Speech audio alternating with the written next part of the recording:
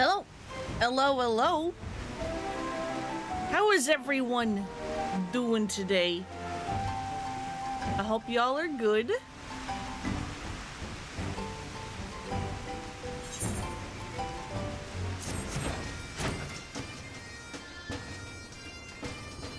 It is time for more Final Fantasies. I'm excited. Are you excited? So yeah, when we beat Heavensward base game, however many months ago that was, after the credits, there's a little teaser thing of a giant robot starting to creep out of the river over in the Dravanian hinterlands over here. It is time to finally go investigate that giant robot.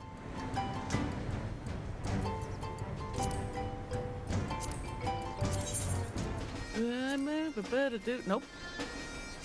Here? Yeah, here we go. This clockwork colossus emerged from the rushing waters of the Thaliac to loom over the lush hinterlands of Dravania. Summoned to stave off the threat of a sleeping primal before it stirs, the Warrior of Light steps within and the curtains rises on a battle that will transcend space and time. I'm starting to think maybe I shouldn't be reading those. Oh well. Anyway, to start that off, we need to first talk to Slowfix over here, with the quest disarmed. Slowfix looks more agitated than you have ever seen him.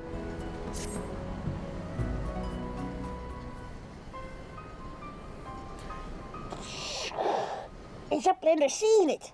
Giant of iron, rising from river. Estola and Sid leave to learn more, but are not back yet. Great is plight of Gobbyflock. Giant is too big, can squash Idleshire flat. Where are Uplanders? Calm yourself, Slowfix. Ah, Verlona, 'tis well you are here, for our need is dire. A colossus of steam and steel has risen from the Thaliac. Yet it is no mere forgotten contrivance of Charlian. The resultant etheric disturbance confirms that it is a primal, and that it was summoned amidst the ruins left for the river to reclaim. For a mercy, it stopped dead no sooner than it had broken the water's surface. But so long as it remains in our realm, it may spring to life again at any moment. Yes, but what does Uplander find near Idleshire? Idleshire? I forgot how we confirmed to say this. Near Idleshire. Is wilderness still heavy with aether?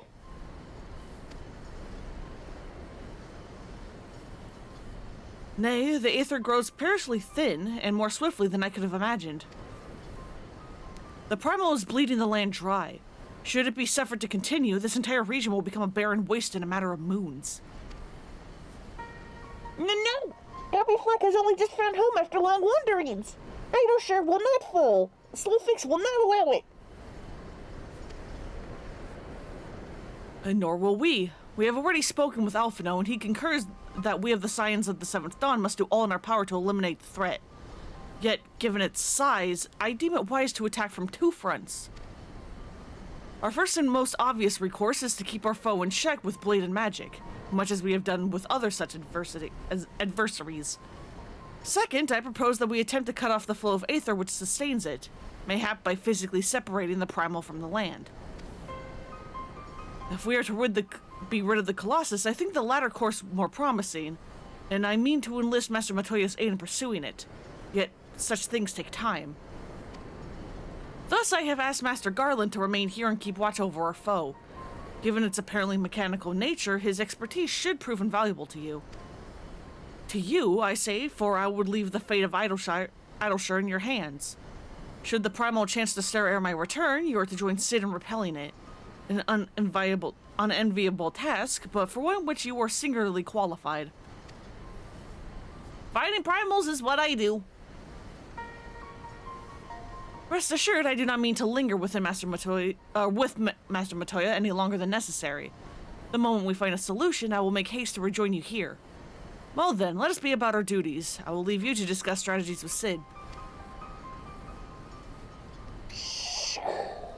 Not just as keeper of knowings for Idleshire. Can see where Sid has gone. Uplander should start with Bactrix.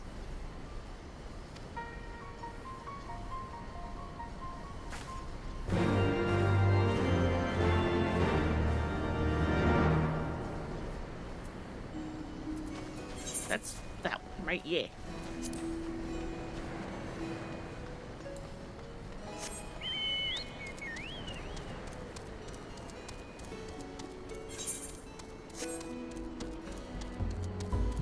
Cause yeah, there's the robot peeking. You can see it already.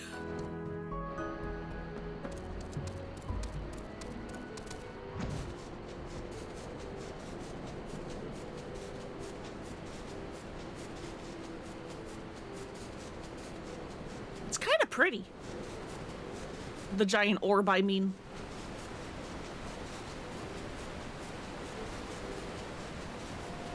I mean, the giant, you know, robot Lumen and Pekin is kind of ominous, but, you know,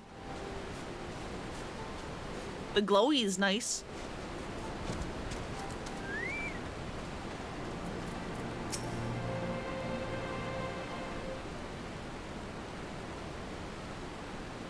Bactrix is keeper of knowings and data. What does Uplander wish to learn about? Uplander comes in search of Sid, yes?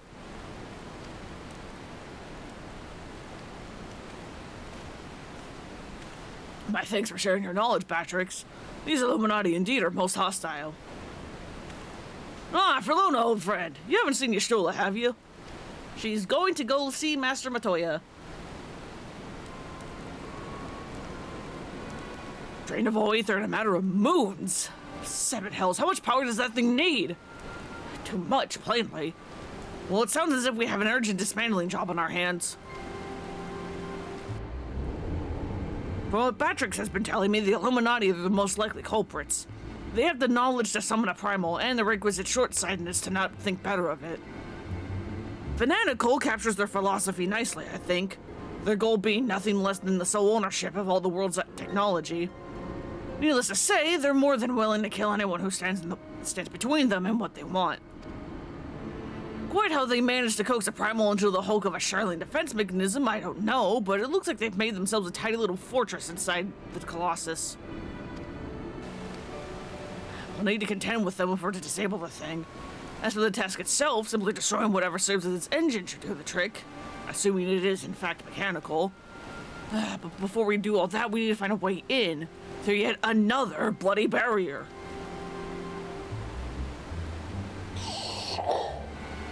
Barrier is not new. Rose up 3 years ago after ground made shivery shakes. Ruin was freed from riverbed then. Roadrocks was there, saw with own 2 eyes.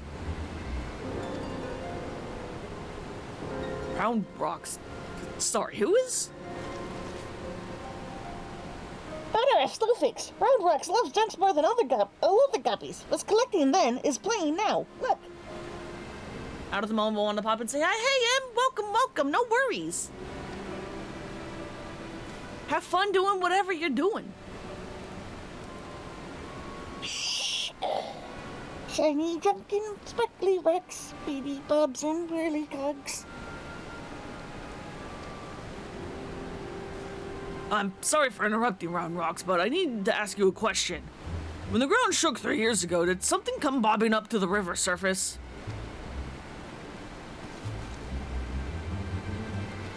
Bobbing? Nothing bobbed, silly Uplander. Ground made shivery shakes when giant of whirly cogs stood. Then magic walls came up too.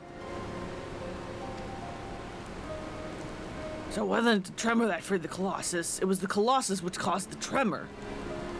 Are you absolutely certain you saw it rise from the waters, young one?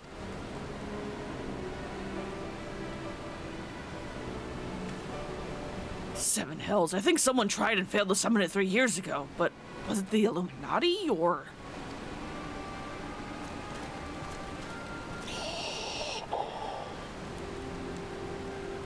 Reflex comes to trade tongue flaps. Tongue flaps, Uplander. Just the goblin. Slowfix tells me you're his resident expert on the Illuminati.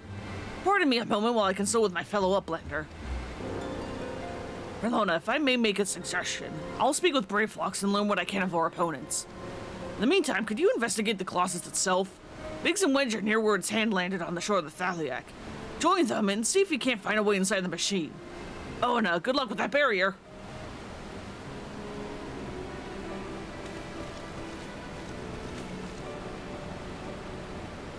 Hello, you spying?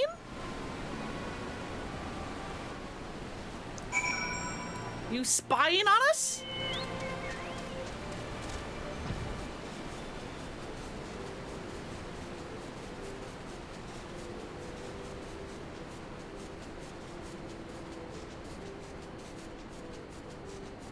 Well, yeah, let's just go to the giant hand of the robot. What's the worst that could happen? Other than joining a fate.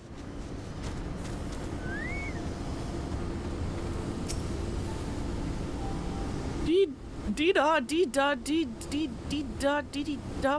What in blazes? Giant of Meadow is holding fast to land, and Slowfix is telling Red Bricks to keep an eye on Big Hand.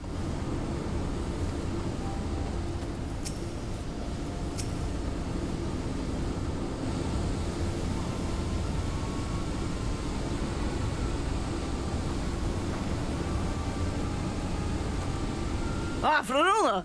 Come to see the Colossus, eh? The chief has us looking for a way in. Of course, there's a bleeding barrier around the thing. Aye, another one. Luckily for us, when the big fella came down, its hand clamped onto the shore here, punching a hole in its defenses and leaving that round portal there unprotected. Only trouble is, it's locked and doesn't seem to have a key. For want of a better idea, Reds is listening to the Illuminati Link Pro communications in hopes that they'll mention the trick to opening it. Dee-da. There's only one signal coming from inside the giant, and it's always the same pattern. I'm certain it's a code. The Illuminati always use coded messages. From what I hear, they've developed a special kind of crystal specifically for transmuting link probe waveforms. If we could get our hands on one, the chief's decoding machine here should theoretically be able to use it to untangle the meaning. Right where we'd find such a crystal is another matter. There's a planet of Red Rocks. She makes great collection of junk and things. Maybe is keeping Crystal at shortstop? You want me to go back? Wouldn't that be a stroke of luck? And it just so happens I've been working on a means of identifying the crystal in question. Here, Frelona, take this 3G7-001B. The what? Sprinkle that powder over this so-called collection and look for anything that glimmers. It should contain the material we need. You may have to borrow one of Ron Walks' treasures, but I'm sure she won't mind if you tell her it's for a good cause. Sure hope I'm allowed to ask for permission as opposed to just doing it. I designed 3G7-001B precisely for a moment like this. I do hope it works. I almost neglected to mention, if you sprinkle it on something that starts to smoke, run away. I don't expect it will, though. Just, keep that in mind, alright?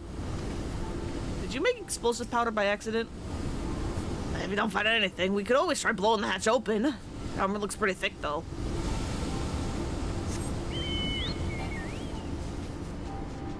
Well, back to the shortstop we go.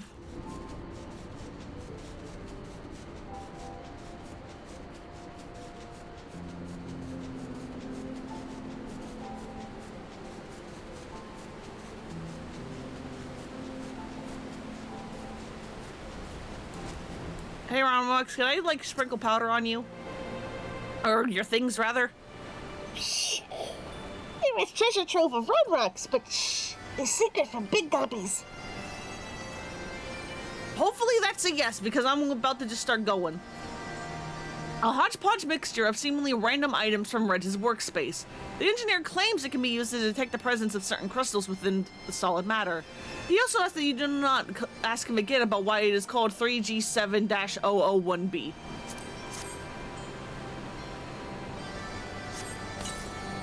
Amidst the jumble of bits and bobs, you spy a faintly glimmering stone. Hey, it's fine if I take it, right? It's fine? It's fine? Please? Okay, thank you. What is up Uplander doing? Sneaky kicker. Treasure belongs to Red Rocks. Can I please borrow it? We need it to get into the giant machine. Uplander needs it for giant of whirling cogs, but glowstone is most favoriteest treasure of Red Rocks. Alright, but Uplander must promise to bring it back, or Red Rocks is getting very angry. I promise. Hopefully nothing bad happens to it, because I don't want to break my promises.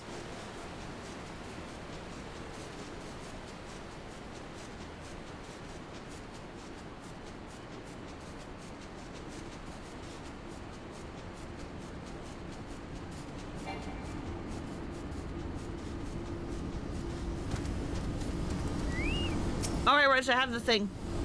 Oh, for Lona, no burns, I see. Oh, no reason. Tell me, did the 3G7-001B reveal anything? Sure did. Unsure of its origin, Round Rocks has given this light-emitting rocket a compound name. A linguistic convention common in the goblin tongue of glowstone. Thank you, and you have my word that I'll give this back to Round Rocks when I finished with it. Now let's take a listen to what the Illuminati are really saying.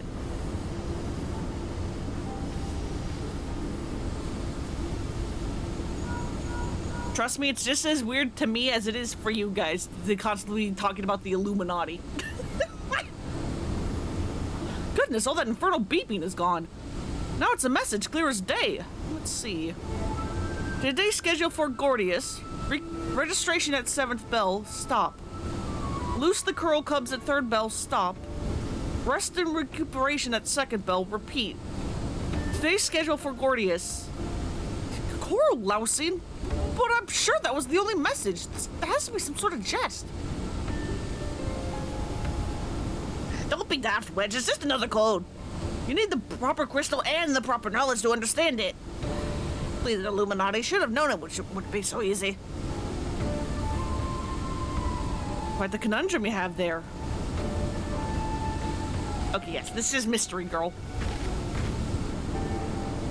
But it's your lucky day. I'll crack the code, assuming we can come to a little arrangement. I'm a treasure hunter by trade, and there's a certain something I want inside the giant. I'll help you get inside, you help me get out with it. Fair deal, no? The name's Midas, by the way. Charmed, I'm sure. You are aware that the interior is almost certainly swarming with Illuminati, right? Why do you think I came to you? There's strength in numbers, friend. Best we join forces, eh? Now, the words you intercepted are largely gibberish, but paired with the numbers, you'll see. 7 stop 3 stop 2, wasn't it? You, the big one. See the pipes atop the hatch? There ought to be a valve up there with a wheel handle. Imagine it's a clock and try turning it to the right 7, left to 3, and then back to 2.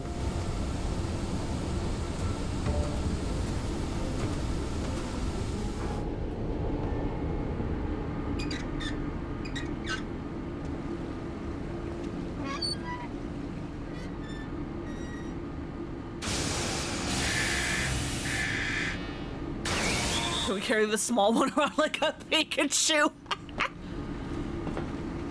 I would say I don't know how much he would appreciate it, but he does have an animation with Biggs, where Biggs will just like pick him up by the back and then just like throw him up in the air. So that Wedge can get up to like high areas. So maybe he'd be okay with it. We did it! We did it!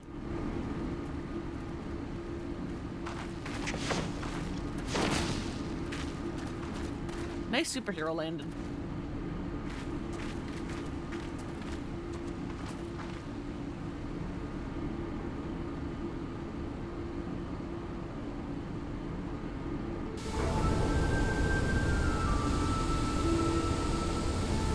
So, the Illuminati have been announcing the way to enter the Colossus all along? Strange. Well done for cracking the code anyway. I had less success, sadly. I'm afraid Brave Fox only knows a little more than we do about the Illuminati's plan or the Primal. Or can throw them like a ragdoll at an enemy. Don't do that to Wedge! Wedge's not a fighter!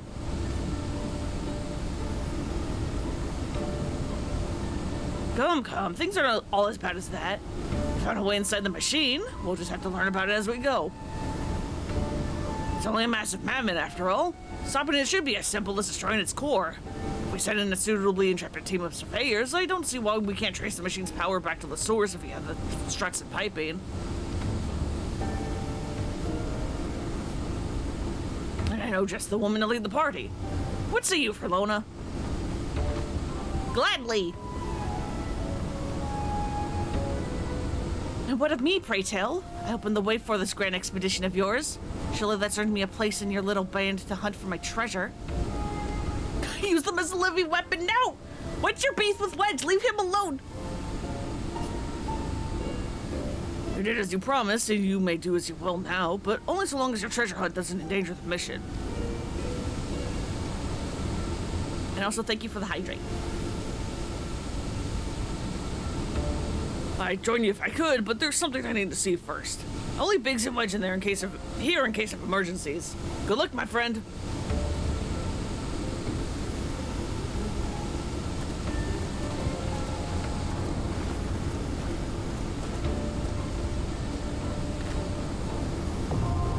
Fist of the Father now accessible.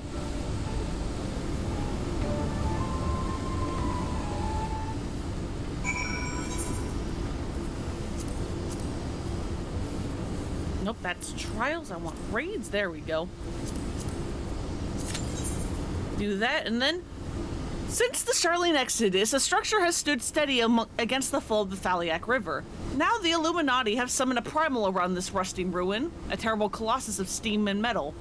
Steel screamed against steel when it rose from the waters, and it drank deep of the land's ether before grinding to a halt again.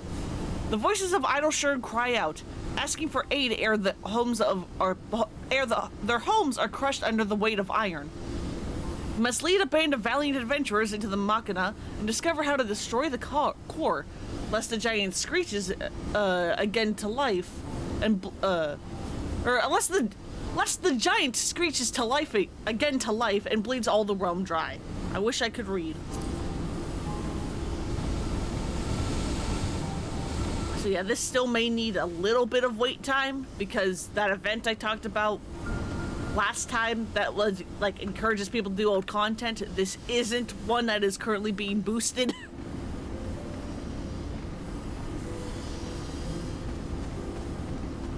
So it may take a teensy tiny bit, but that's okay.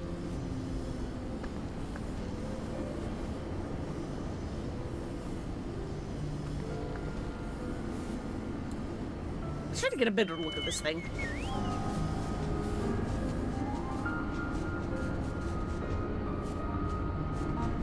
Big swirly designs on the bubble.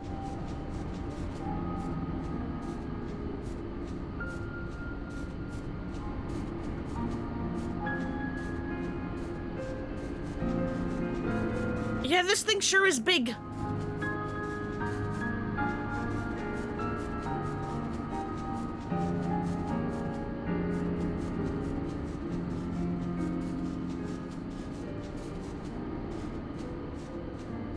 But yeah, big, weird machine here.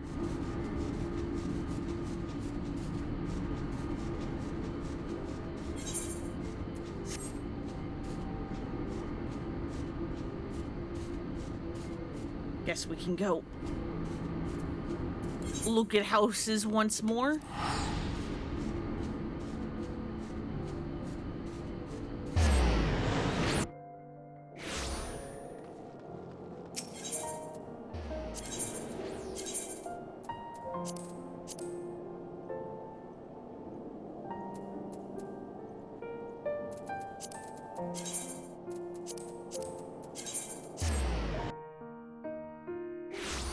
But yeah, for anyone who was not in Boops' Discord, I finally beat Soak Song last night.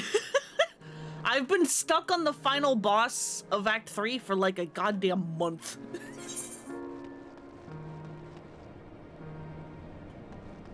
Wait, have I been here already? I might have been. Granted, I haven't been trying for like the whole month.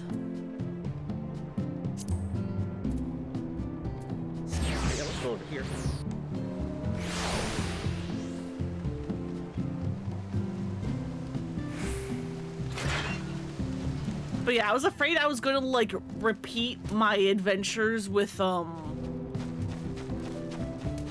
regular Hollow Knight, where like I got to the like final boss and then I just like would not be able to beat it until I like eventually streamed it like years later.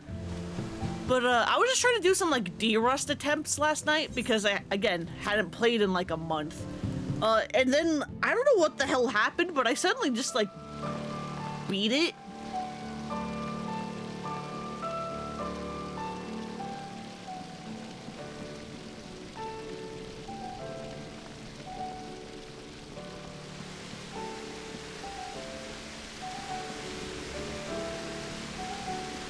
Neat little lounge here.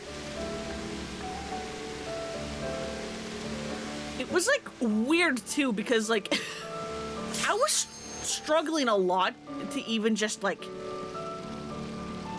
get out of phase 2 or like get to phase 2 with more than like 2 HP of the final boss. And then suddenly I just fucking beat it.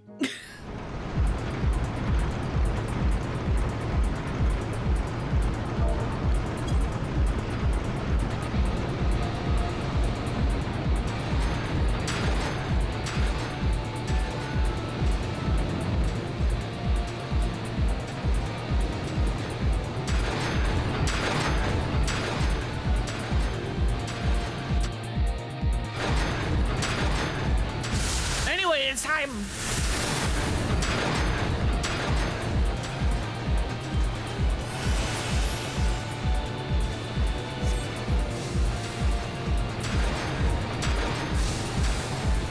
Yeah, there's like technically a very minor puzzle here where you like want to get through without getting pushed around by the steam.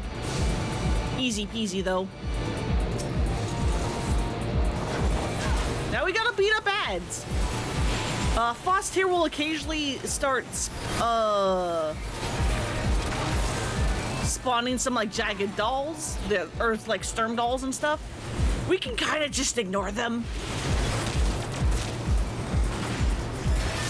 And just focus on Faust. If you're a tank, you want to, like, grab it, but other than that, it doesn't really matter. Just wheel on Faust and eventually it'll die.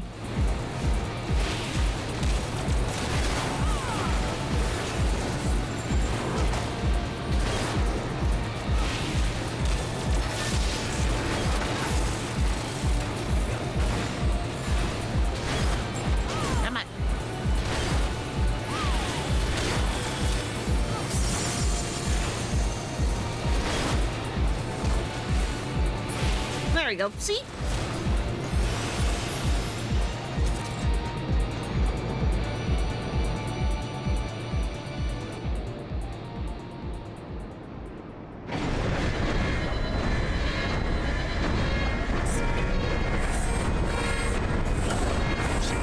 Anyway, it's time to go find a giant tank thing.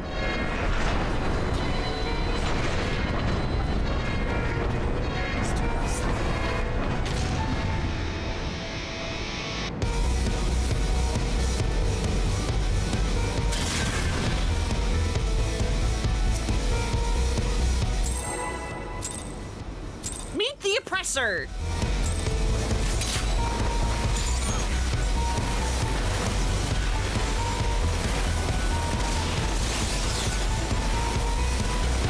So yeah, the Oppressor is going to have like big like wave attacks. So if you're not a tank, you don't want to be in front of it. It also has a bunch of like lasers that have danger puddles. Again, just don't stand in front of wherever it's facing. If you're marked by this, you kind of want to stay away from everybody else because you're going to like explode a little.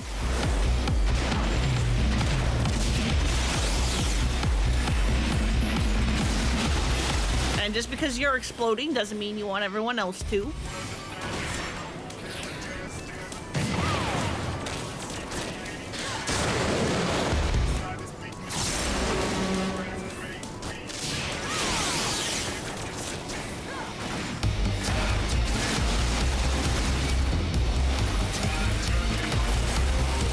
Emergency deployment. It is going to set off an alarm And that door is going to reopen. Spawning another one. We actually want to slow down DPS on that first oppressor so that we can focus on this one instead.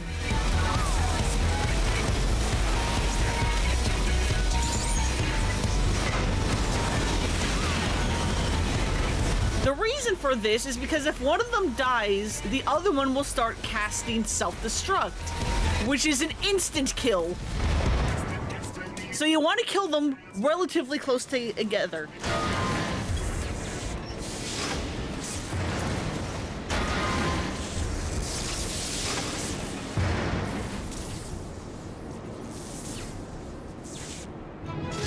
Because self-destruct is an instant wipe, and it's no good.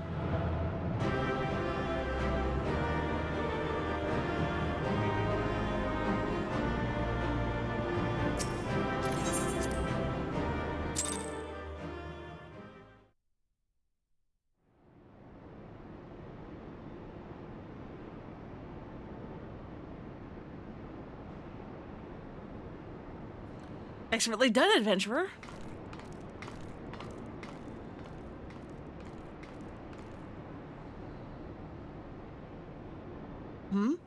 Well, what have we here?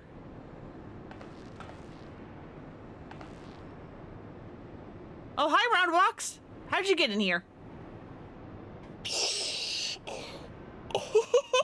Sorry, Roundbox cannot stay away. So many new treasures here. Treasures? Oh, you mean the odd bits and bobs. Well, little one, these machina are yours to take. Some of them are rather beautiful, I must admit. A blinder can tell pretty machines from ugly, just like Roundbox.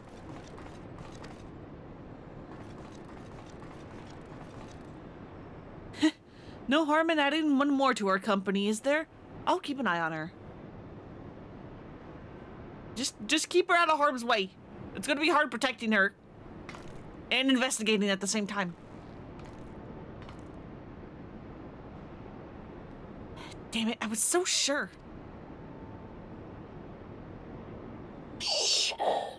Uplanders are unwise to come, but most of Oach is treasure hunter. What she seeks is not here, not in all of Gordias.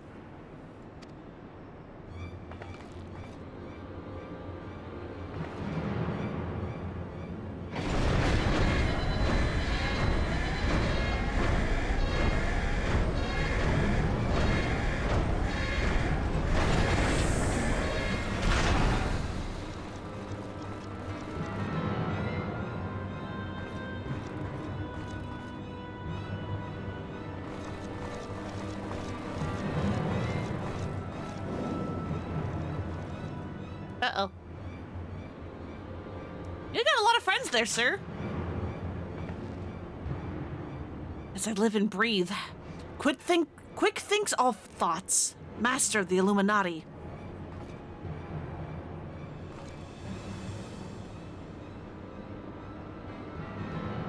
With a little cat.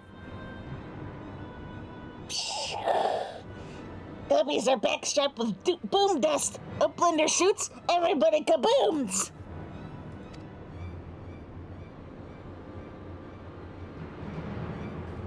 Uplander ear catches tongue flaps a master? Enigma Codex for plans making is done. Illuminati are already undertaking Alexander initiative.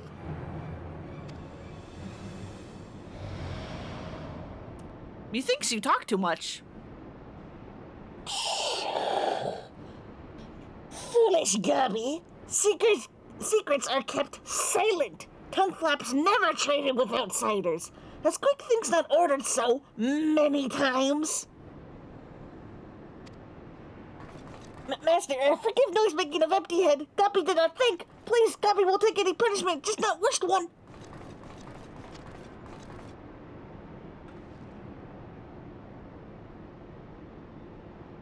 Now!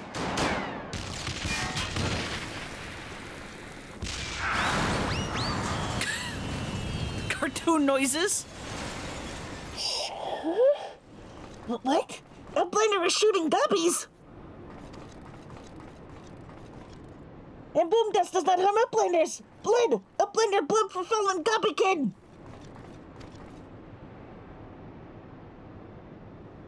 I think now would be a good time to leave.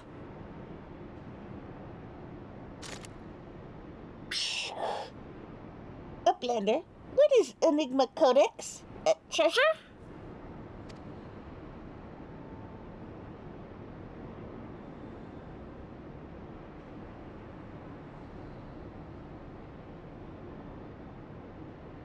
Yes, young one.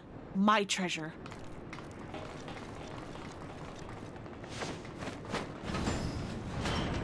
Goodbye! We're going deeper in. And you cannot stop us!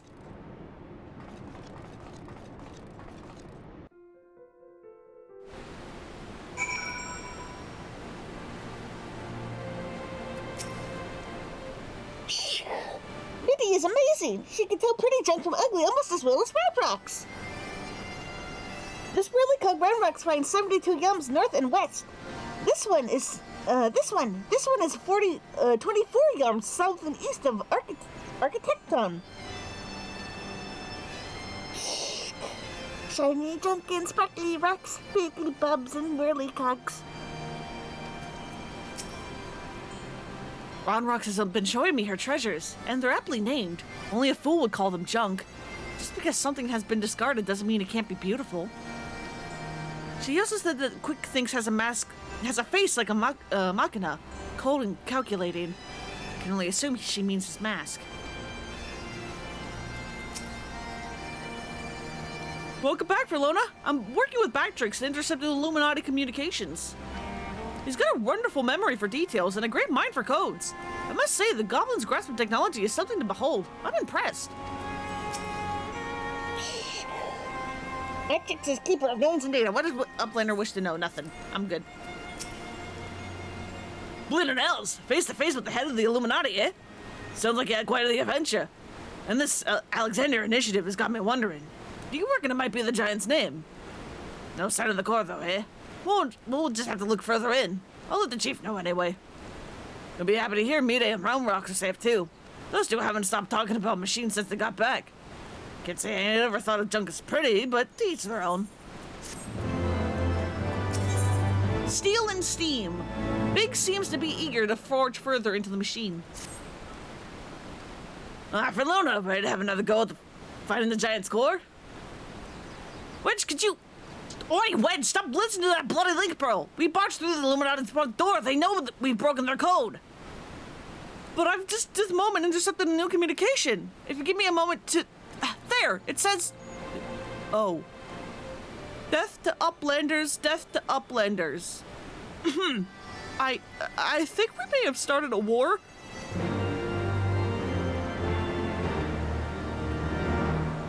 That's probably fine.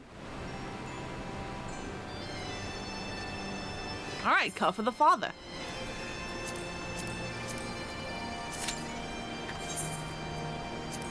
In your last foray into the giant's mighty arm, you narrowly escaped Quick Think's all thoughts in the Illuminati with your life. Yet, in so doing, you've won a cryptic name, Alexander. Whatever this may be, your path leads into the gloom of Gordias. March onwards with courage, for it is only in the darkness that you can learn how to stop the Iron Colossus.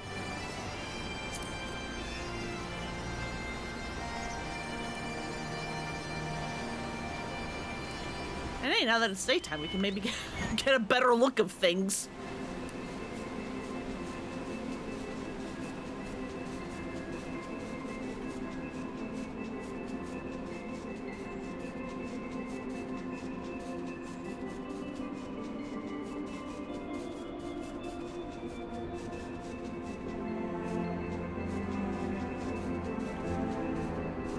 The scheme is pretty.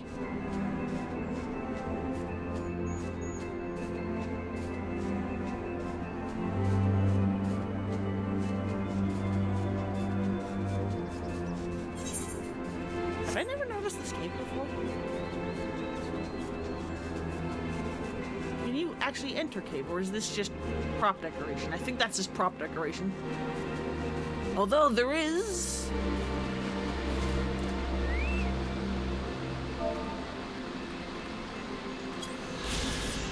a vista that I didn't have. Those are just technically a type of collectible. It's, hey, go find certain spots in the overworld and then do the right emote.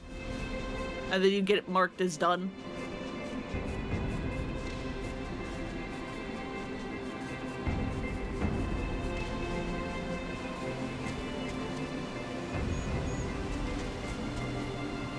Weird little things.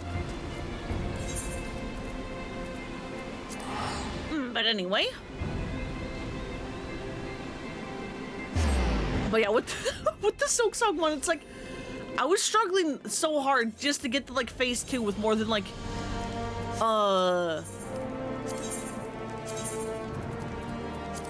more than, like, 2 HP.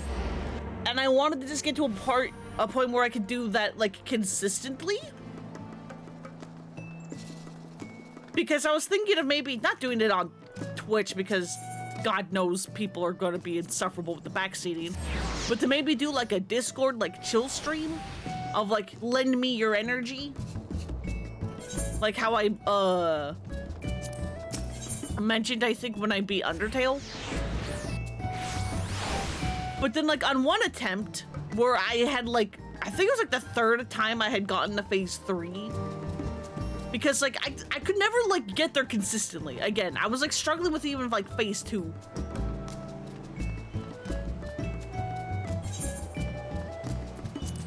I somehow made it to phase 4, and then I just, like, fucking beat it first try.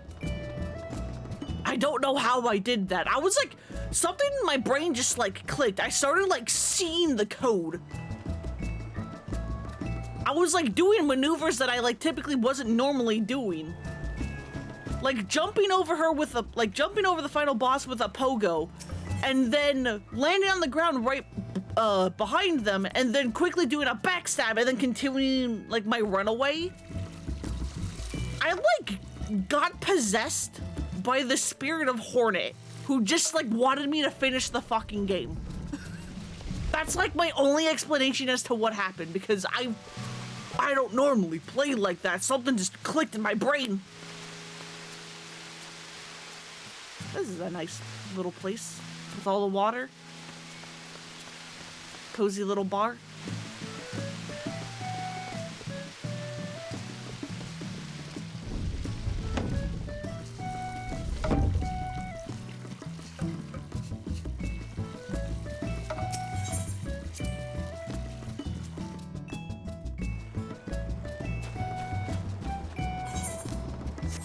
And then as I had also mentioned, it's like, despite all the, like, grief that final boss had, like, given me, when I finally beat it, my first response, like one of my first, like, thoughts was like, hey, now I can stream the game. I want to stream the game. And I'm just like, I normally after I beat a game, I'm, like, done with it for a bit. I, like, want to wait a while, like, you know, a year or so before I want to play it again. Silksong, I'm apparently like, let's go again, let's go again.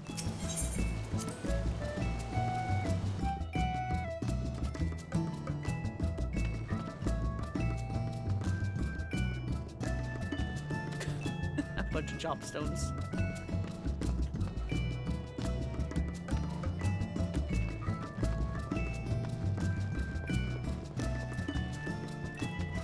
Oh shit, there's a person in here. It's like, but it's like a gamer, like, thing. It's like D&D in there. Okay, get me out. I've been spotted. Get out. Run away.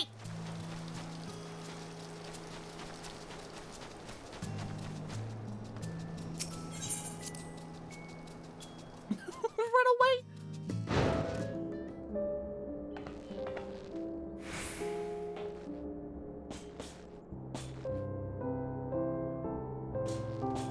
Are you a person or are you a model?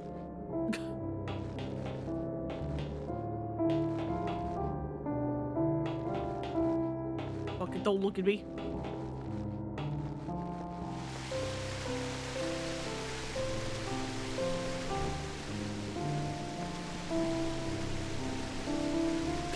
Just all the portraits and stuff.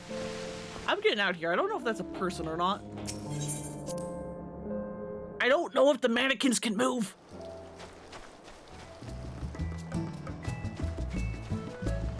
And I'm scared.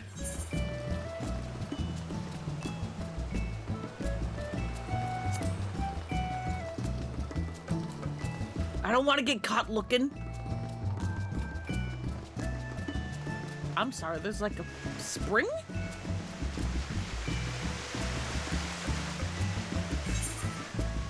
I don't think I ever knew that. Wild.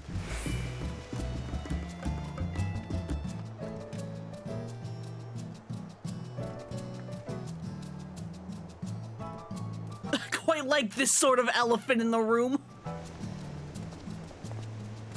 Amaric? That's his sword. Is that Amaric?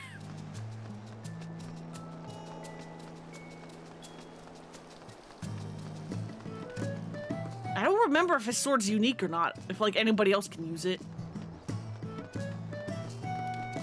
Okay, well, there's fucking Candyland over there.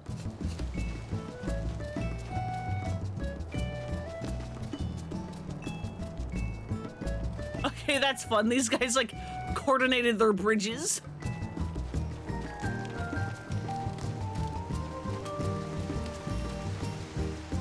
Got, like, a whole ass forge over here. Jeezums.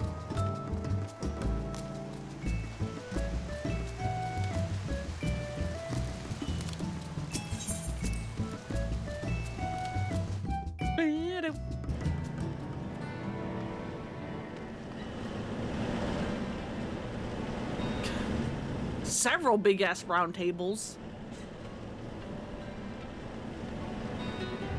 Mini games. A little, like, bakery.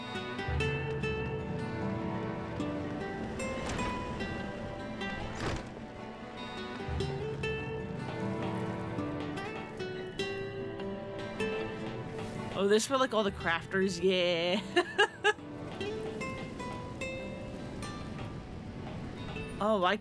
Oh, I kind of hate that chair.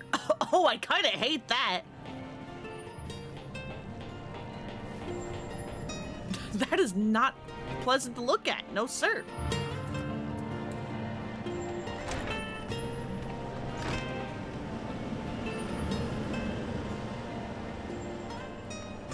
More portraits. Dog.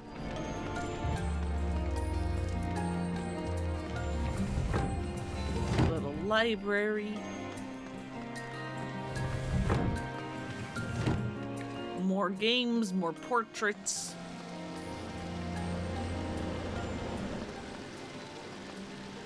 Trophy room? Trophy room. I'm gonna call this the trophy room.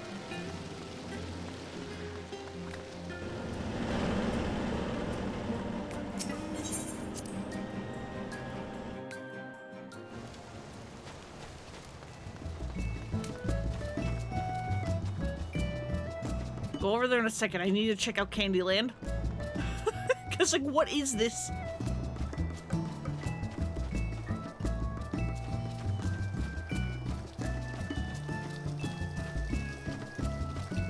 I, like, never see anybody use this stuff. What do you mean this is something you can do with your house? This is wild. Carbuncle things, a bunch of... It's a little bakery. It's downstairs. You can't stop me. Let me in.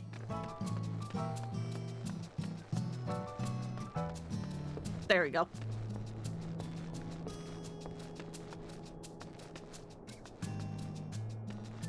Just a little place to eat. Or maybe do D&D? Maybe that's supposed to be like the... Like... the little block thing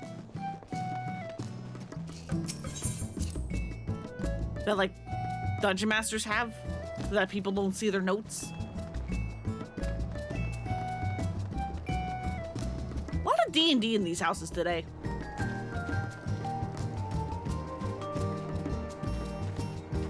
Once again, a nice little eatery outside. Fun little bridge. Right? Damn it. Oh, never mind. Holy shit.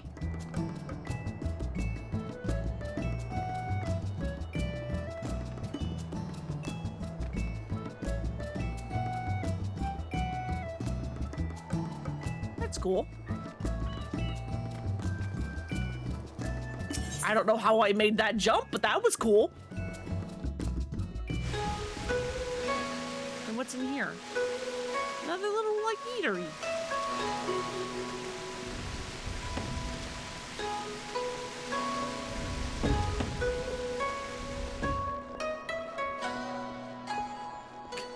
And downstairs is just a giant shark.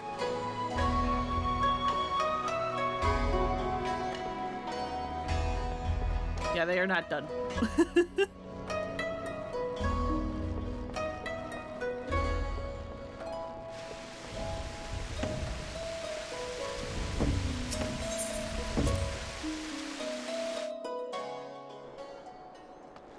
Which does make their basement really funny in hindsight of just like, oh hey, do you want to look at a giant fucking gaping mouth shark? Oh damn, an empty lot, look at that. It's a small house, but it's an actual empty lot. That's kind of insane.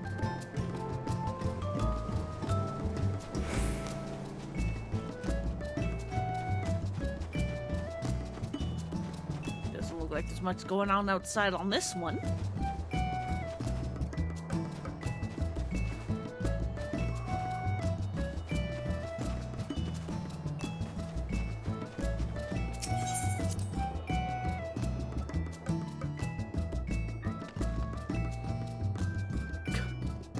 This is definitely under construction, but they have bats on the wall.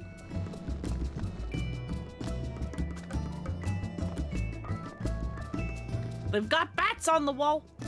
Oh, and they've got, kind of, sort of got something up down here. Kind of. Don't know why they have just a fucking stripper pole out in the middle of nowhere, but here we are. No house is complete without a stripper pole, I guess. That's out the exit.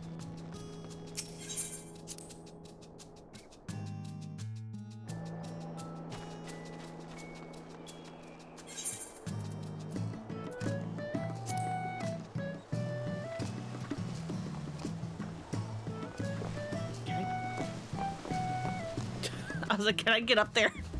Yes, I can! Kind of.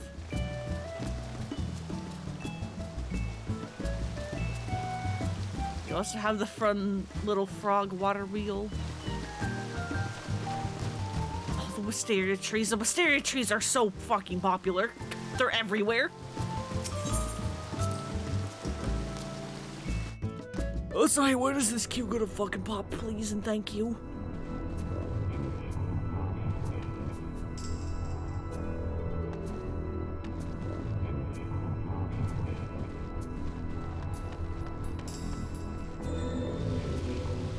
Bunch of fish and a little library, along with a little play place for like your cat or something, and secret study.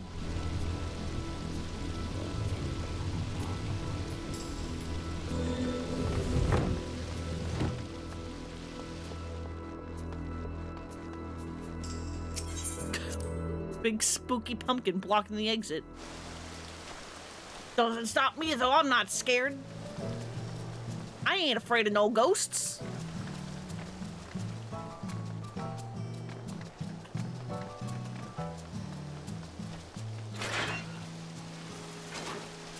Bunch of different colored trees. Little sauna. Doesn't look like there's anything back here. Why does everybody always put their like little teleport spot in the back of the house?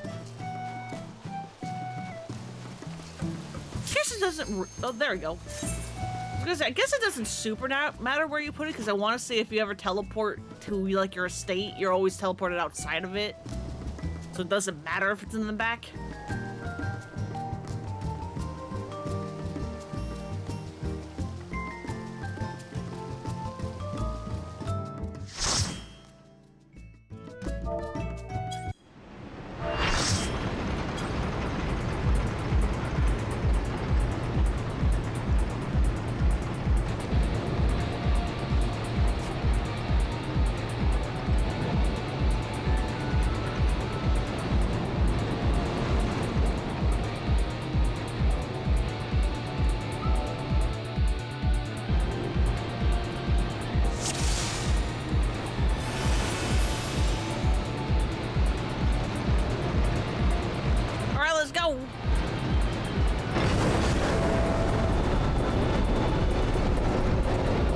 you have to interact with this thing to make this thing spin, and then you can come on in.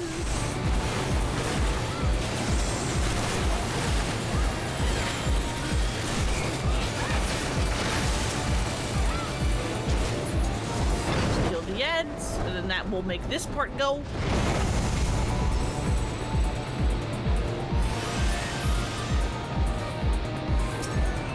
And then we have more ads. So kill them.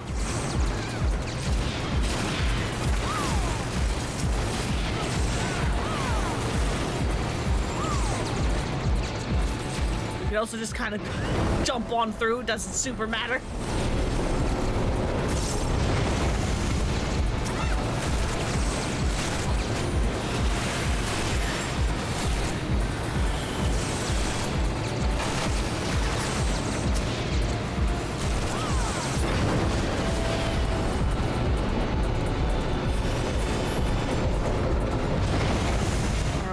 Combat? No, we're not, because there's these chuckle fucks back here.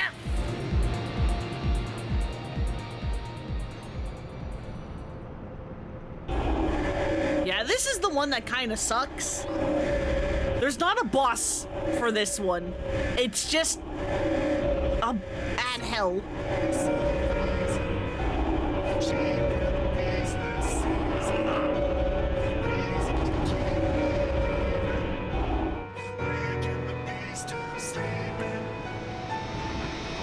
Facing the wrong way.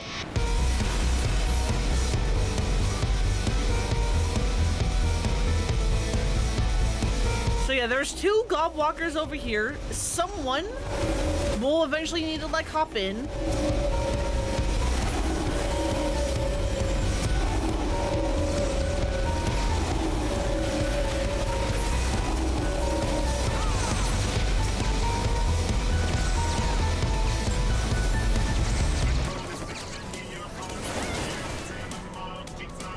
Because eventually bombs will start spawning. And bombs are bad and we want to stay away from the bombs. You can also kind of ignore the bombs. And just like, you know, provided the tanks know to pull the enemies away from the bomb.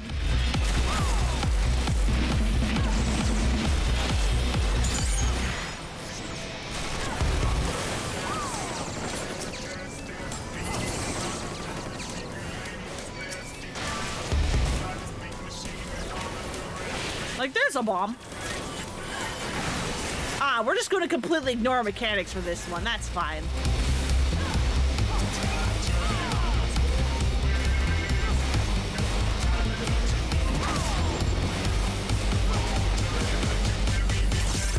But yeah, each time you get hit by a bomb, you get fire resistance down, which means the bombs will do more damage.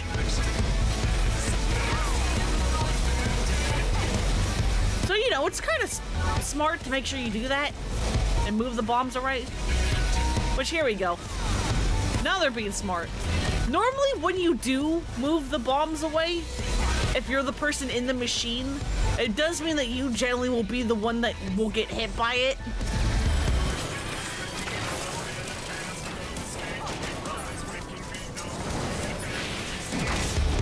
Like that. But you're sacrificing yourself for the betterment of the group. It's fine.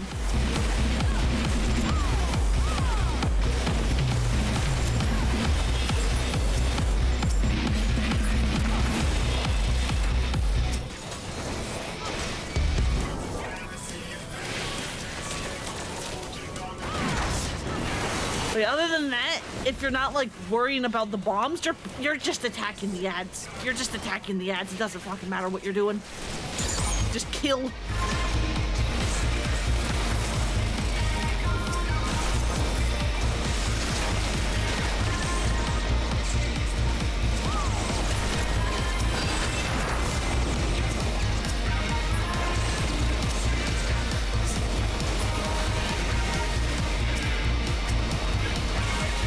There's a bomb under that one.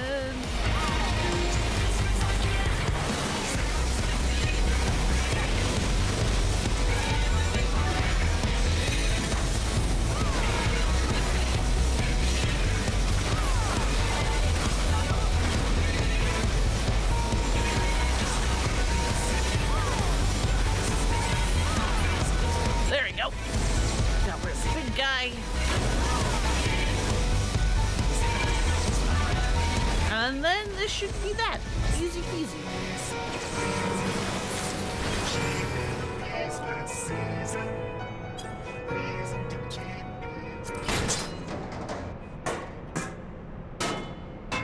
And then one last bomb for the road.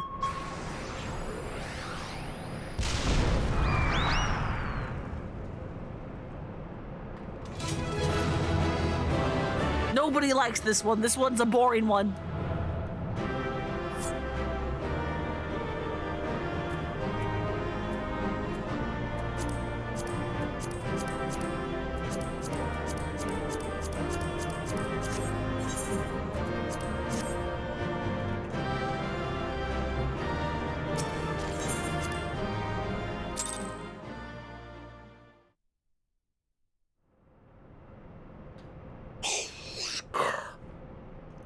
Is amazing. That blender is stronger than 10 copies.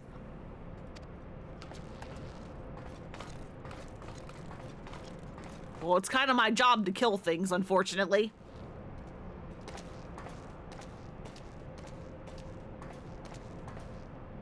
Ah, there you are, old friend. I was beginning to wonder if I'd ever find you. Big's account left something to be desired, so I thought it'd be best to see the interior with my own eyes.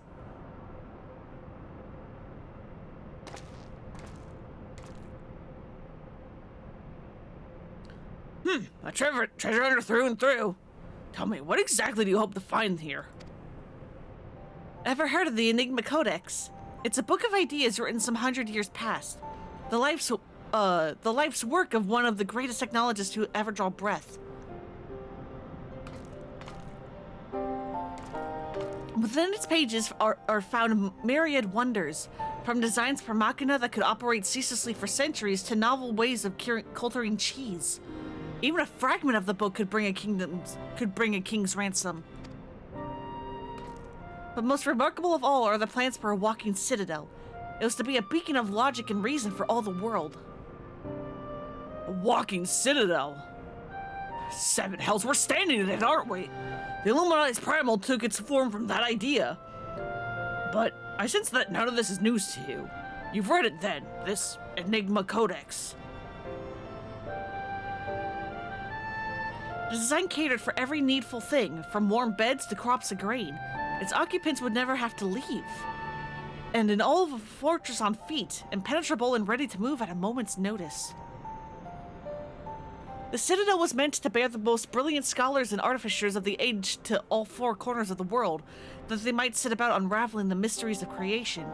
And this utopia, this shining seed of erudition, was to be called Alexander.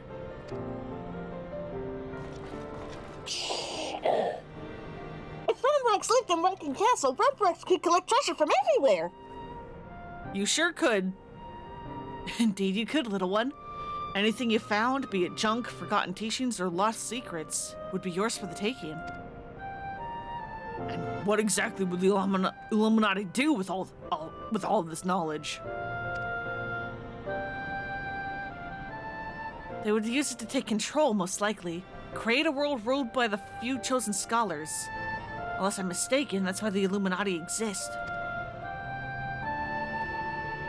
Bloody fanatics. To take a perfectly good idea and make it into an object of faith. What could possibly go wrong? I can well imagine how people who have spent decades carrying their homes on their backs might crave a home that could carry them. How such a place could seem like a utopia.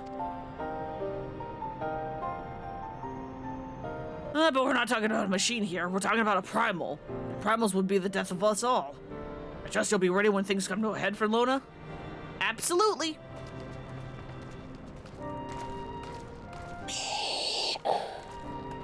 Utopia is happy place? Where there's junk aplenty, Ronrox is happy. Where is a very happy place in Midas?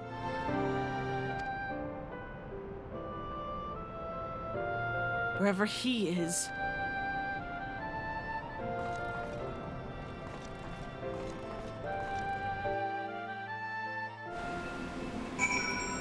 Interesting. Shiny junk and sparkly rocks, baby bobs and burly cogs. Sometimes Matrix is coming with Ronrox for junk hunting. Uplander will come next time too. maybe? I think Roundrox's pile of treasures may have grown a touch. Not that that's any surprise. She goes hunting whenever she has a spare moment. A girl after my own heart. My ears seem red. That's because Yashola just called. Dear me, I didn't think she knew such language. I gather Matoya may not be the easiest of taskmasters. Not that I don't sympathize, of course. I wonder what she'd say if she had to work under the chief. Maybe don't say that if Sid's anywhere nearby. This Enigma Codex sounds amazing. Walking Citadel's one thing, but a self-staining Walking Citadel? Genius! Just a pity the Illuminati had to go and make a bleeding primal out of it. From what I understand, this Alexander was active for no more than a few seconds. That's seconds in an eye during the hinterlands of ether. Imagine what it would do if it wandered the whole bleeding world. I don't think Round Rocks realizes how much danger we're in here. Too busy hunting for new treasures. Probably for the best, though, eh? Yeah, she knows there's danger, but even if not to quite extent, it's fine. It's fine. We're here to protect her. Tinker, seeker, soldier, spy. Judging by the twinkle in Biggs' eye, Sid has a plan.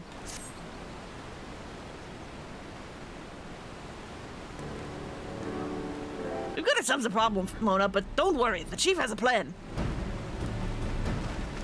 Speaking of whom, Chief, over here!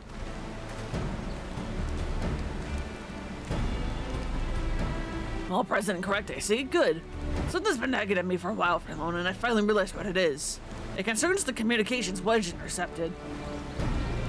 Yeah, what about them? So now the Illuminati have managed to establish a base inside the Colossus, meaning they must have also found a way to pierce the magic barrier. Assuming that's the case, why would they have to use the only hatch which the barrier doesn't protect? And why go through the trouble of sending coded messages on how to unlock it? Answer? Spies. I believe the Illuminati have an agent outside the Colossus, most likely in Idleshire itself, who is using the hatch as a back door. Now this agent will know that we've broken their code and that the hatch is constantly watched, so he won't have been able to use it for some time. As such, he'll doubtless be desperate to reestablish contact with the inside. That's why I've cleared the area around the giant's hand. What we need to do now is watch and wait, and follow whoever makes a dash for the hatch. Is that someone already? Chief, the League Pro call from Red Bricks. He says Brave Rocks went inside. But she can't be, no, it must be impersonator. Chief, whoever you met earlier was a spy. Quick, you gotta get after her.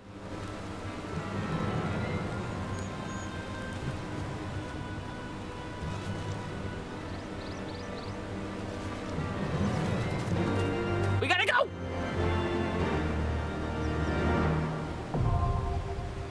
Arm of the Father now accessible.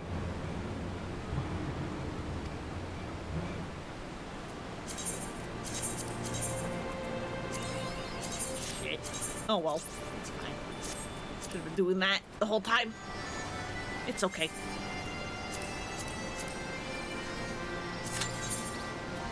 Alright. Arm of the Father. In the Enigma Codex are written the designs for a walking citadel. It was known as Alexander, a self-sufficient bastion for logic and reason, and a beacon of knowledge for a world adrift. So says the treasure hunter Mide. The Illuminati dreamed the century-old dream, and in so doing gave form to their primal. Yet no matter how beautiful and ideal, the reality of fanatics with such power is a tarnished, ugly thing. By your hand must this threat be stopped.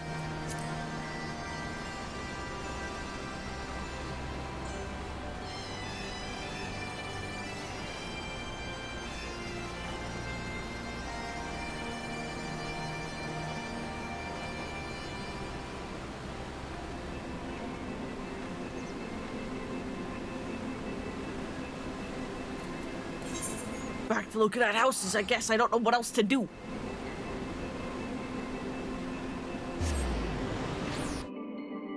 I wish there were more things available to do while in New Game Plus, but they're not.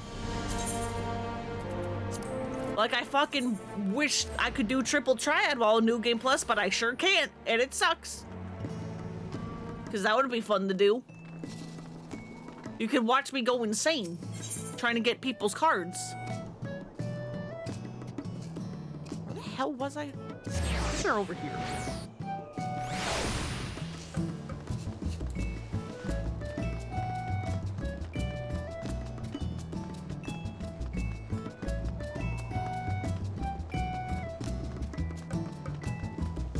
think? No, this isn't quite the same, right?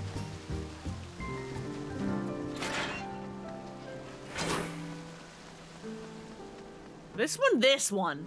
This is where we were.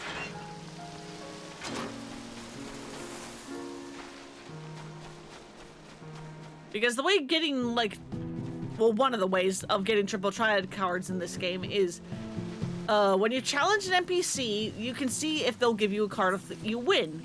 And, like, they can have anywhere from, like, 1 to 4 cards that they can have. But the problem is even if you win, it's not a guarantee that they will drop a card. And if they are someone that drops multiple, who fucking knows what card they'll give you? They could give you anything.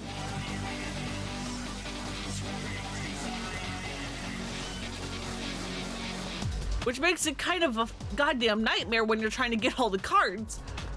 Because you're, like, can be sitting there challenging somebody like 20 times in a row, being like, give me your goddamn card, I beg.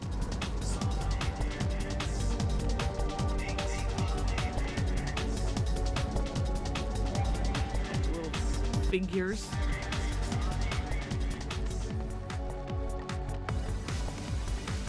I do not remember what song this is.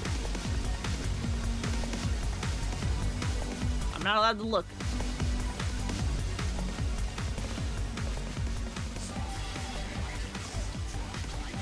Cozy little corner in the library with some fish.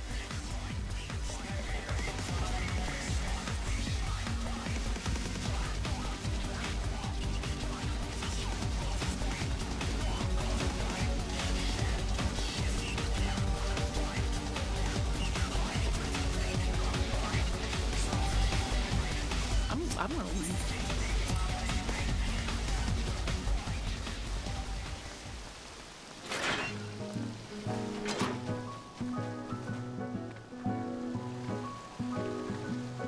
All right, now we can go look at this house. That's a fun striking dummy. Is that Monster Hunter? That might be Monster Hunter themed.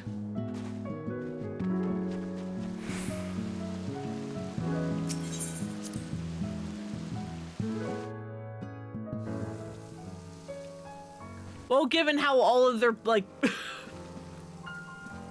receptionists are palicos, I'm going to go ahead and assume that was indeed Monster Hunter.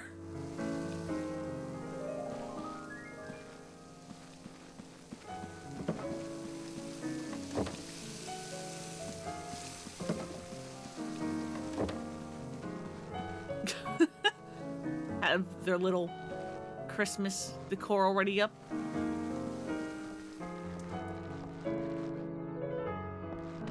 Oh, a little, like, stage.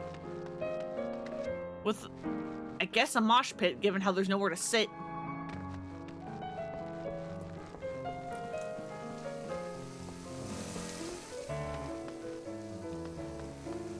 And then, a shrine or an altar or something. Don't worry about that.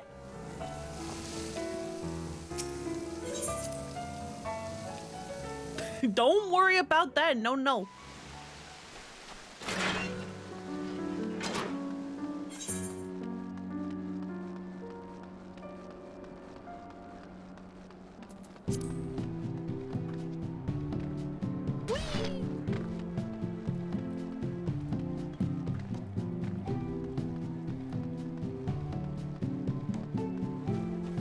I like this outside. This is a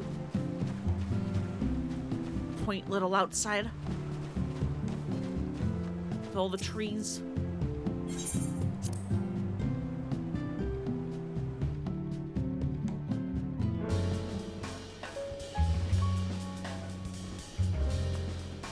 You like jazz?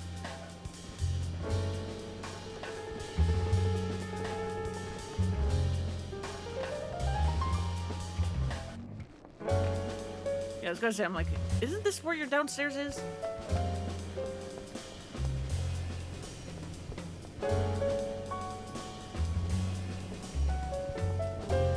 Okay, yeah, you definitely don't have anything downstairs. I'm stuck?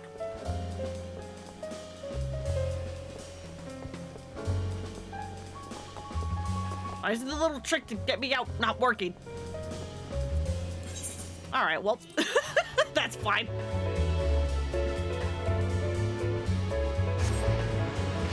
I fucked around and I found out. Don't go that way.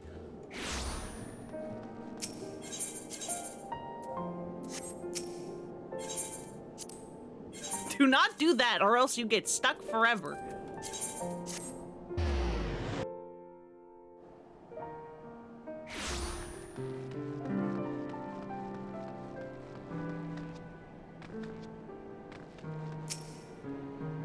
Alright, where the hell were we? I think we're over here.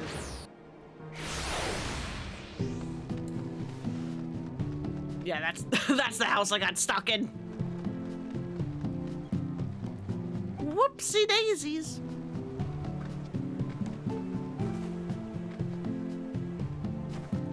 Alright, you have weird glowy plants. But a nice little, like, camp spot over here. That's cute. I don't know why you have a fucking cannon. That's interesting. You got a piano. Anything down here? Oh. That's a nice picture. I don't see a lot of people using that thing. But then yeah, this is like a little, like, private room of sorts.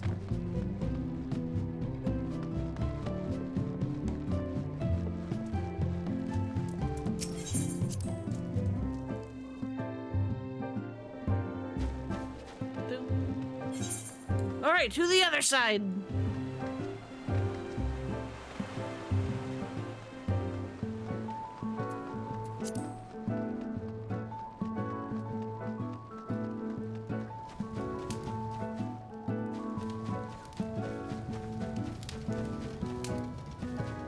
But yeah, when it's like, last room when we started talking about how like, even the housing in game is a nightmare, but how like Forlona doesn't have a house, she just has like permanent in rooms. The only thing I could like think of is that like, after, you know, saving Ishgard and like all of that, Amber could want to gift her a house, and she's just like, I don't need one. I'm not going to be staying here forever. What do you mean? And especially because like, if she accepted it from Amaric, she also knows that then, all the other city-states would also want to then, like, gift her a house for her, like, services to them, especially for, like, you know, stopping the Ultima weapon and stuff. And it's like, she's just like, I don't need 4 fucking houses. The only reason why she would ever accept having that many houses is if she could use them as, like, or it would be like if she used them for, like, hey, are you a scion and you want to stay in a place but you don't want to, like, spend money on an in-room? Or otherwise don't have anywhere to, like, stay in a certain city-state? Use one of Forlona's houses. They're basically now just, like, scion, like, base points or whatever. She sure as hell ain't using them, so you go ahead.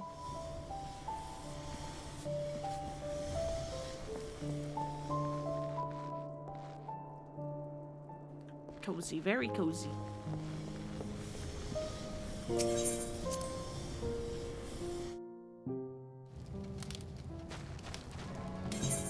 But yeah, no, Forlona would gets by very easily with just having like in-rooms and permanent in-rooms and stuff. She has no need or desire, hello, for a house. She does not stay in one place long enough to justify having one.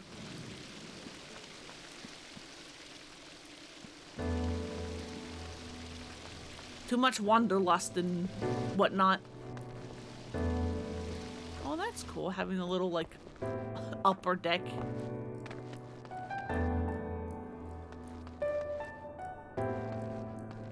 That's neat, that's neat. I like that a lot.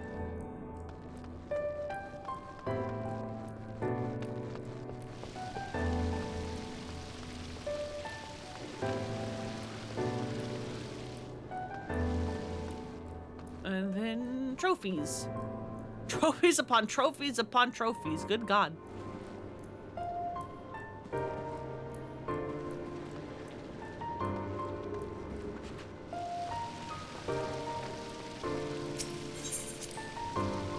People get so creative with their houses sometimes.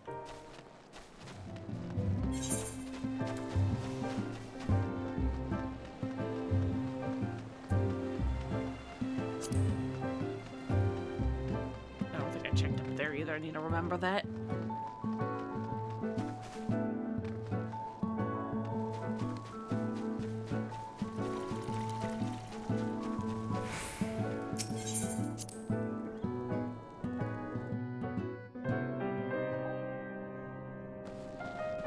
Okay, we got like a bookstore? Everything store.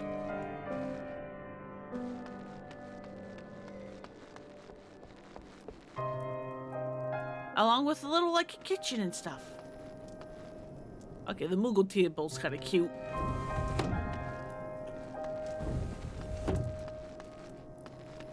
Why are they playing the sad song though? What are they doing? Get me out of here.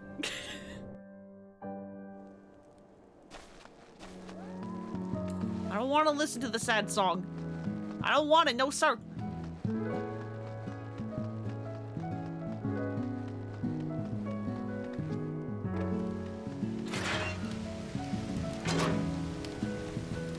What the hell is that thing? I don't recognize that at all. Otter! Little otter fountain! That's adorable!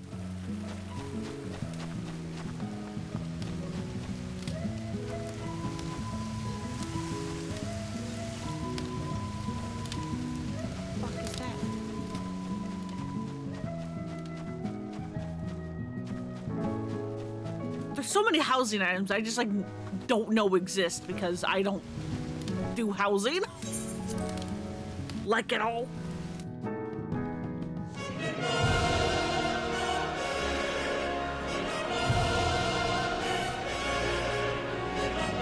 Very dramatic music.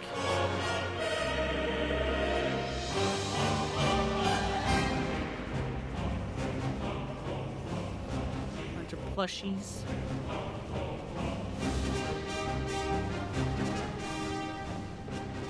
Why is the music so dramatic in here?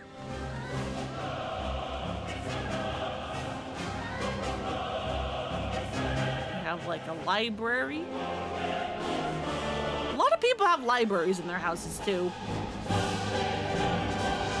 Presumably because there's a bunch of furniture to support that.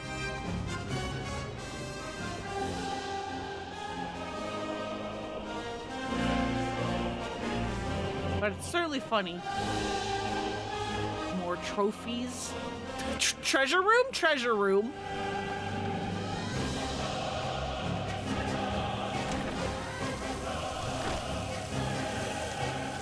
Bathroom.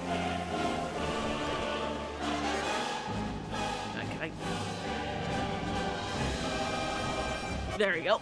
I'm like, put me in the treasure room.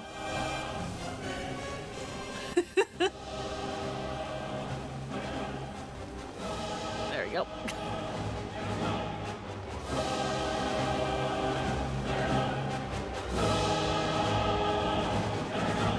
And then another library with a little game. With pool. And fucking behemoth staring at you.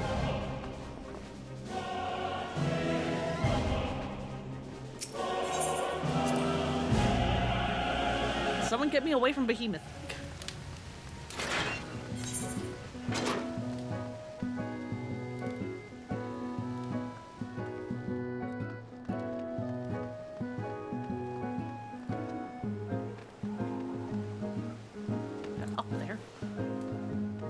Yes, it is.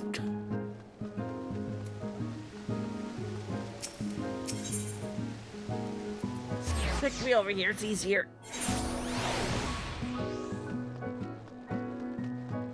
Because then I can go over here.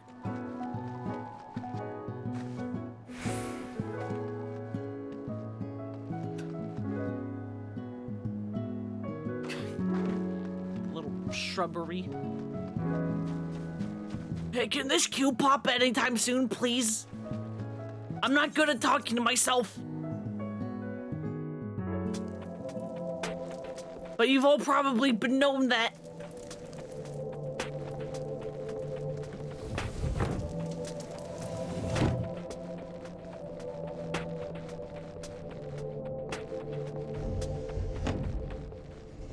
Okay, this is fun. It's like a little, like, hotel.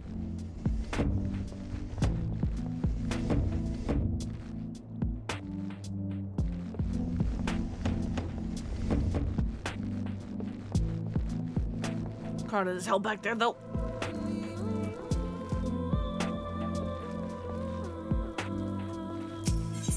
I'm like, how do I leave?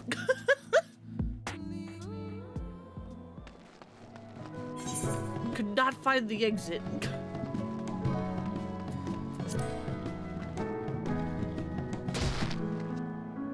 Hey, can this thing fucking pop, please? I beg.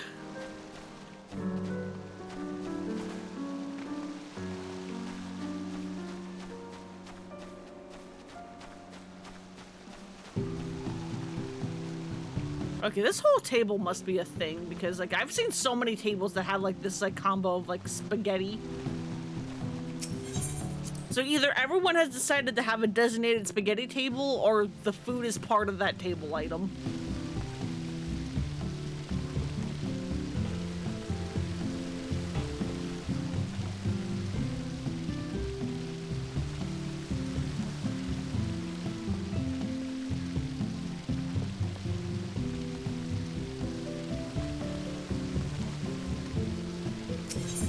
Space.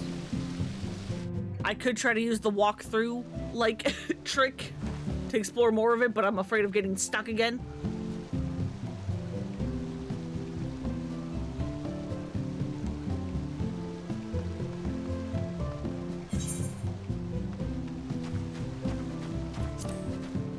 No, thank you. I do not want Furlong to get stuck in your walls.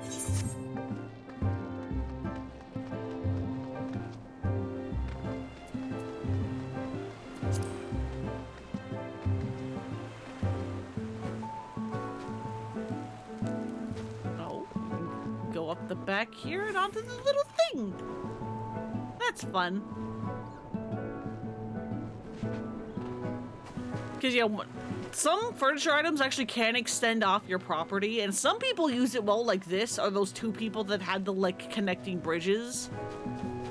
Other times people get, like, very fucking obnoxious with it. And it's like, hey, don't do that.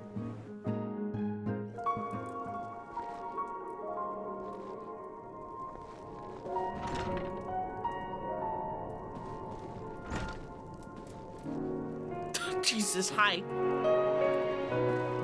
Guys, you're all just looking at me. Don't do that. I don't like that.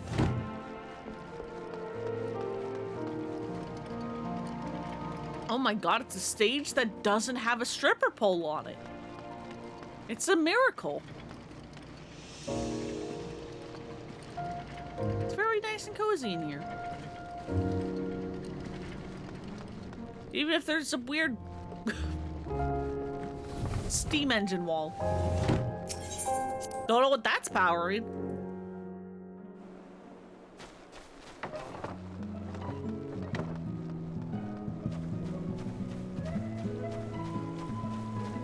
Holy shit, I know this thing isn't like being boosted at the moment, but I wasn't expecting the queue times to be this bad.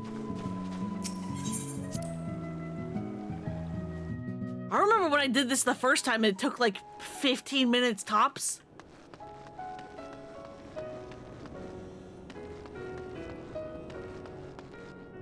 Insane.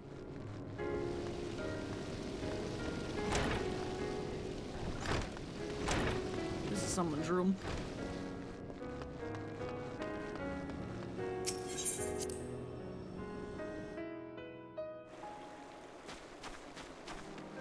Well, at least there's another person in this queue hell waiting. We are not alone.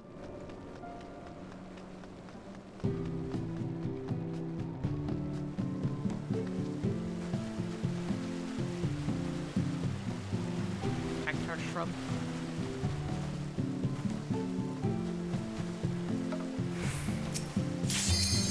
Holy shit, there it is, finally!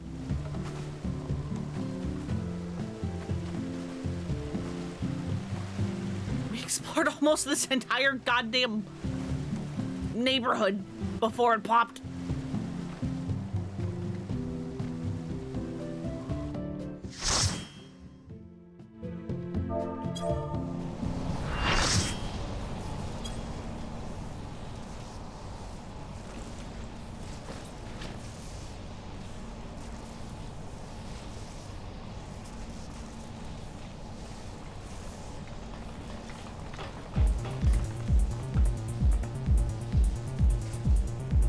Hey, bucko! Better sound the alarm and alert your friends!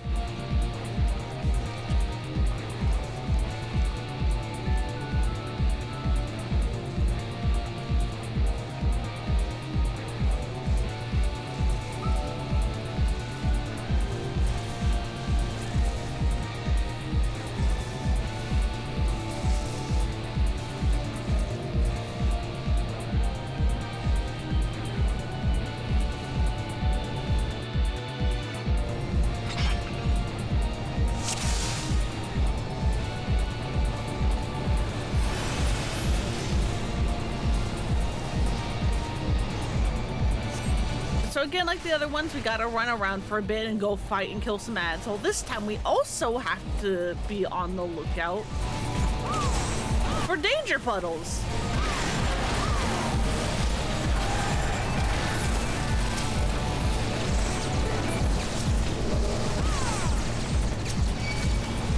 We also generally don't want to be in the sludge because the sludge slows you down, but I guess these guys love the sludge.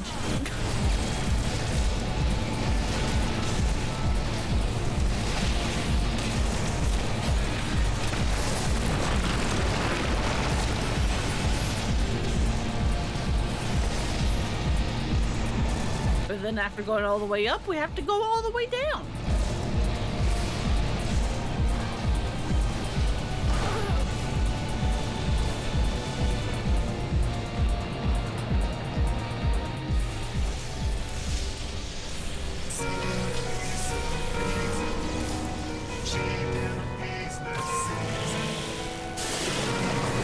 I'm just surprised everybody so far has been behaved and letting me watch these cutscenes.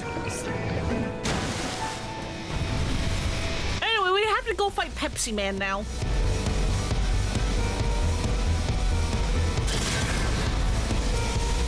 Okay, never mind. They almost waited, but then they started a little too early.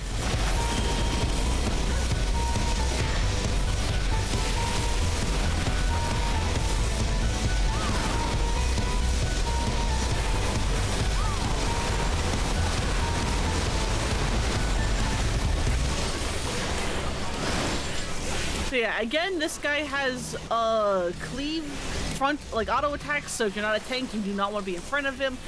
He will target a bunch of people and put like water splashes on them, so you want to like split up and make sure you're not like getting anybody else hit with your danger puddles.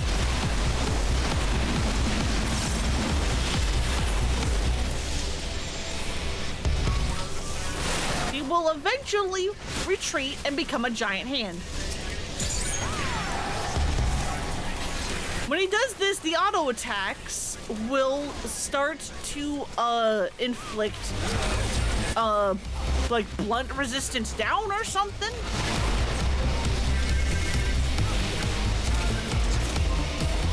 Which means if you are the tank, you are going to start taking a lot of damage.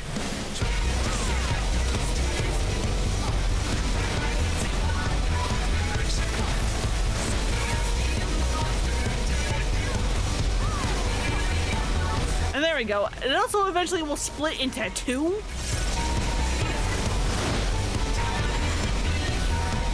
Again, just keep attacking. There we go. That's where it is. Yeah, blunt resistance down. It's when it splits into two that happens.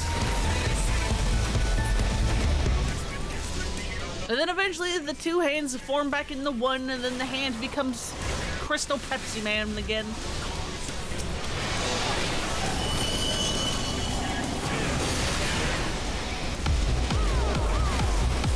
Alright, I want to say this is a knockback, so you want to get in close? No, that just hurts.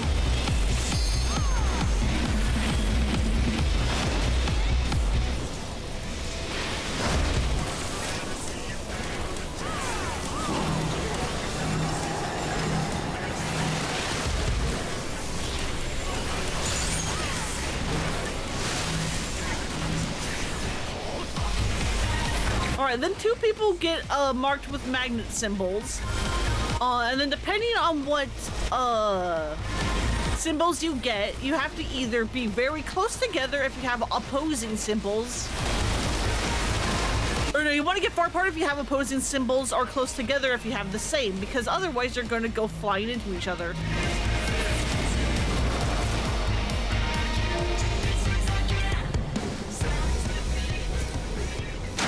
Like, I could have shown that off, but we killed it too fast.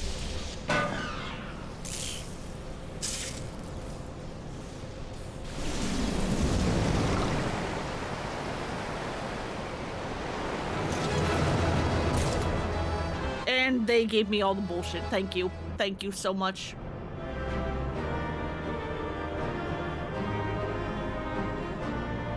Thank you for the bullshit.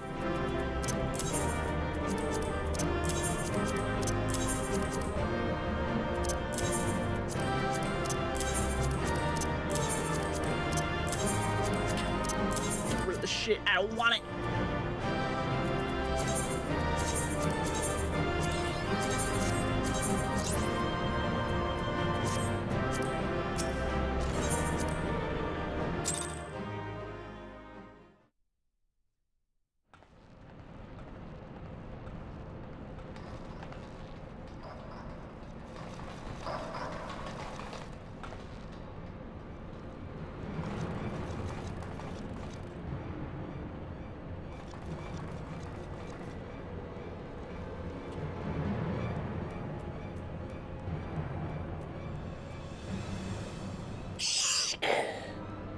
Abby found it. Good. Knowing some missing piece are with Illuminati.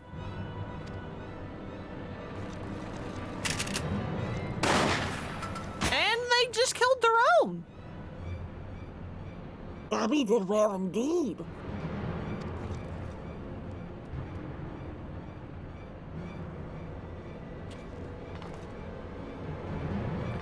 This is how you treat those who please you? Now realm is in chaos, broken, machine with too many parts. But the Illuminati plan needs one thing. Missing piece to bring world order, give world harmony, make world perfect. What are those who don't fit in your vision of perfection? How many must die to pay for your utopia? Don't you see? You've summoned a goddamn primal. And will devour the aether of every land you visit until Heidelin and everything on it is dead.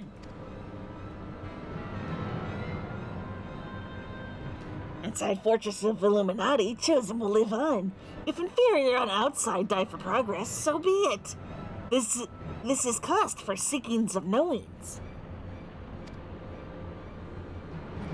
Hell's taking your damn seeking.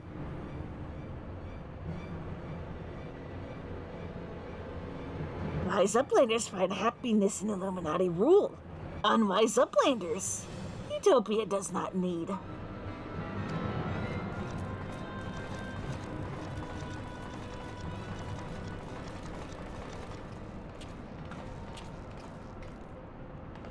So it's obey or die then. The whole concept is grotesque. No, Sid. Like the rest of the ideas set on the Enigma Codex, Alexander is wonderful in itself. Perfect, even. But in the rush to realize its ideals, even the best of us can be led astray. No, so once upon a time, these Illuminati were starry-eyed philanthropists. Is that it? And it was only after they got their hands on your perfect bloody codex that they turned them vicious killers. Tell me, was there any passage in particular that convinced them to abandon their last shred of empathy? I cannot speak for the precise context of the codex. Not anymore. But I haven't forgotten everything I read. I think I can stop the core if you can get me close enough. think you can or know you can? And what of its location? It's somewhere in the trunk.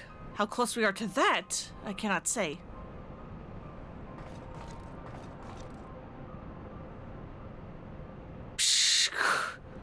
Round Rocks can say. Ramrocks can say 2 pieces of Ramrocks are one yarm. One yom. So, by count of Ramrocks, just a whirly cog giant is only a little further. Clever girl. You've been measuring how far we've come from the start.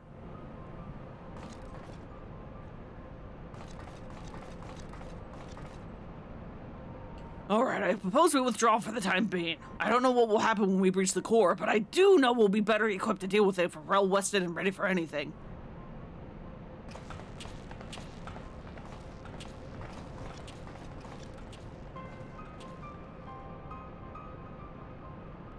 All should be well enough.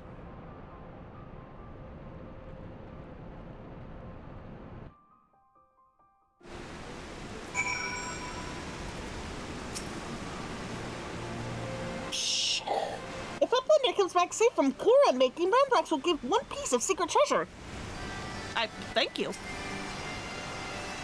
Minnie says that she can dismantle the core, but we need to be on hand too, just in case she needs an extra sledgehammer, like. Just you be careful, Forlona. There's no telling what mechanical horrors are protecting the core. No one should have the power to choose who lives and who dies. The idea is too vile, too insidious to be left unchallenged. We have to act. If we don't, Alexander will awaken, and the Illuminati will be unstoppable. Make no mistake, Forlona, it's now or never. The pulsing heart. Midday has a slightly impatient air about her. I think I have the knowledge required to shut down the giant's core. But if I'm to reach it, I'll need you to lend me your strength. That's kind of what I've been doing this whole time. Well, really? The Illuminati's latest message is... well, let's just say it's unsuitable for polite company. I should be much obliged if you should teach those privy-mouthed savages some manners, Forlona.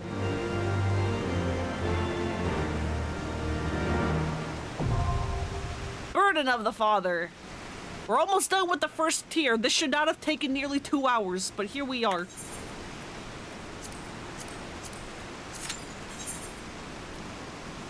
In an age when the miracle of the airship has become commonplace, the heavens have seen the rise of a new breed of fortune hunter. Or wait, nope, that's the wrong thing. The Illuminati would see the lofty ideas of the Enigma Codex turn into warped elitism and have their primal play host to their chosen few. From within its walls, they would control the world with cold logic and crush opposition with a fist of iron. With your eyes open to the Goblin Scholar's true ambitions, you must make your way farther past the pumping pistons and grinding gears of the Colossus. Can you and your comrades destroy the core therein, or will you fall and so allow your foes to wreak ruin across the realm? Well, I doubt we're going to be letting that happen.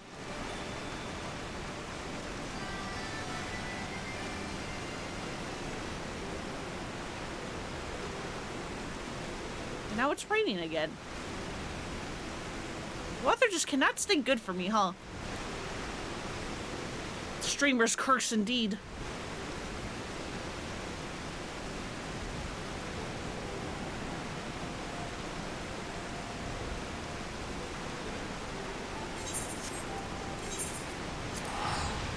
Again, I have no other ideas on what to do except for, like, looking at people's houses as I struggle incredibly to yap.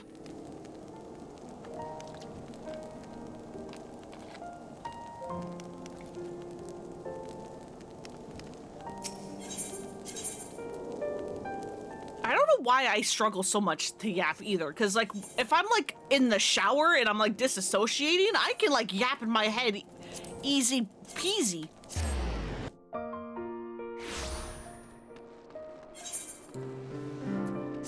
I can, like, talk in my head the entire goddamn time. But as soon as I hit, like, the, like, go live button, the, like, start stream, all my thoughts in my head are gone. And I no longer know how to talk. This is a house I can't enter. What am I doing here? And it sucks! It sucks because I need to be able to talk, but I can't. It's hard.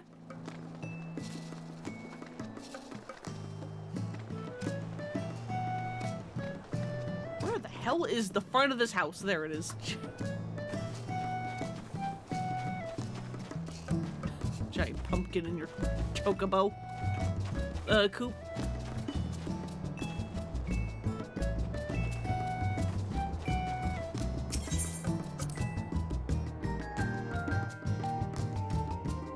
You'd think I'd get better at it given how, you know, it's basically my job to talk, but it's hard! It's hard!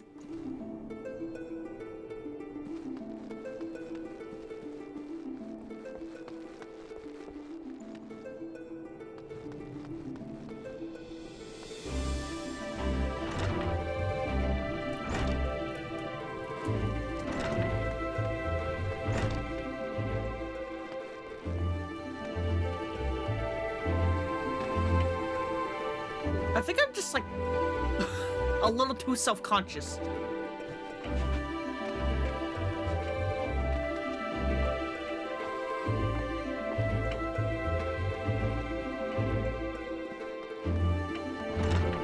Which is, you know, not a trait you want to have if you're a streamer. If you're a streamer, you need to be able to just turn your brain off.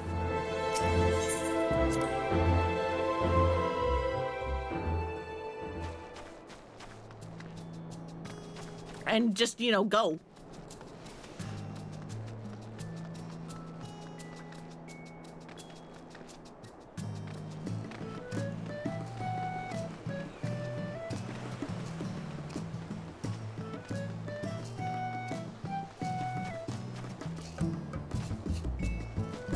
Chocobo chair.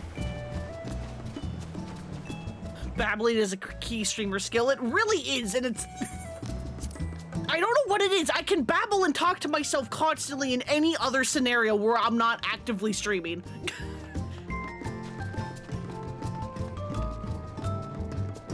Something about hitting start stream just removes all thoughts from my brain.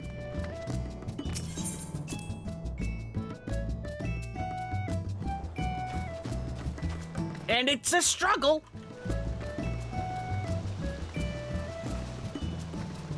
Bubble.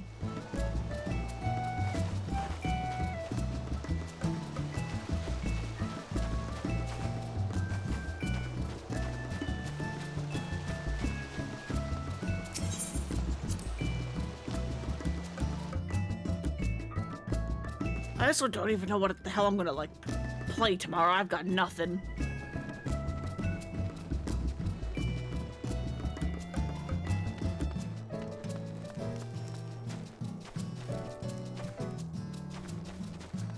I might just do this again, because I kind of have an idea in my head, because my sister was coming back for the holidays, that maybe I can try to squeeze in to do a stream with her. Over winter break. But that also depends on, like, are we going anywhere? When are we going? I don't know. Thursday game theme is normally smaller games, yeah. And so I have, like, nothing. If I don't just do more of this, I'm either going to, like, start Earthbound? Maybe? Or, like... I don't know, maybe do a one-off of Kirby Air Riders? I have no idea. Need a good head empty, no thoughts emote.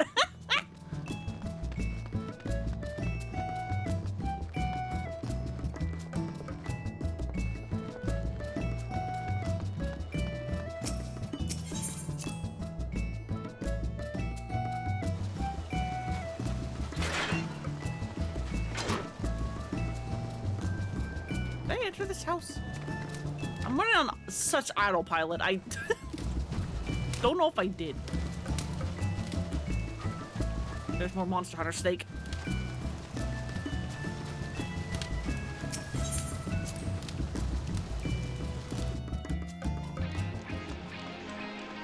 I did not enter this house. I completely forgot.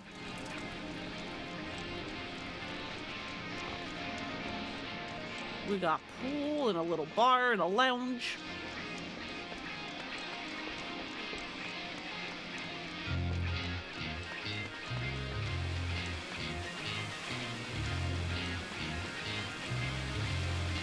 Then a little secondary reception area.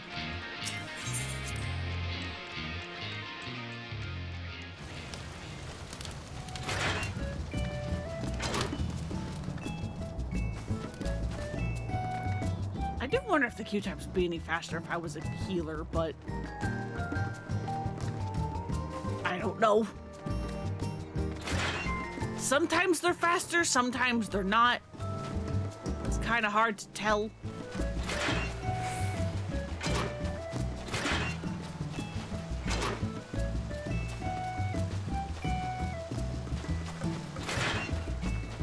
Surprised Wisteria leaves don't get his hot spring.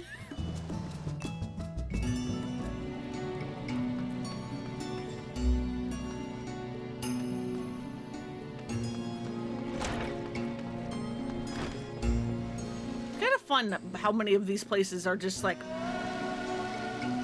okay, well this is actually like somebody's house, but so many of these people like turn their places into like libraries or restaurants or stages or whatever. It's kind of neat.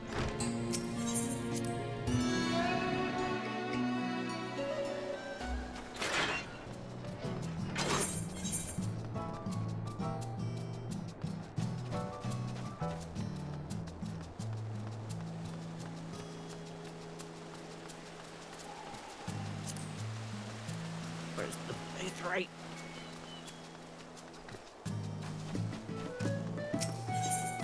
Send me over here. Wondering you want to vote for something vaguely detective. Fairly transparent logic is 14 Love Hildebrand. We've done all the Hildebrand quests. Need other detectives. There is a new Somnium Files game that came out over the summer. Haven't played that one yet.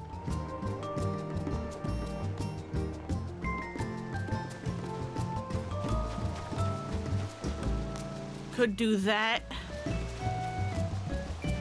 at some point.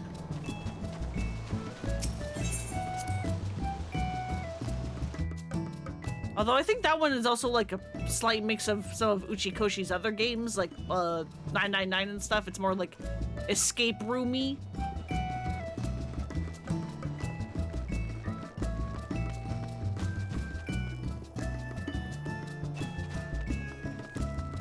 Because I remember there being like an interview where Uchikoshi had mentioned that like No Sleep for Kaname Date, which is the name of the new one, was supposed to be just like a side game, but then they were like, we accidentally put in so much content in this game, it could almost be Somnium Files 3. And it's just like, oh, good.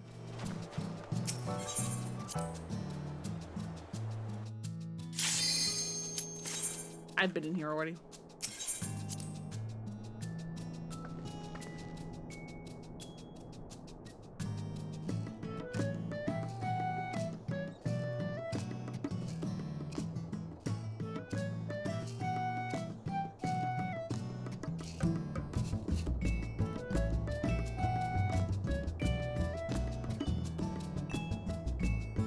Come on, last DPS, please.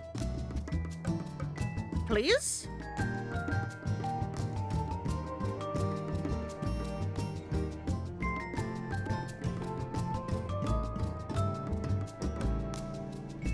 Another game that I kind of sort of want to play, but I don't know if I should stream it or just play it on my own because I'm like, I don't know who the hell's gonna want to watch me do Picross, is that there is also a detective game called Murder by Numbers.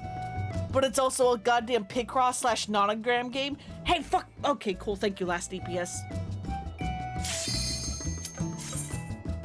Please? Will you hit ready this time? Thank you. Good game, but not sure if it works as a stream. Return of the Obra Dinn. I think that does. I actually don't know anything about that game other than it's like art style, so I could stream that if that is a mystery game. Because I know nothing.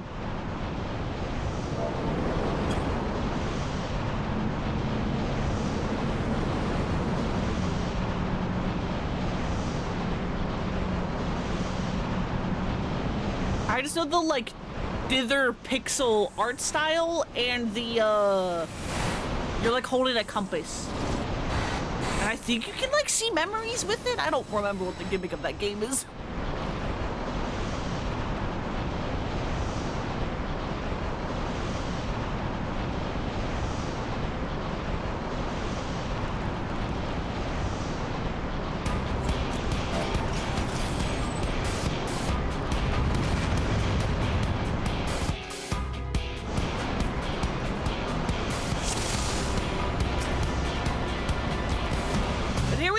We have to go fight, the manipulator?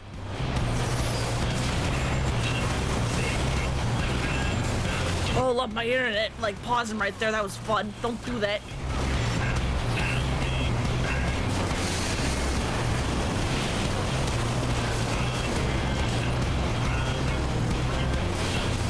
Love my internet being fucking weird. Don't do that. Anyway, there's a bunch of orbs. Don't fucking touch them.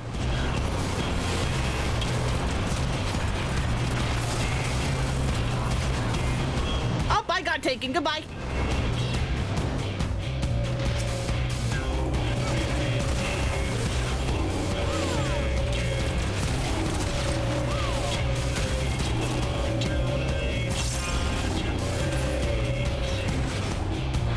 So yeah, at certain points, whoever is the off tank and 1 DPS will get stolen to go fight Nat over there.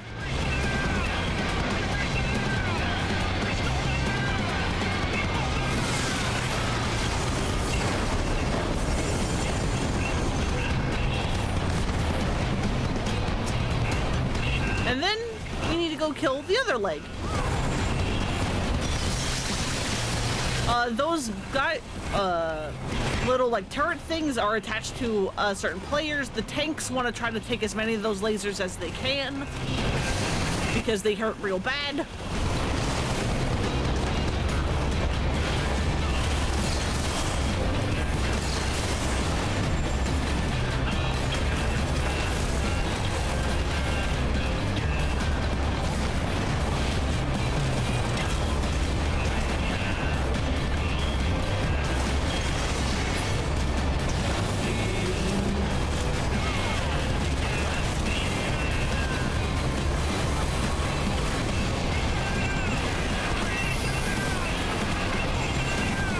And then once both legs are done, we can just start wheeling on the main body.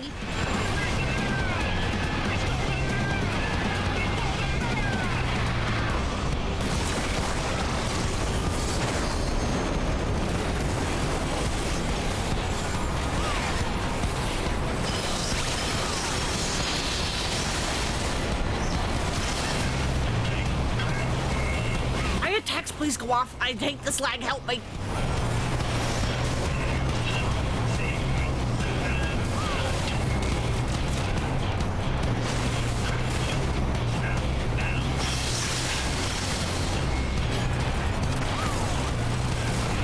Cool.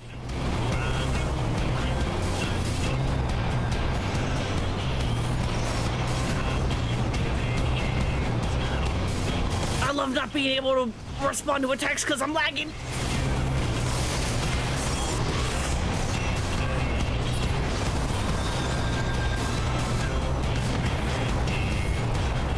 Anyway, there's more orbs. Tanks should take care of them, etc., etc.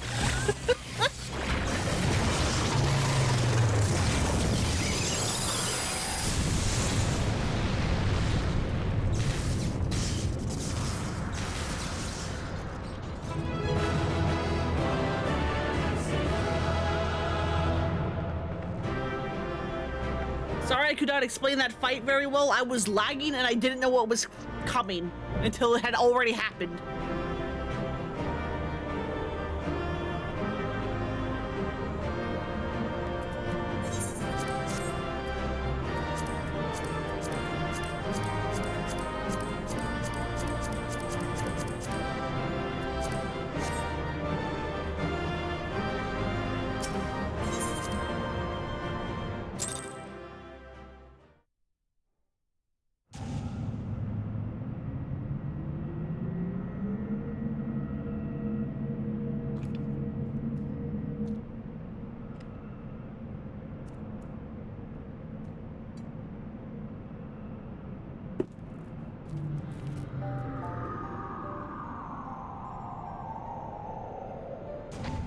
Yeah, ship shows up with all the crew dead. You have to work out what happened. You can see the moment of their deaths with the compass. That's what it is. Right. Thank you. Well, we're here, and none wish for the wear. So if you need another pair of hands, just say the word.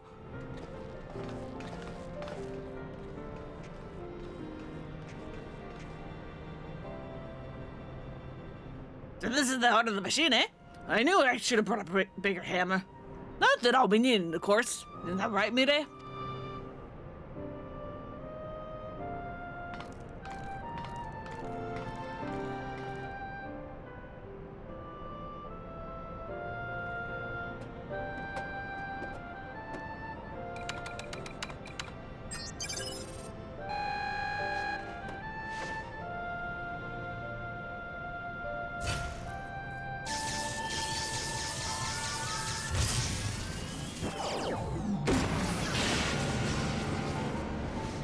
Well, you opened it.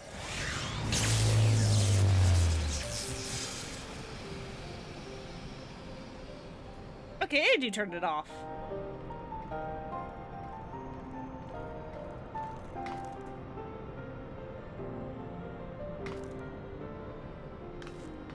Look!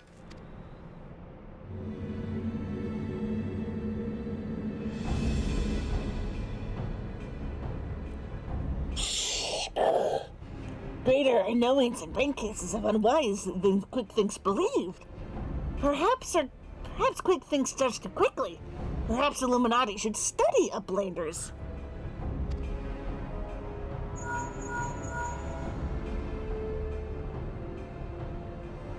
Is it before Eyes of Guppy?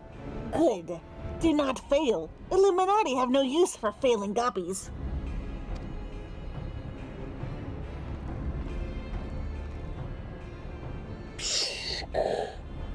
End of Guppy's long wanderings is close.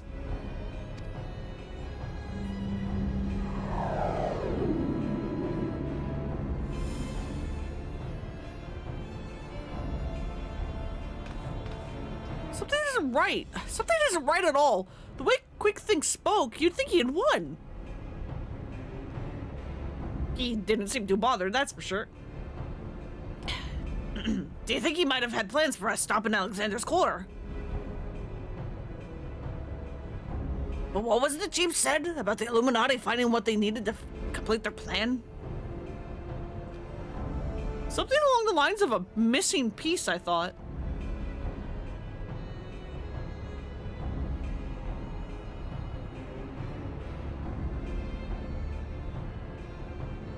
And what if Quick Thinks his honor guard? Those two dolts who were ever at his side. Why aren't they here? The Illuminati must have surely known we were coming. What could be more important than protecting their leader?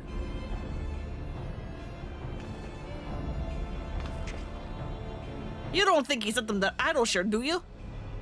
Well, the Becks returned like? That would be... come on! I have completely lost the voice I had for Biggs. I don't know what the fuck any of that was.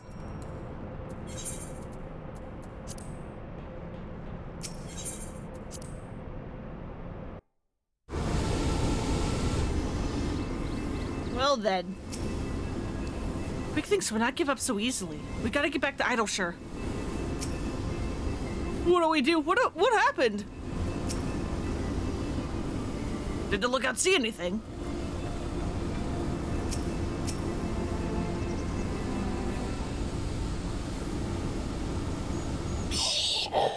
Giant loses power. Uplanders succeed. Maybe? Never mind that, man. Did the Illuminati come? Is Idleshire safe? How does Uplander know? Yes, many Illuminati come to take steps to Guppy Flock. Great was chaos, but suddenly Illuminati go and take only junk not worth jiggly shine.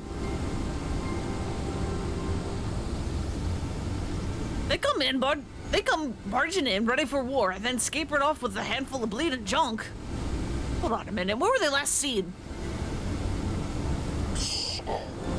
Rybrick thinks near the shortstop? Red Rocks! Come on!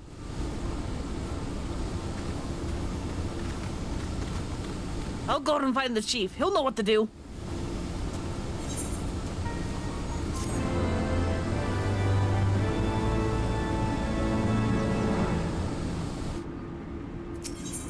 Enigma. Red Bricks grows anxious for a lack of tidings. Uplanders are gone for too long for comfort of Red Bricks. Shortstop is place of clashings with Illuminati. Illuminati are up to no good. Maybe using confusion to do foul things. Uplander must go see. Make sure all is well. I'm on it. I'm going. Can this fate, like, stop being there? It's so annoying to pass through every singular time.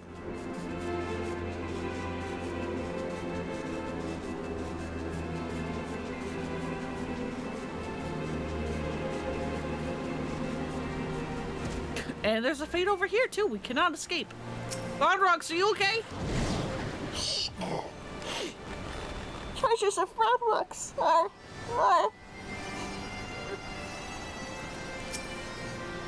Well, she's okay, but I think all of her stuff has been taken.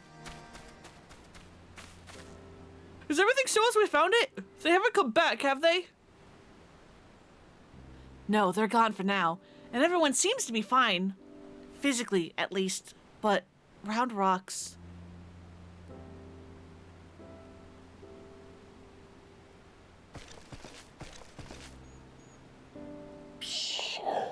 Gone.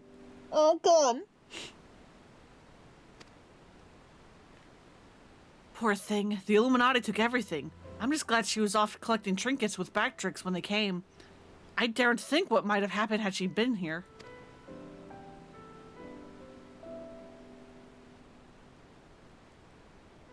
Come, come, little one. Dry your tears.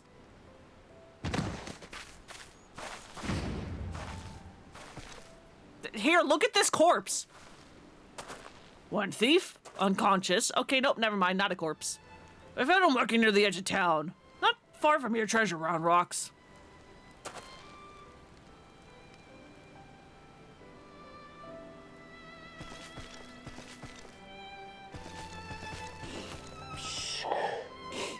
Uplander brings treasures home. Thanks to Uplander. Many, many thanks. It was all bigs, little one.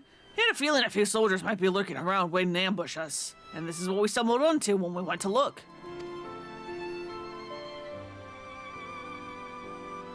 But why did the Illuminati take Round Rocks' collection in the first place? Surely that can't have been their goal. I wouldn't be so sure. Were I to guess, I'd say the Illuminati believed something they wanted was hidden amongst Round Rocks' pile of trinkets. Rather than waste time sorting through them, they decided to take the lot. But when they subsequently realized that they didn't have what they were looking for, they crept back into town and wait for a chance to seize whatever they actually wanted. But what if Bad Guppies want most favored as treasure of Round Rocks? One that is safe with Uplanders. You mean the glowstone that Ferlona borrowed? But of course, it's been sitting in the coding machine all along. Yes, Round Rocks would be sad without pretty glowstone. It is special treasure from near old castle. Rusty one that was left by Uplanders from before. Wait, what do you mean before? Round Rocks, were you near the Charlian ruins when the metal giant first appeared? Yes, Round Rocks saw Whirlicog Giant stand 3 years ago. But it was only for a little bit, and Big Guppies did not believe Round Rocks. 3 years ago, when someone tried and failed to summon the Primal.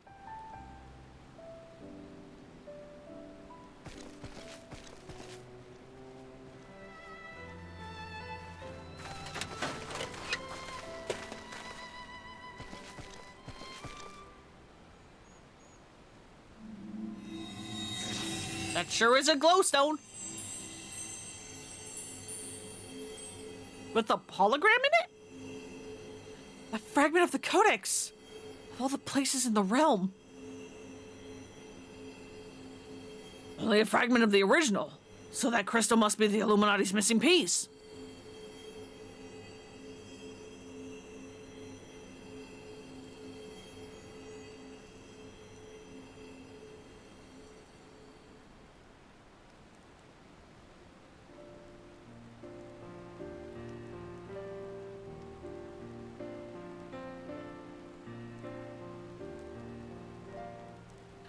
We may have stopped their primal and taken their prize, but our foes are not about to admit defeat. They'll be back and out for blood, like it's not. But we've got you, Frenlona, and I'm sure you'll be ready for the onslaught when the time comes. Might I suggest you make merry till then? You mean for, like, the next minute before I accept the next quest? Sure. I don't even think it's going to be a minute.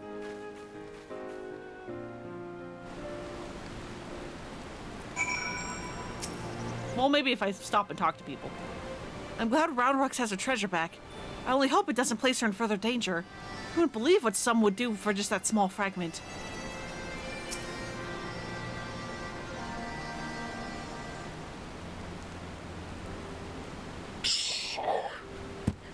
Oh, I'm so sorry. I accidentally just, like, punched my microphone. If that was, like, loud and unpleasant, I am so sorry.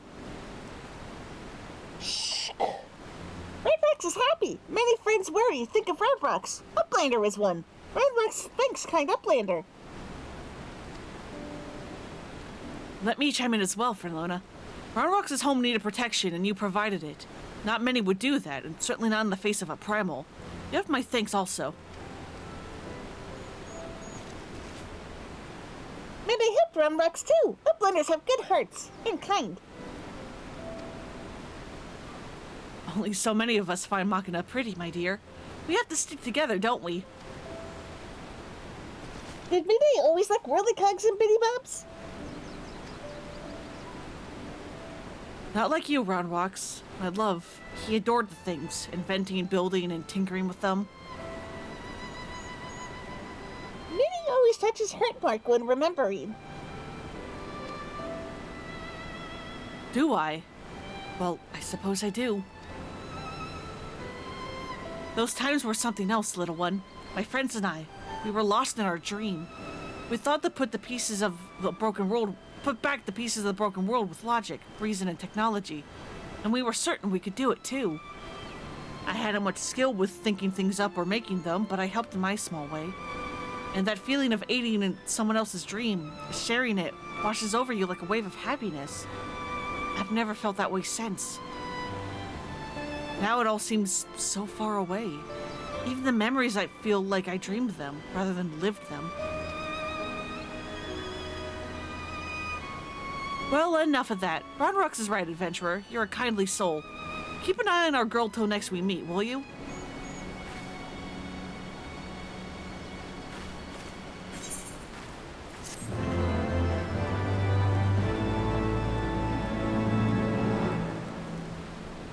But yeah, that's another reason why, that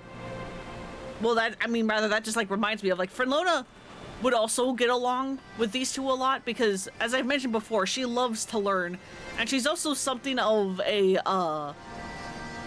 crafter. Like, all of the, like, crafting stuff she has, she also, like, is, like, good at. That's, like, canonical to her character. That's not just me doing gameplay stuff. And basically, like, one of the main reasons why I gave her Machinist is because you get a whole bunch of, like, gadgets and stuff, and she would absolutely, like, love to, like, tinker and things. As I had, like, mentioned before, back in, like, Heavensward, it's like when the, Sid and the others were repairing the, like, mana colors and stuff, but then we got pulled away to go, like, investigate, or rather to go check up on, like, Nanamo and stuff. I had mentioned that Frenlona would have absolutely have just sat there in the workshop and then been like, hey, how does that do? What does that do? And just wanted to, like, watch the process. It's because, like, she knows the limitation. She doesn't know how to repair. As much as she loves to, like, tinker with things, she doesn't know how to, you know, repair/build an airship. So that's why she would stand back. But she is curious and would love to learn how to do that. And that's why she would, like, ask questions. Anyway, rearmed. Roundrux seeks a loyal friend to entrust with an important task. Roundrux thinks long and hard on what to do with precious glowstone. It is most favored as treasure of Roundrux, but glowstone is also what Midas seeks all this time, and has already brought Roundrux 3 whole years of joy. So Roundrocks decides to give it to Mide, so she can be happy too. For now, Roundrocks trusts treasure to Uplander to give to Mide at next meeting. Even Midas Scalpy dares not to try to take glowstone from mighty Uplander. Well, thank you for trusting it with me. Roundrocks does not know where Mide is now, but she often gazes out on giant whirlycogs from broken watercross. Maybe Uplander finds her there? Well, I've got no other better leads.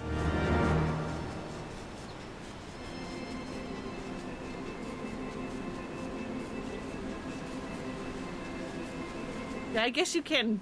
You do have a pretty decent view of it from over here, huh? From afar, that mass of steel has a certain majesty, does it not? But something tells me you didn't come here to share the view. What is it? Roundrocks wants to give you her glowstone. Roundrocks means to give me the Codex fragment. I couldn't possibly accept. She values that stone over the rest of her treasures combined. She wants to give it to you. Wants to make you happy. And yet, it may be safe in the hands of one more capable of defending it. Safer for all concerned. God knows the Illuminati will stop at nothing to get it. Very well. If she feels that I should have it, I will hold it in safekeeping for her. An important section of broken from Roundrocks' prized treasure and entrusted to none other than you. And none other than Mide.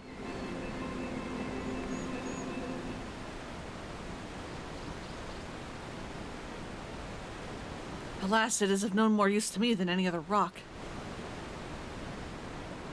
You doubtless recall the moment when Roundrocks first revealed the Codex fragment to us, yes? When she took the stone in her hands, a piece of the Enigma Codex burst forth unbidden in a brilliant flash of light. Yet it had been handled many times by others, yourself included, without ever betraying a hint of the secret contained within. Did you not find that strange? It was a tad weird, yes. I myself was surprised, albeit for a different reason. The Codex is protected by an arcane mechanism, you see. Only those who share its fundamental principles are able to view its contents. It is rare indeed to find an individual with the qualities required to read it. That Roundrocks possesses such qualities is an unexpected blessing, to be sure. But if the Illuminati were to learn of her secret, she would be placed in grave danger. Even as we speak, they scour the hinterlands in search of their elusive missing piece. But as far as I know, they still view our friend as a mere collector of misplaced items. For her sake, we must do our utmost to draw their attention away from Big West's shortstop, before they take it into their heads to return. And it is for that reason that I mean to leave this place. When the Illuminati learn that I have the fragment, it is my hope that they will focus their efforts on ascertaining my whereabouts. Needless to say, I may not return to Big West Shortstop for some time. While I'm gone, I would ask that you watch over Roundrocks. See that she does not come to harm. I mean, I guess that works. That was basically Stinian's plan with the frickin' Eye of Nidhogg. You have my thanks, adventurer.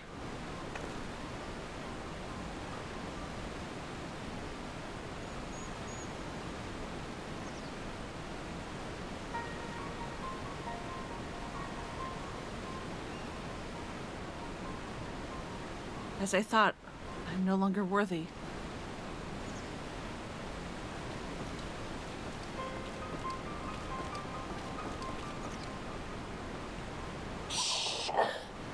Wade searches for Uplander with much urgency. Uplander must return to Big West Shortstop at once. On it.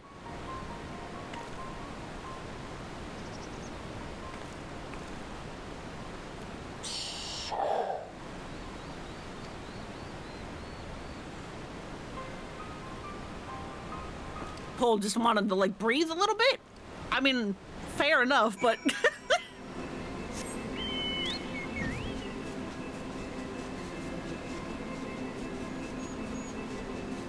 Still a little funny.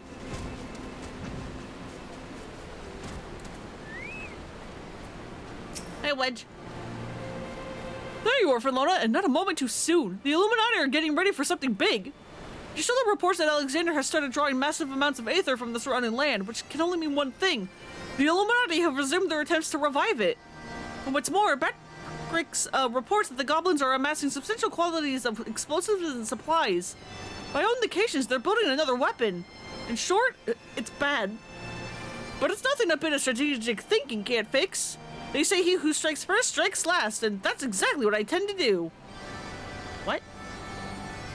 I've devised a plan that would allow us to take the Illuminati unawares, and I'd like you to spearhead the assault. Our rendezvous point is to the south on the cliffs overlooking the Thaliac. Vix has gone ahead to scout the area. We shall wait your arrival there.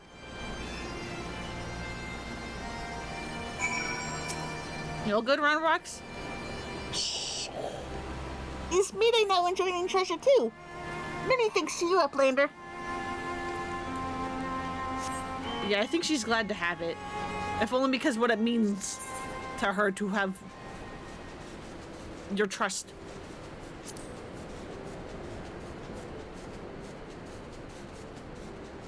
And she also very clearly has a history with it. Verlona, good to see you. I think Wedge told you the situation. You ready to hit the Illuminati when it hits? I think I've gone in the Scottish. Vaguely. That's what I'd like to hear. The chief will be here soon, and then we can get things underway.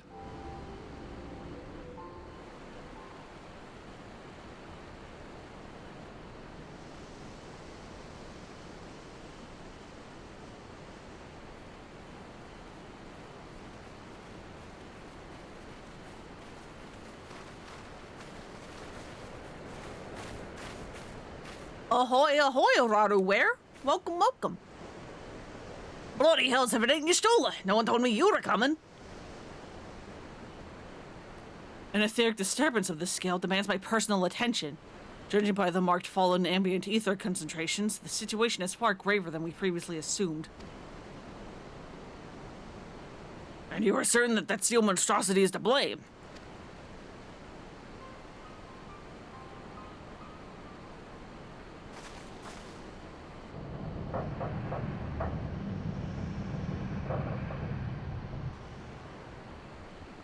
I can see no other explanation. The giant's innards are nigh well saturated with aether already. Yet, I sense something else. An irregular energy coming from within the barrier. Be that as it may, I'm afraid we have more pressing concerns. The Illuminati are up to something, and we mean to hit them before they can put whatever it is they're planning into action.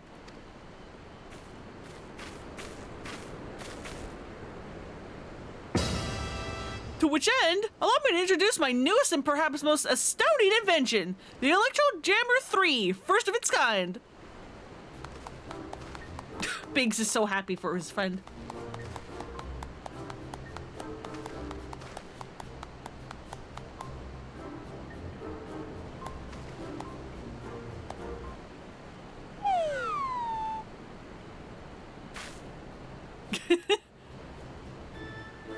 Would have maybe given a little, like, pity clap. Don't know if that would make it better or worse. Speechless with astonishment, I see. As well you should be. The high-frequency waves emitted by this device will interfere with any and all enemy communications, making it impossible for them to coordinate an effective defense. With it working in our favor, victory is all but assured. I see. So, assuming I've understood correctly, you need only activate this electro-jammer of yours and the Illuminati will be plunged into disarray, affording Verlona and her friends ample opportunity to take them unawares. Very well, proceed. Let's go, Wedge!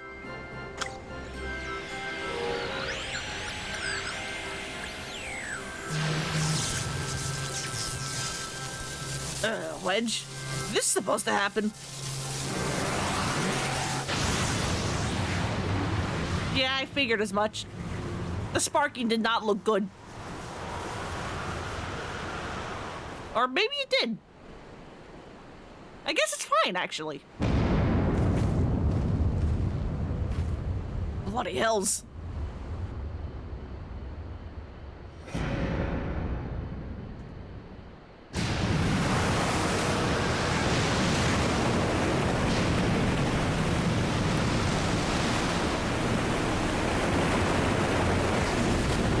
Well, there goes the other arm.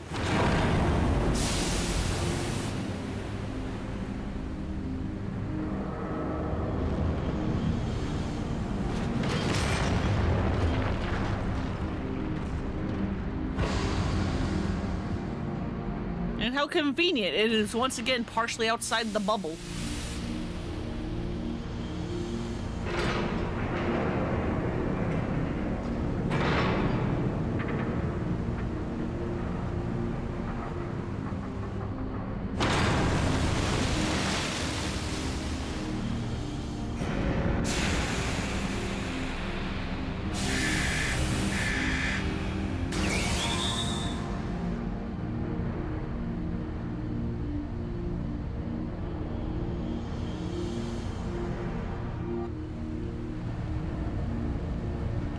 You've woken it up! Nay, only the left arm stirs. Could the waves emitted by your device have disturbed something within the barrier wedge? It's not my fault! Not to worry, Wedge. With the Illuminati hard at work providing the giant, 'twas only a matter of time before parts of it started springing to life. You just gave this one a little extra nudge. On a brighter note, you've saved us the trouble of finding another way in. Hello, old friend. It's time for your customary heroics. The Illuminati are likely still scrambling to work out what just happened. Before they do, I'd suggest you hop across the river and show them what for.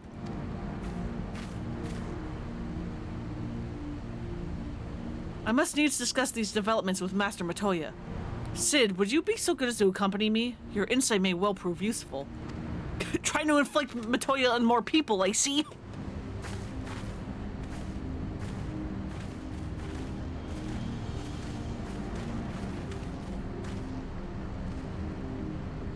And you two seem to be good here.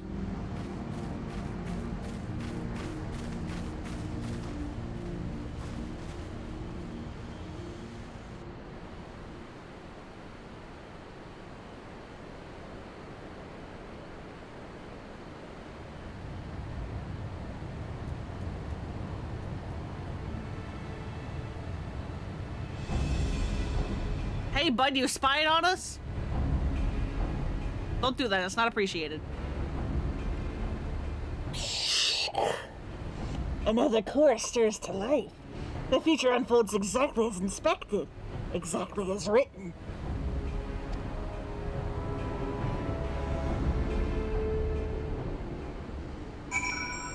Interesting. Do that, and then, although you succeeded in destroying the core of Gordias, it seems that it was only a temporary measure. The walking fortress has stirred once more, and its left arm now rests on the banks of the Thaliac. The entrance lies open and unguarded, suggesting the goblins inside are as surprised as you. Take advantage of your enemy's unreadiness and face the Illuminati threat once more, and hopefully for the last time. Well, given how many there's still left to do, that certainly is not the last time.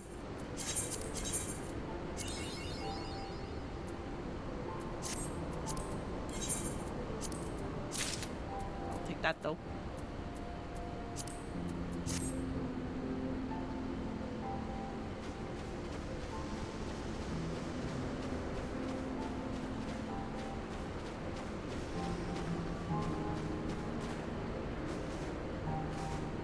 But yeah, Frelona is very much a tinkerer as well.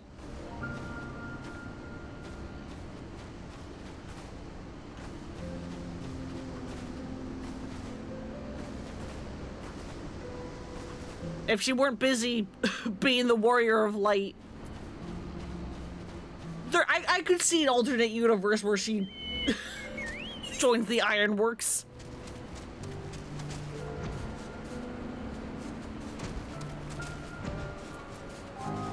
Especially since the Ironworks are already kind of sort of traveling everywhere.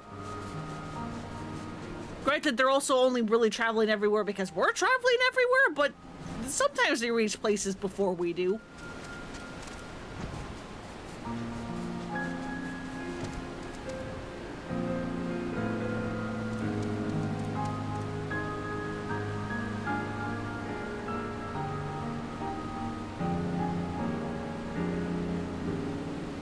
I'm going crazier as the moon's spinning.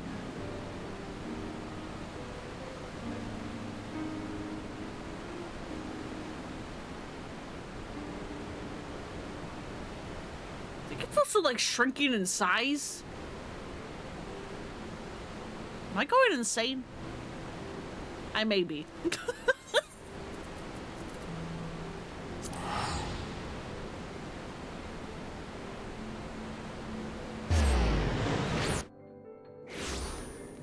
I mean, I guess I could be doing these, like, unsynced, but then I'm not showing off the fights, and I want to show off the fights. Some of these are cool.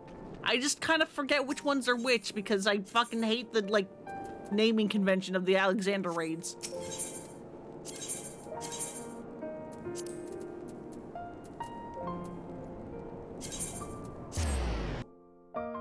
I can never tell them apart. Whenever I get them in a roulette, I don't know which one I'm currently in.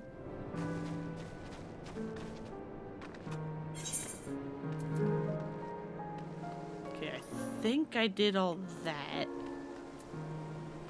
Well, let's just go down this way.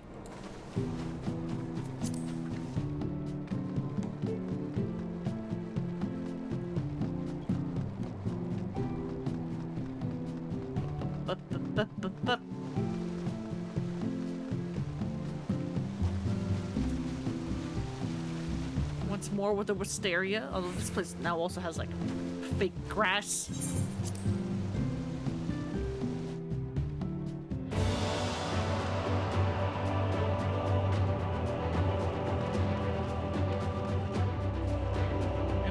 Kitchen. And then more down here, along with a little library.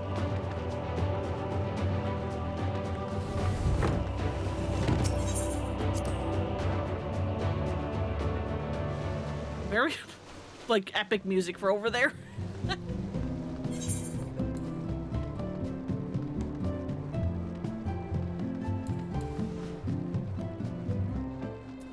Alright, another FC house, because it's absolutely massive. Doesn't seem to be much outside, though.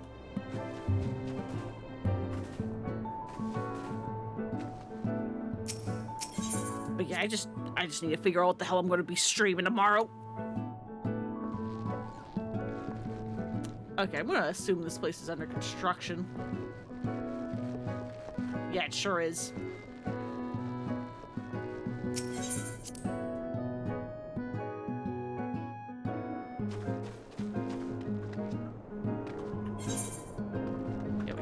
Down because the other house up there is currently locked.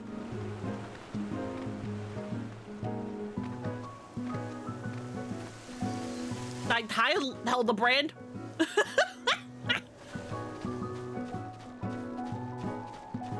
This person made one of their retainers just look like fucking Hildebrand. That's so funny.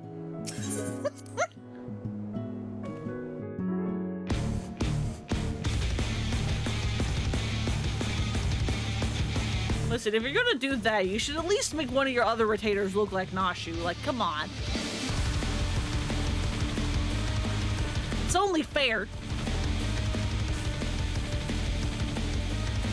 Little meeting room.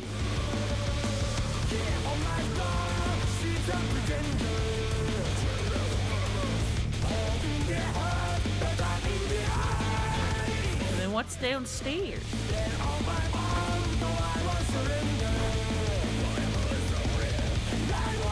Sauna, rainbow fish, shower room.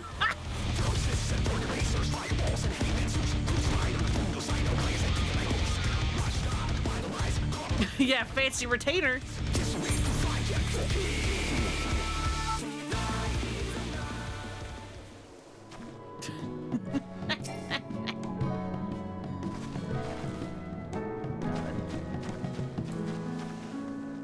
Got a chuckle out of me.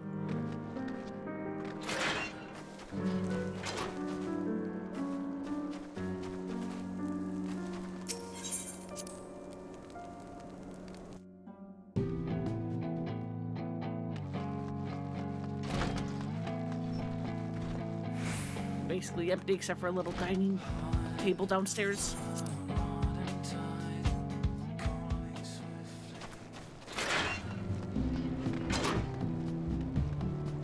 Okay, this person has decorated their outside. Giving themselves a spring. Whatever the hell these striking dummies are. Oh, I guess they're Alexander? Yeah, I think that's like Faust.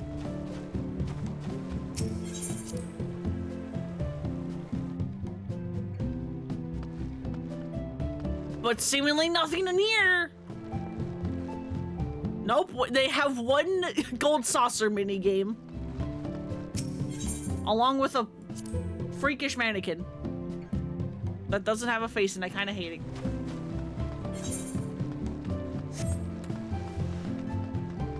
It's the fact that it is otherwise a normal character model that, like, freaks me out. Like, it doesn't look obviously fake.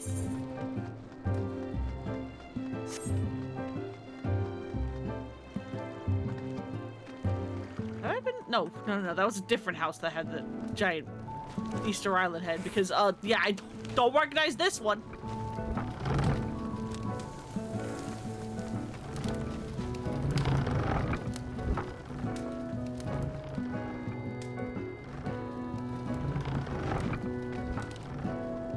I don't think I'm supposed to be allowed to be up here, but listen, if you didn't want me up here, you should have given me the capability to do it.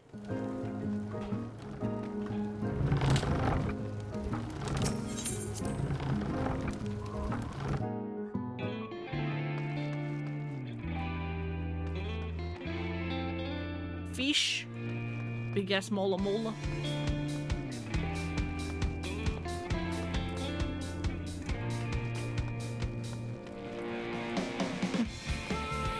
Little like workshop prep area.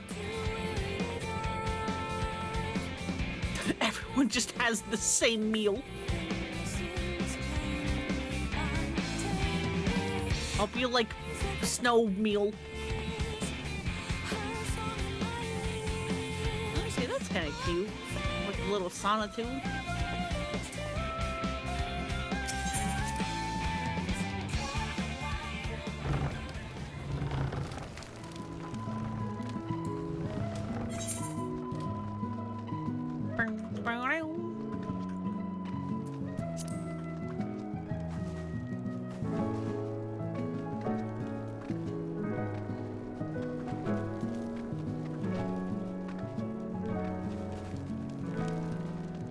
Little outdoor forge area. Whenever I see an outdoor forge area, I always just get reminded of fucking like Skyrim. And I think it's just because of the like the forges in like Whiterun in that game.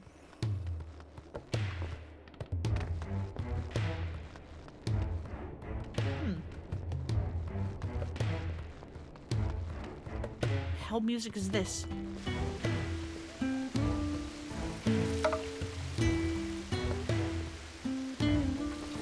I don't recognize this song at all.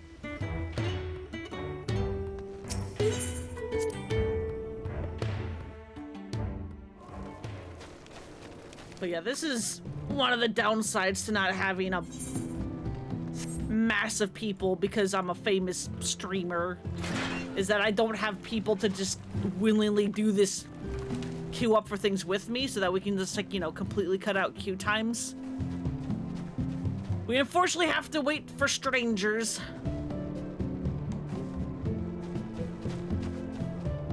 Okay, that's cute. Which can take a while.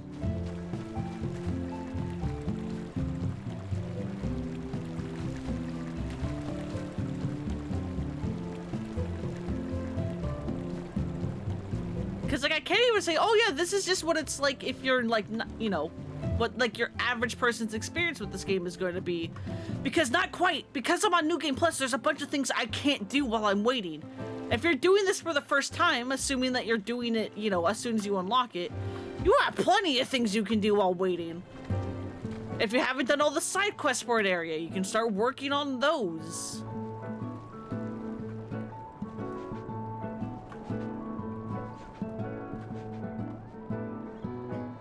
You can do triple triad because you don't have to wait.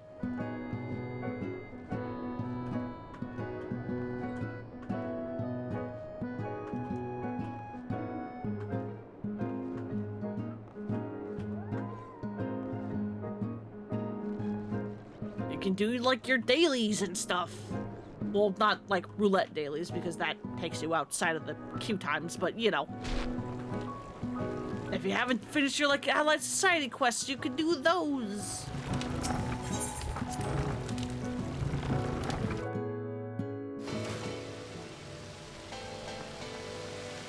You can go work on, like, hunts or whatever the hell.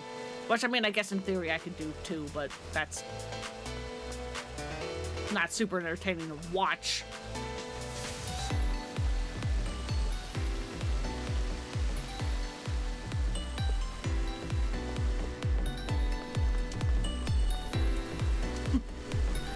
There's the fucking stripper pole again. There it is. Every house has one. Got the funny racing chocobo mask, racing chocobo party in the first across title. Hell yeah. I've never really touched the, like, chocobo racing stuff.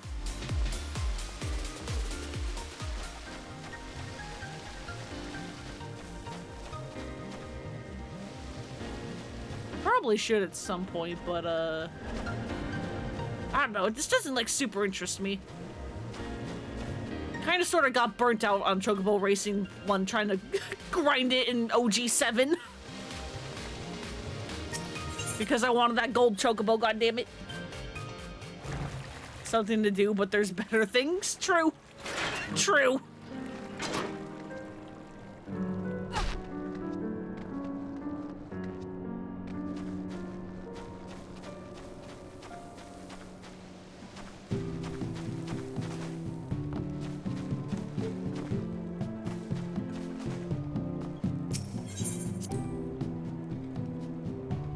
But yeah, also, as you may have noticed, that I actually don't know how well you can read the text over here, but when it says like average wait time or whatever, that's the game fucking talking out its butt.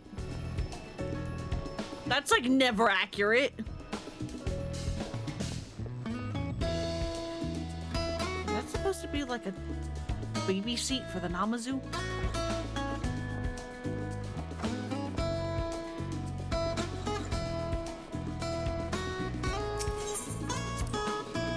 Average rate time is something the game pulls out its ass, just dependent on like what class are you, what time of day it is, and like how currently full is the queue.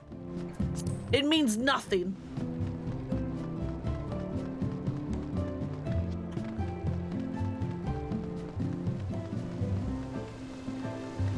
Case in point, the hell I'm currently going through.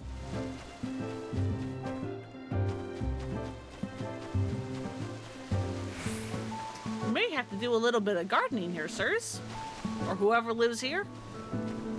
Got a lot of wild, just weeds at your front entrance.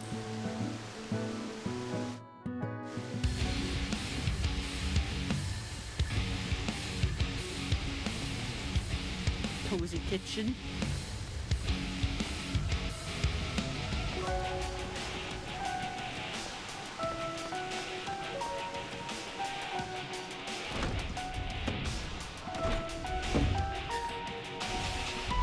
Laundry area, bathroom, I'm supposing.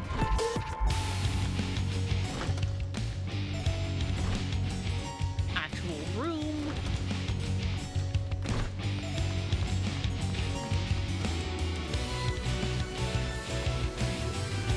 God, I know like people can make like get really creative with the like walls and stuff. But God, as somebody who plays at like max zoom,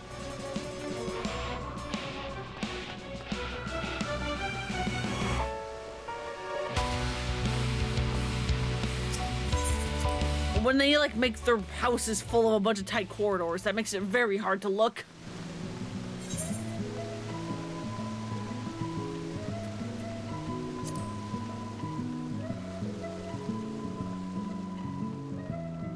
And just like, you know, see what's happening. Okay, now it is down there.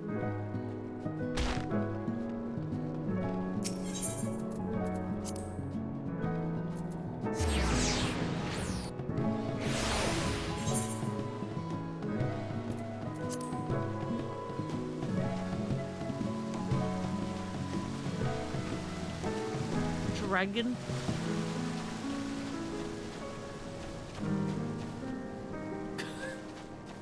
Fucking names.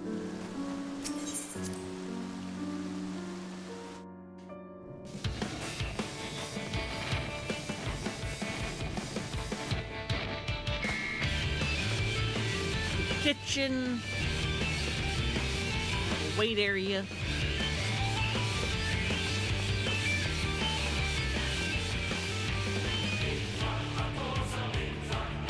Not too much up here, although there is a little cozy spot.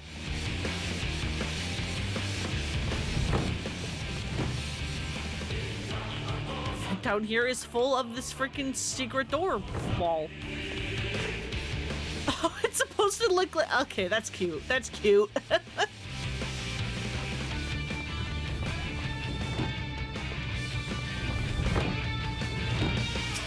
That's fun.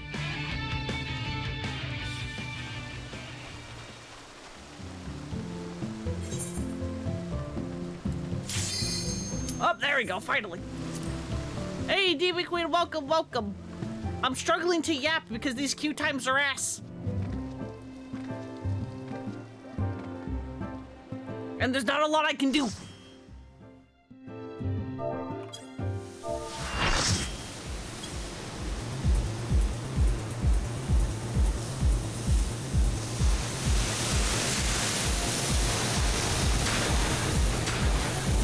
Because I don't have a horde of people to play this with me, I have to wait for queue times to see if I can grab random people to play with me, which is taking a long while. And I'm struggling to figure out what to talk about because yapping is not something that comes to me easy. At least now after I hit the start stream button.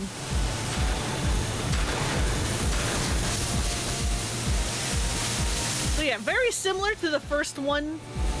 We have to do Steam Puzzle, but Steam Puzzle is now we want to get hit by Steam because Steam launches us upwards. Then there's some Fausts that we gotta kill.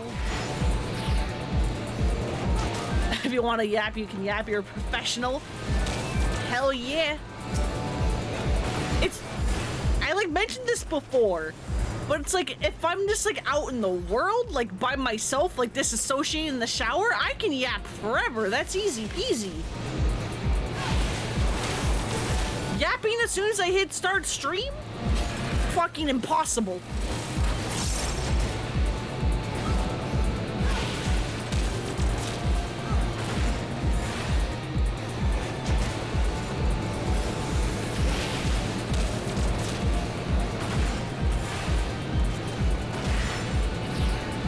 Can tell you about your week? Maybe when we're out of the battle, because I don't need to yap while we're in battle. I just need to yap when we're waiting for the fucking queues.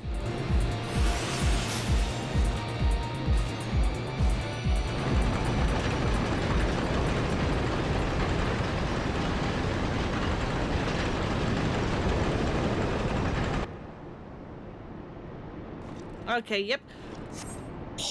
Long wait no see ya, blenders. Or something like that.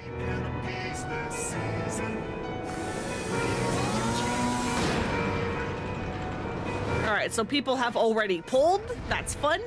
We have run out of the patient people.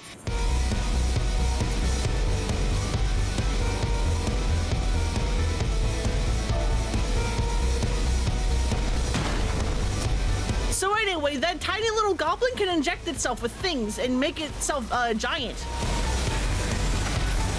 Which makes its attacks hurt real bad. It also targets somebody with an AoE. Whoever gets marked wants to run away.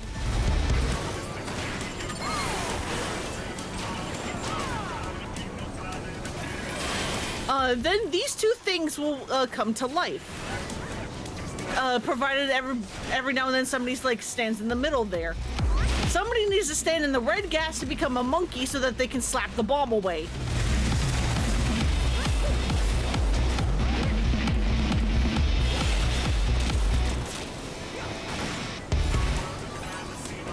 When he starts charging boosts, you want to get into the purple gas to become a bird because he's going to start slamming the ground and it's going to hurt very hard. But as long as you turn into a bird, you don't get hit. Like, see me there, exploded a little bit.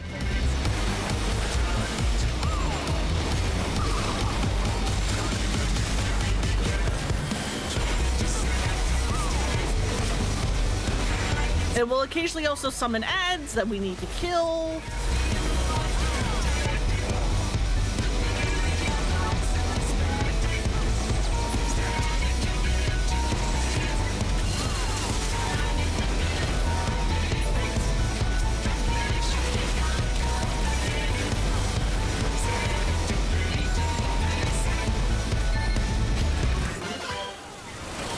Alright, we now need to become monkey again. And slap them away from everyone else.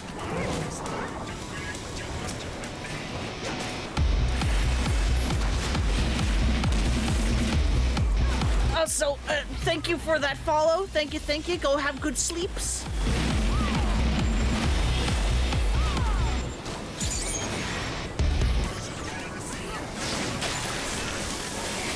And that's kind of all this guy has.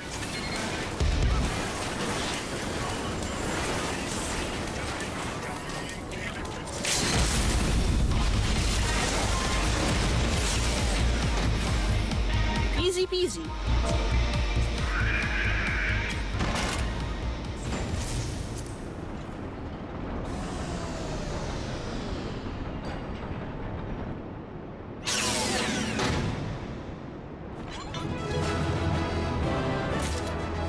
And they gave me all the bullshit again. Let's go.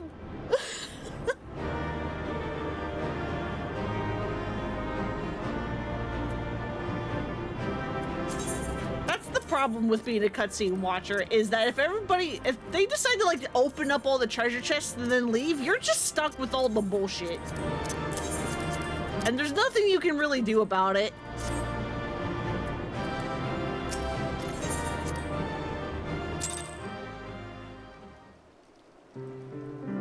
Why the fuck did I not get teleported? Hello?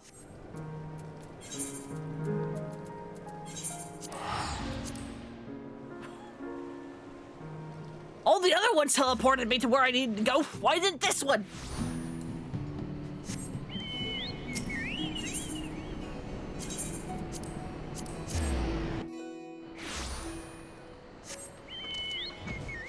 God damn it. Game, why do you do this to me?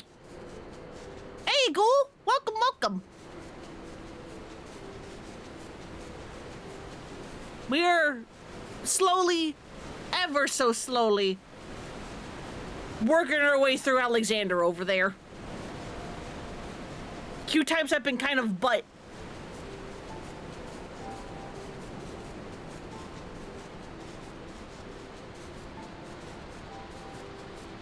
But we're slowly but surely making progress.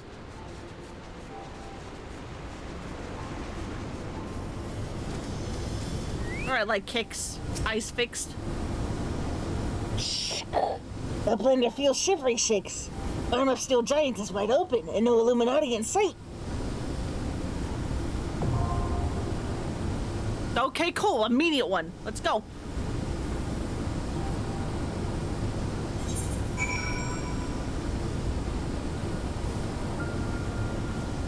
I'm fucking stupid. I didn't fucking get to that yet. That's why it didn't teleport me. I did it too early.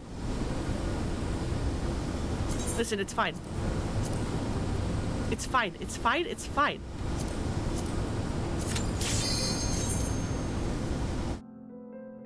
We waited all that time for nothing because I'm stupid.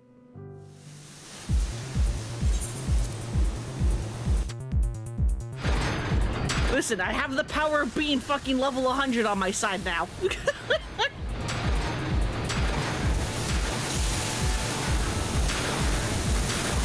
Which, I mean, I know I could be doing this the entire time, but then again, I'm not really going to be able to show off the fights very well.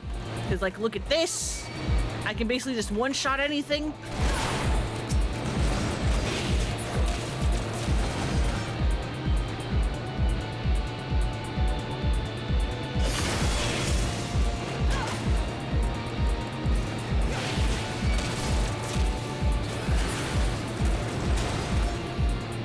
Okay, well, maybe not one shot because I'm a fizz ranged, but you know the deal. I could be extremely overpowered.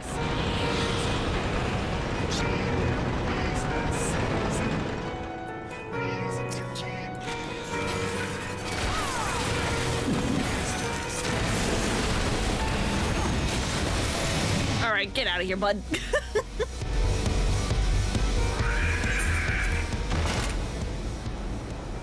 There we go. That's more like it.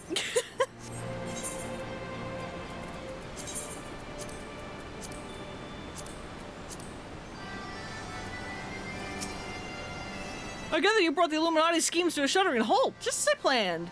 Unfortunately, a small complication arose while you were gone, but Biggs wanted to be the one to tell you. What's happened? Well done, Les. You've left those Illuminati smarted and without so much of a scratch to show for it. Now, as I'm sure you'd like to finish them off, and we would too, if truth be told, but I'm sorry we have a little problem. While Reg and I were out on patrol, we saw something, you see? A meeting between Midas and the enemy. Midas? Midas?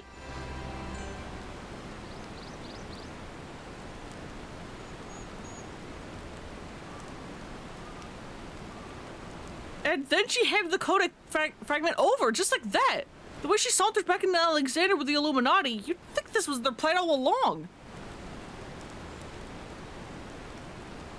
It certainly looks that way, but we can't rule out the possibility of coercion, considering the parties involved.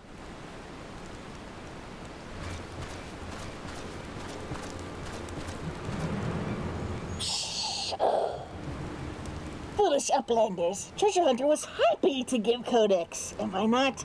She makes busy deals with Illuminati since the very beginning.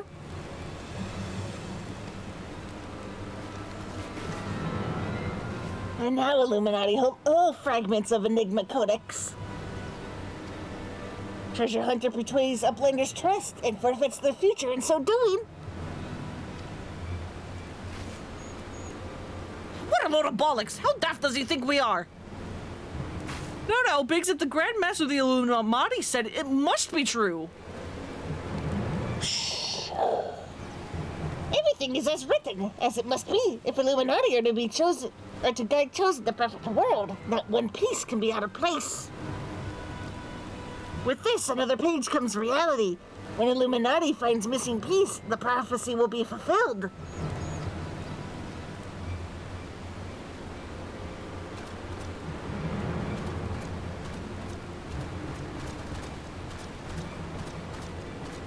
Goodness me, that goblet has the faintest idea of how uplanders' minds work. I would have been prepared to believe that Midas was a traitor had he not bothered to come here and confirm it. Now I'm inclined to think she isn't.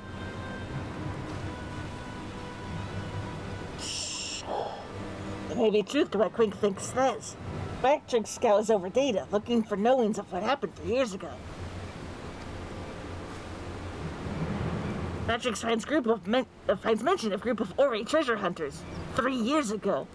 Group went to investigate ruins near Thaliac River, only to perish in sudden shivery sinks.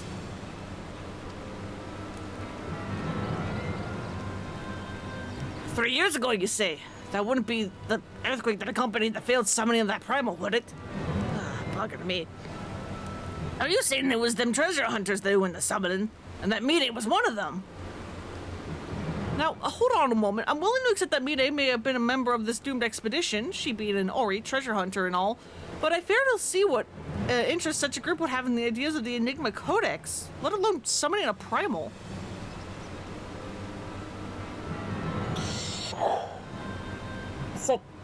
Such was question Patrick asked himself. So he spends much time gathering knowings, and finds answer in book lent to him by Shirley and Uplander. Genius technologist who writes Enigma Codex 100 years ago is Ori Zayla with blue hair, exactly like Midas. Uh-oh. No! Midas would never make busy deals with bad guppies. Brown Rock searches for Midas. Here's truth from her. May go to sleep soon, had a long day. Yeah, no worries. Go take care of yourself. Round walks. Oh, wait!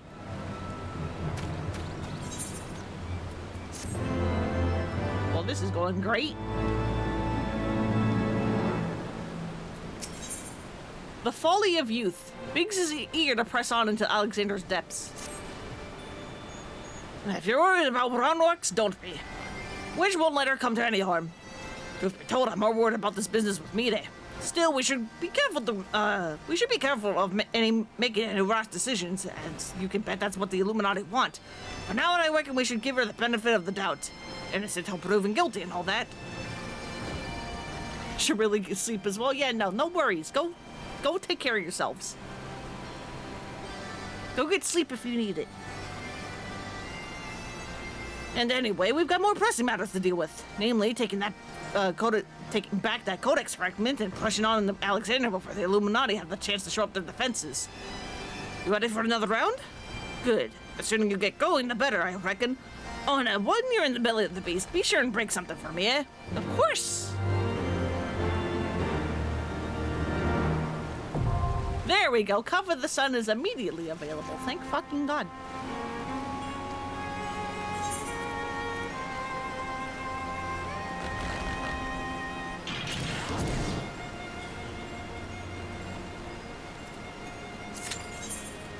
Alright, Cover the Sun. Upon returning from Midas, you learn that Midas surrendered the precious fragment of the Enigma Codex to the Illuminati, and that she was in fact a surviving member of the group of Aura that failed to summon Alexander 3 years ago. Though there is certainly more to the apparent treachery than meets the eye, there is no time for doubt. Your offensive against the Illuminati must continue. Seems like Sleep is escaping most of your yapping partners. Yeah, no worries, no worries. I've been talking by myself this entire fucking time. Mostly.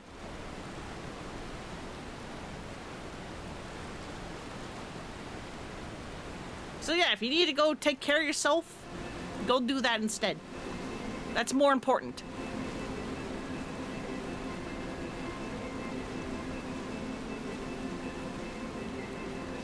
One day I'll figure out something on how to do all this.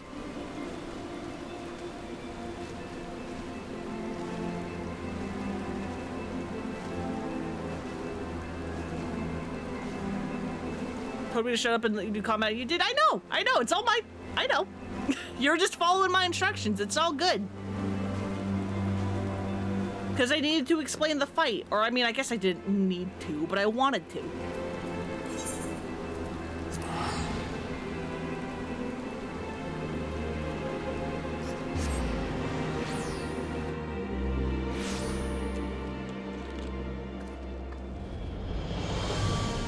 The umbrella is adorable, right? It's so good. I love the umbrella. It's cute. Hey, Em, welcome back. It's got bunny ears and a tail, and underneath it's got like stars and the moon.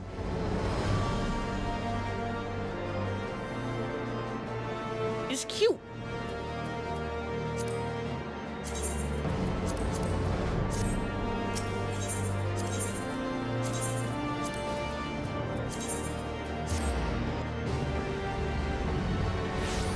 I also love you, cute Broly. Hell yeah. Hope you had fun doing whatever it was you were doing. Have I been to this one?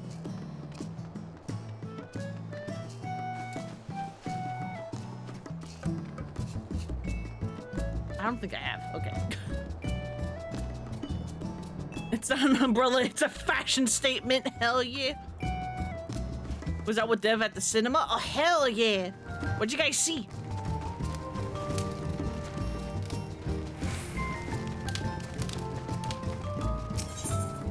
They have the squape lanterns.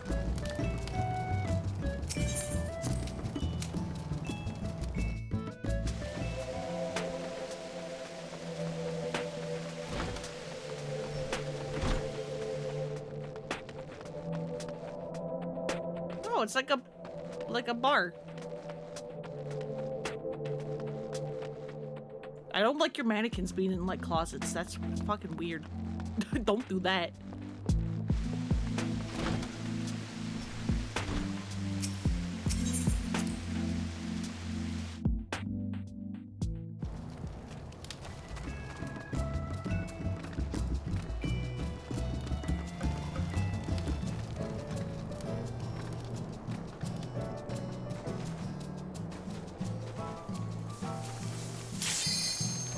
Was fast. Fucking thank you.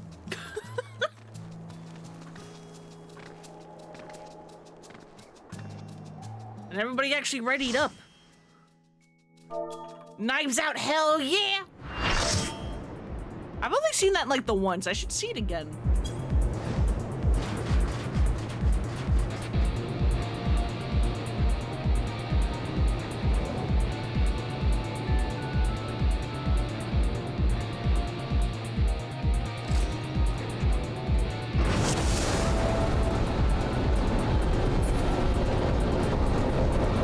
Much like the other ones, we have to wait for the like little rotation thing.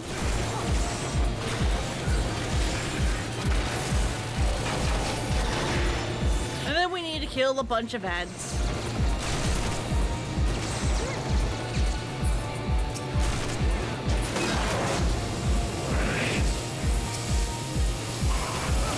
Bunch of guys show up, killed them too. Technically, you can ignore these guys and go down the hole, but it's fine.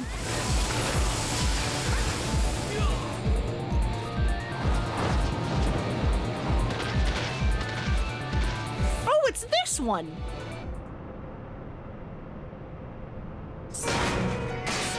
This one, we're going to have to fight a bunch of robots. As you can see.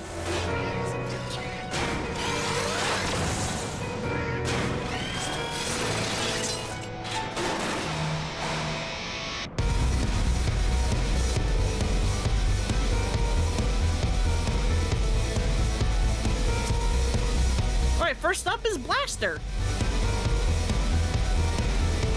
Warning, warning, uplander detected. Initiating purging sequence.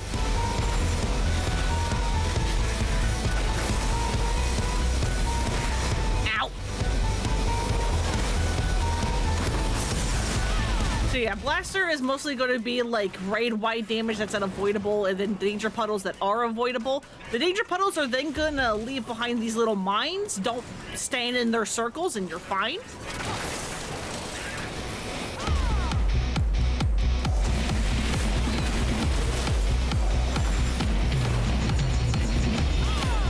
You'll also pick two people.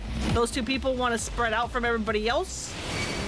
And also ideally look somewhere that isn't in the middle of everyone else, because those clones will go after in whatever direction those people were facing. Why are so many of us dead?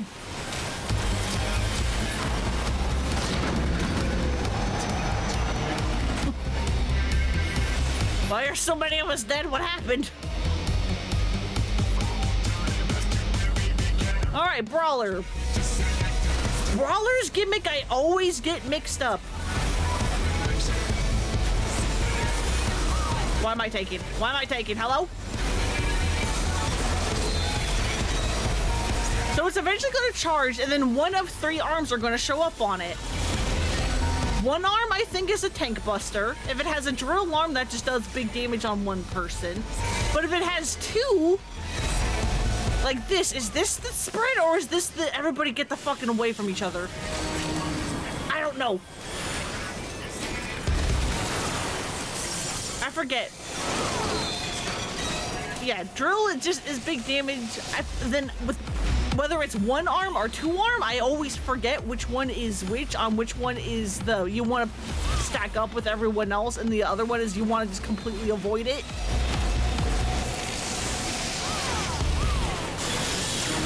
But as long as it's only focusing on the tanks, I guess it doesn't really matter which one those are.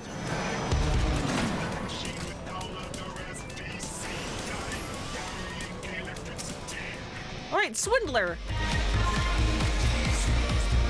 I hope you like magnets.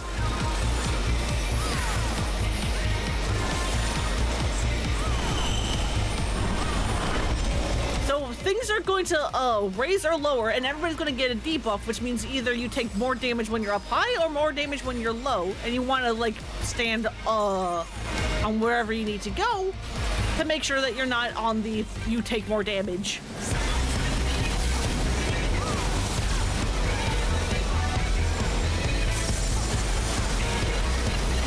Alright, that is a two-person stack. You need exactly two people in that, or else everybody inside would take big damage. I was willing to be the other person, but they just really wanted the other tank to be the one, or the other healer to be the one to share that with them.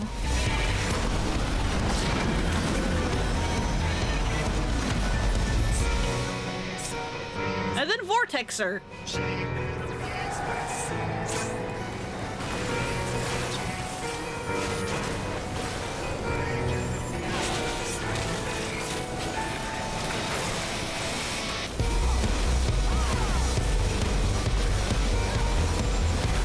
Vortexer has, again, a bunch of, like, raid wides and stuff. I think I want to run away from everybody else.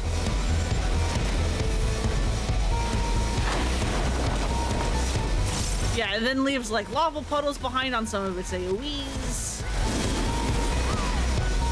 Has a knockback where you want to make sure you don't run into the big lava puddles. Alright, it will then create a water cyclone, and then it will pick a couple people with a big ice marker over them. The people with the ice marker want to cover the cyclone to freeze it.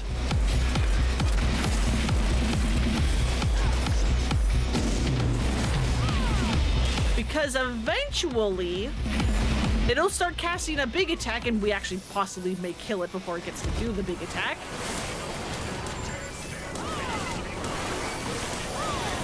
But when it does its big attack, the only way to avoid it is to hide behind the ice. Which is why you need to make sure you freeze the cyclone. And that's it.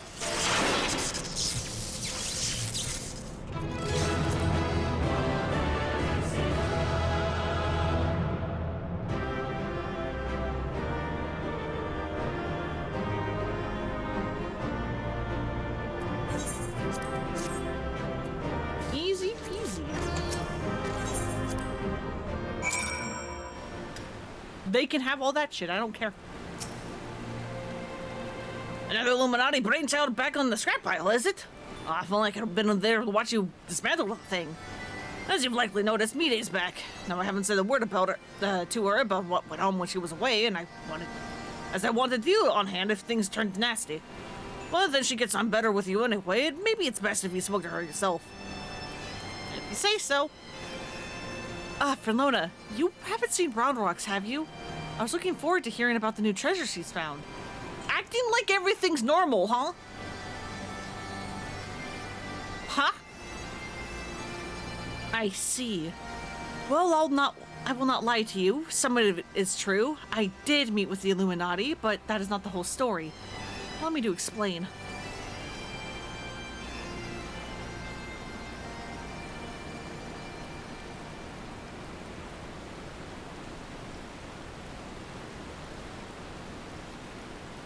You're saying you handed over the Codex fragment to stop the Illuminati from coming here and taking it? Yes, but the fragment I handed over to them was not but a stone picked up from a pile of rubble. The true Codex fragment is here, safe and sound.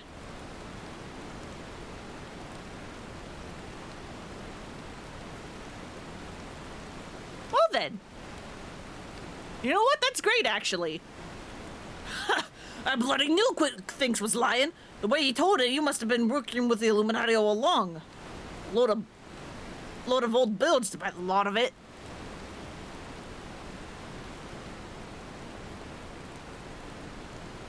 I am afraid not. Quick Thinks told you true. In fact, it was I who first taught the goblins how to summon the primal. I meant only to use them for my own ends, of course. Much as I did you. Oh.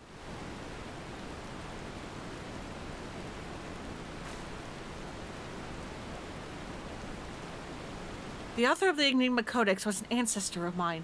The creation of the so-called perfect world proposed within it has been the goal of certain members of our tribe, myself included. For years we strove in secret to realize its high ideals, free from the twisted elitism from which seems to have infected the Illuminati. Yeah, no, that's just the name of the evil goblins? Illuminati? At least, that's the name of it in English? I want to say in Japanese their name is actually more like the Blue Hand, which is possibly another secret society type thing. But I don't know. During that time, there was one who served as our leader, a man who made us believe that our perfect world was in reach, a man with whom I fell in love. I wished for nothing more than to see his dreams come to fruition.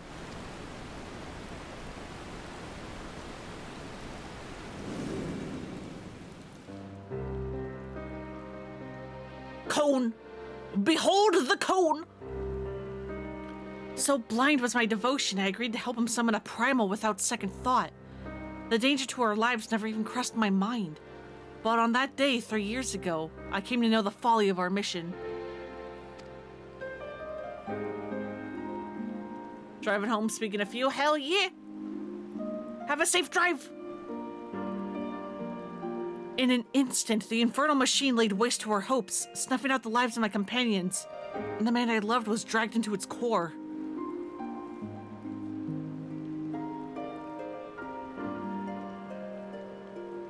In a last desperate attempt to make right our mistake, I called forth a barrier with which to seal Alexander. At that moment, however, the codex shattered, and the Colossus vanished without a trace.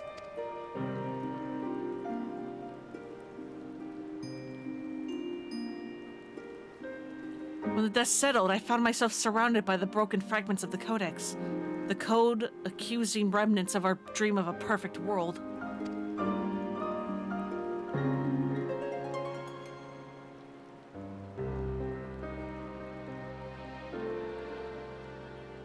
And that's when Round Rocks found her fragment of it.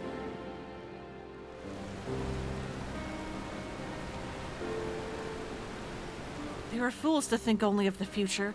I did not realize it until my friends were gone, but the times we spent on our journey together, pursuing a shared dream, those moments were as precious as any paradise we could have hoped to build. It's a sad old tale, I'll give you that, but that doesn't explain why you had the Illuminati summon the Primal, or why you had us help you infiltrate it. After everything you've been through, you can't seriously think any good will come of reviving Alexander. You all but said as much yourself. Good has nothing to do with it.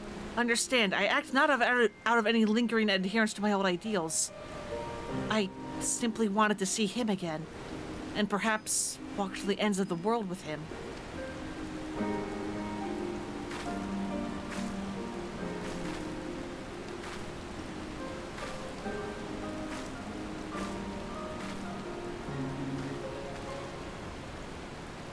Again.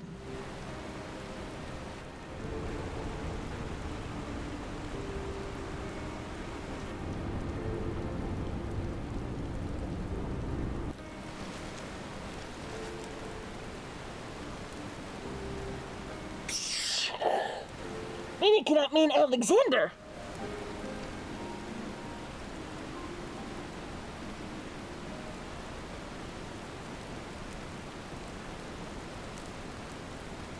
Not Alexander itself, but the soul, I believe, still resides within.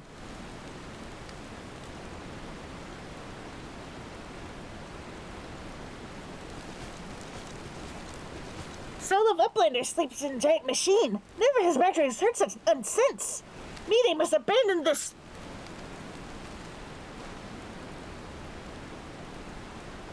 Now's not the time. I've got one more question to ask. What happens when all the codex fragments are brought together? Alexander was born from the hearts that yearned for a perfect world. The writings of the Enigma Codex inspired such a desire, but they are more than just a collection of texts. The Codex can also be used to control the Primal. To be precise, 2 elements are required. A complete Enigma Codex, and one capable of reading it.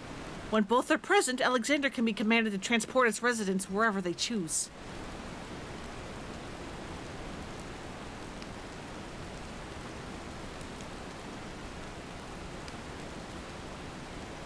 I myself was once able to read the Codex, but those days are long gone. Now the fragments are as dead to me as the stones beneath my feet. There is another, however, whom the Codex still responds. One we all know quite well.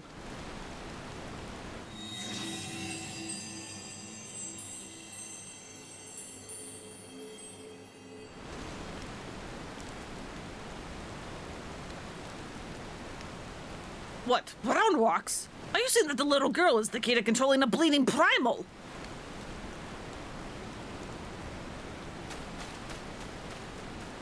Where is she anyway? Round Rocks! Has she already been taken? Round Rocks has been captured! God fucking...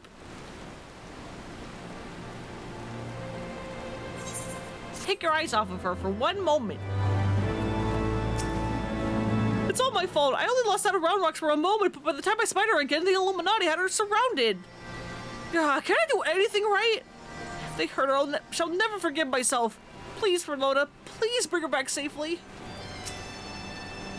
Yeah, it's all this time, eh? Woman falls in love with man, man gets sucked into Primal, woman tries to summon Primal to be reunited with man.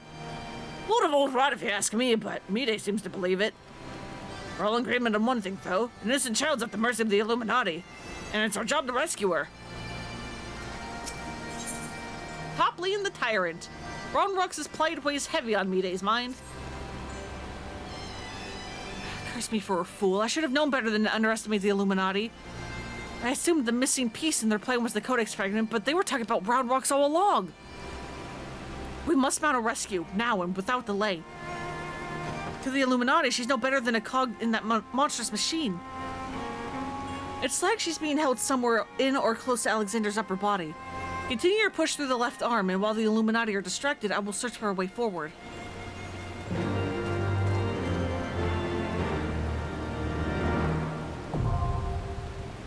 Arm of the Sun now accessible.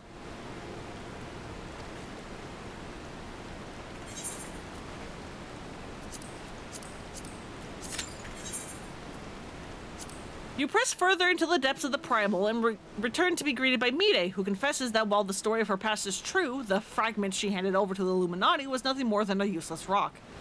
Not all is well, however, as Rage informs you of Round Rocks' capture by the Illuminati. Your objective is now clear. Press further into Midas and continue the innocent goblin from her captors.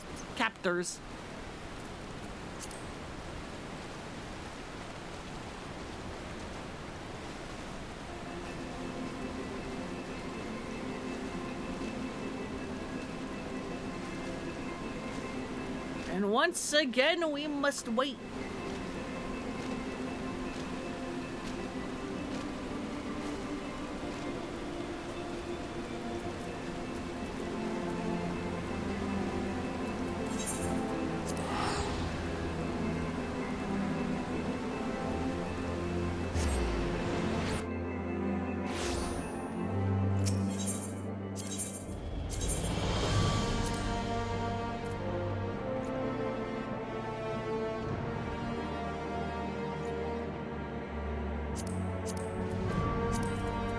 Yeah, I don't think I finished 5.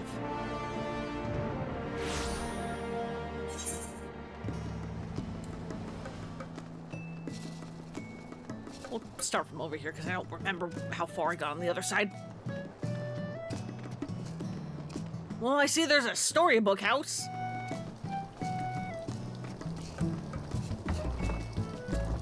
Oh wait, no, this is Bumble? Have I been here?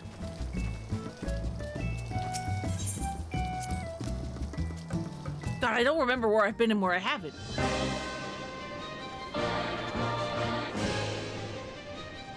Well, it's very epic music. That's also near themed. As they have a bunch of little guys all over the floor.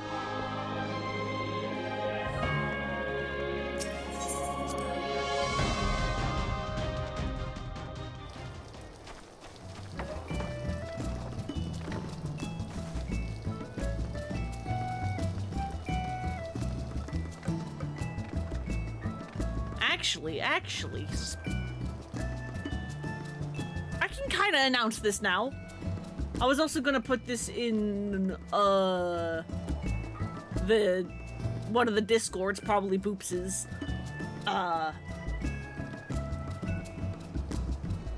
Afterwards, but do you remember way back when, I want to say back in like April, I mentioned how I got to be part of filming for a YouTuber I like who was doing some Alliance Raid stuff in 14? and I got picked. And I was just like, hey, we now get the, I get to be like SpongeBob in the Krusty Krab commercial.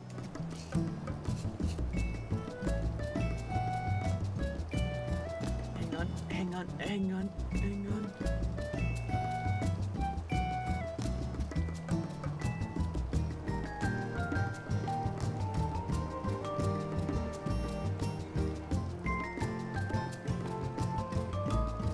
Hey, the episode aired. Finally, today. Of course, you know, OBS is deciding to drop massive fucking frames right now when I'm trying to show something off, OBS, please? Can you not? Can you behave?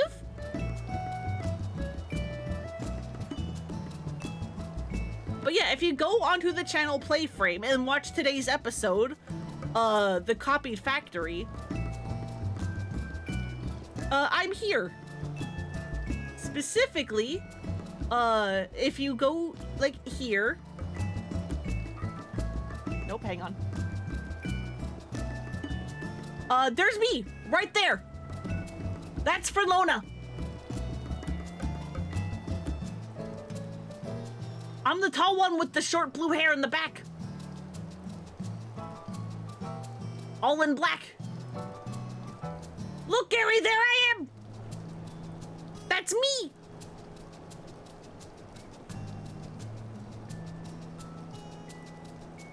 And then once you enter the thing, if it wants to load, please and thank you.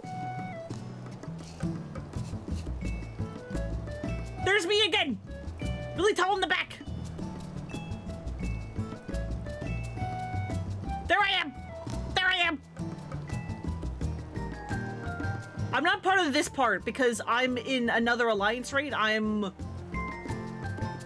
Fuck, was I in Alliance C or Alliance B? I'm either this health bar here, or I'm this one here. I forget which one, but I'm one of these two. Oh,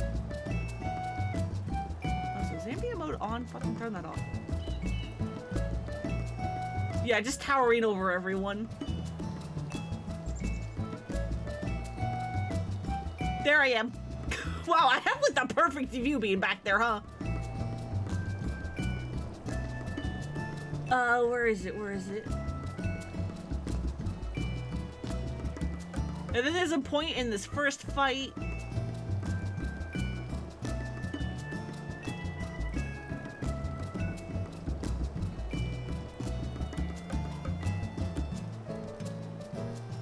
Or is... No, it's before this. Is it that? Somewhere in the gets to this first fight, you can watch me eat shit. Because I didn't dodge an attack. And I'm absolutely in view. I just don't remember where it was. But look, there's me.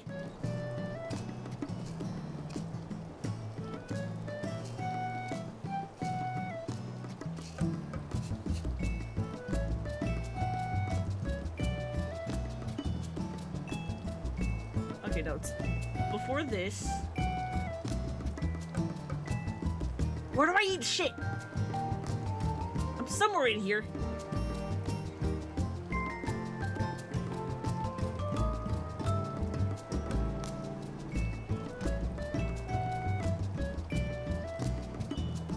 Do you mind, like, loading, like, at all? They're me! They're me! And I accidentally get hit a little bit, but that's not the part where I super mean I eat poop.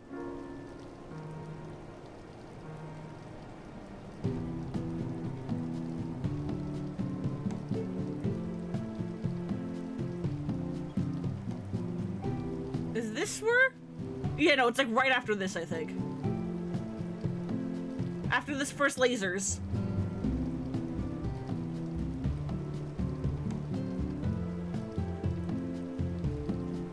Here it is. Here's where I eat shit. Watch me. Watch me go flying.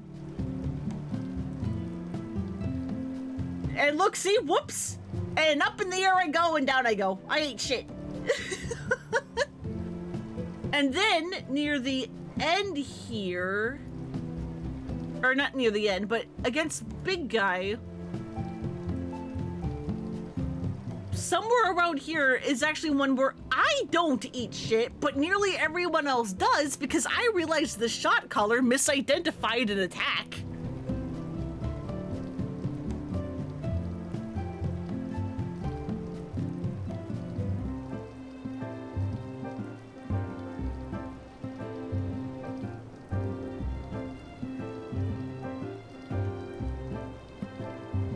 Is it this?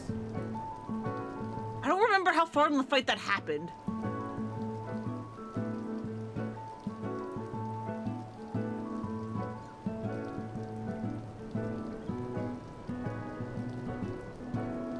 Yeah, here, I think. So, right there, that that attack is where I don't eat shit, but nearly everyone else does. Because this boss has, two versions of this attack, and it either claps its hands together and it hits the first half of the arena, and then the hands go down the middle towards the back, or it slams the back half of the arena and then it drags its arms down the sides to the front, meaning the safe spots are either back into the sides or front middle. The shot caller thought this was the one that attacked the back half, and so told everyone to move up into the middle. I realized that this animation is not the attack back half, this is the attack front half. So, like, you can actually kind of see me. You can see my weapon. This is my weapon. This is me running to get to a back corner because I'm like, wait, no, that's the safe spot. This is me running to the safe spot. To the real one, while everyone else went to the incorrect one that the shot caller accidentally predicted.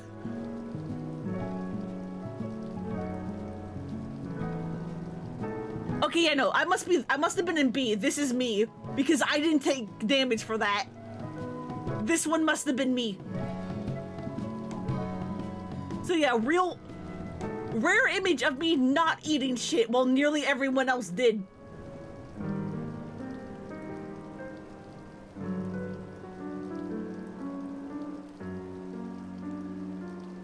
And look at like what we had to do.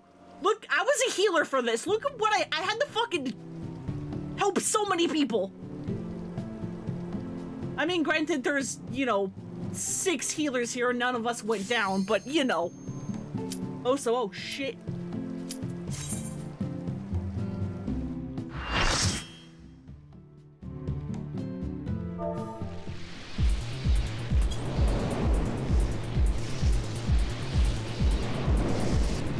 But yeah, I was gonna post a link in Boops' Discord afterwards and then like show it off because hey, that like got uploaded like right before I went live, so I didn't have a chance to like advertise it really.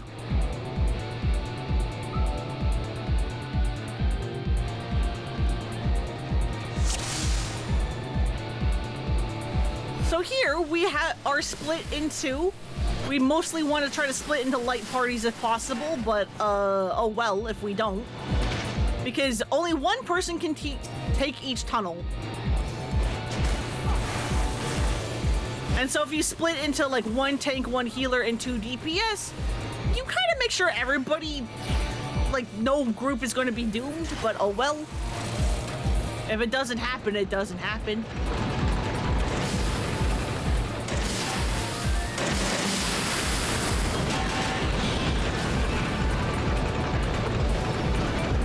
This place is kind of easy, so it doesn't super matter if you don't follow that exactly.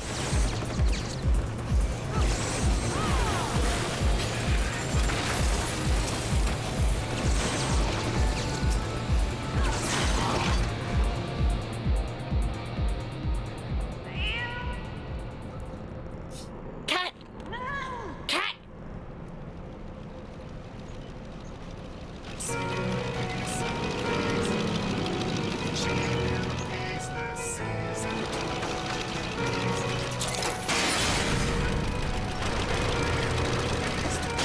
We gotta go fight quick things.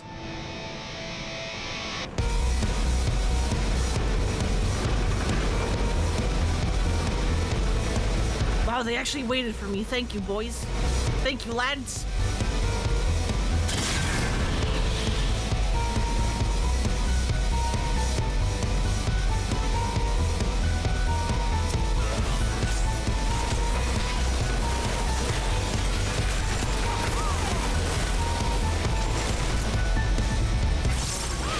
Alright, so quick things is kind of fun. He'll pick somebody and then shoot a giant laser at them like that. You don't want to be with whoever he picked to shoot a giant laser in. And then somebody else, at first a DPS, will get marked with that little circle. Whoever gets picked, you do not really want to hang around because they are going to get stunned and then taken and then put into little gay baby jail over there in the corner. We then need to break the lock ASAP so that the person stuck in jail can come out.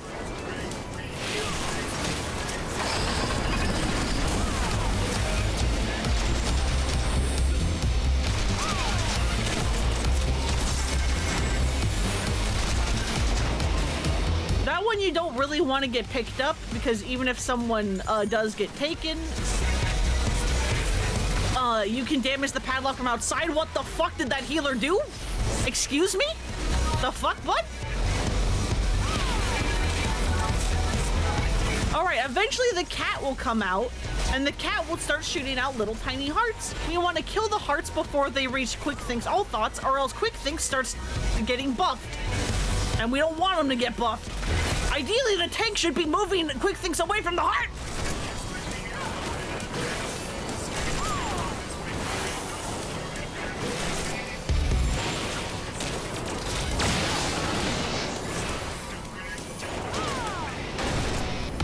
Alright, then a giant fucking cannon will show up.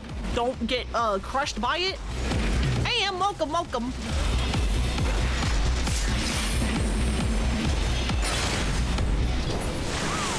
Alright, now somebody else is going to get picked. I believe this time it is the tank.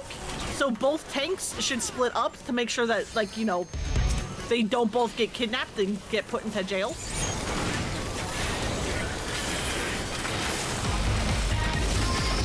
They then have to kill an ad to get free. Anybody outside the jail can't do anything to help, which is kind of unfortunate. But the tank has it handled.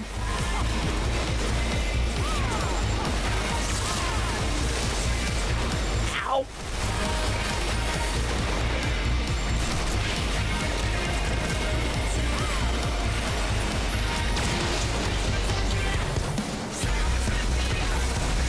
Alright, then the last group to get kidnapped is a healer. Again, ideally both healers should separate so that they both don't get kidnapped, but if you're not a healer, you can kind of feel free to get kidnapped with them to help them with their puzzle.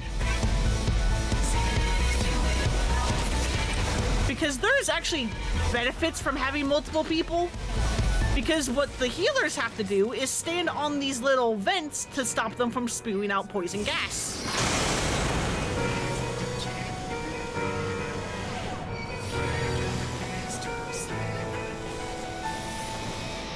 Why did it not work?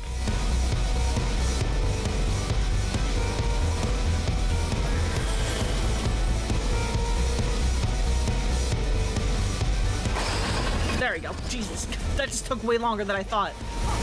While everyone else, you know, bullies Quick Thinks, destroys his ads, etc., etc. Again, make sure he doesn't fucking touch the cat heart or else he gets buffed, and that's no good.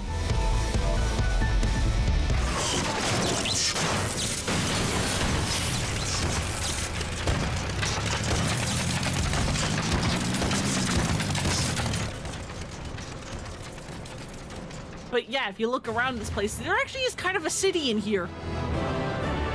This place was indeed meant to be a walking fortress after all that people could live inside in.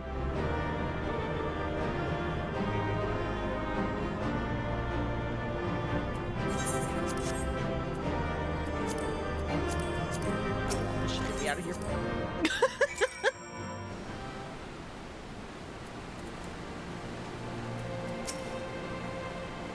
Well, for Lona, I heard you made short work of Quick Thinks' flying machine. He will surely think twice before barging into the shortstop when invited again. Though I don't suppose he has any reason to come here anymore. He already has his missing piece. Poor Round Rocks. The Illuminati have harmed her. I don't know what I'll do. So the master of the Illuminati himself came flying in to drive you out. Sounds like you've got him worried. We must be getting close.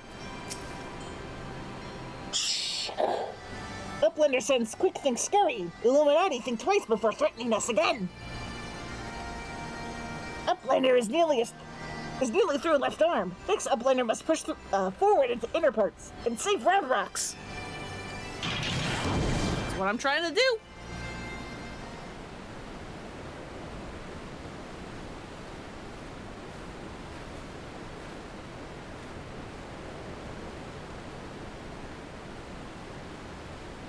Congratulations on your victory over Quick Thinks.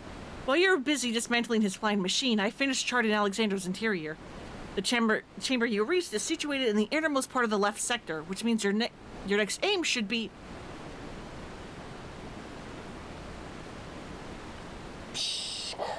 Backtrix does not trust Treasure Hunter. 3 years ago, she summoned Metal Giant. Backrix wonders if she wishes to finish mission of dead comrades.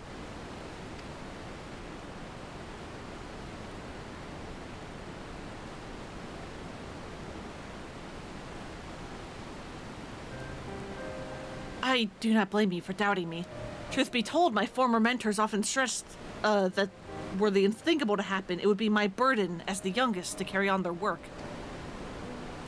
But building the Codex Perfect World was their dream, not mine. I only borrowed it.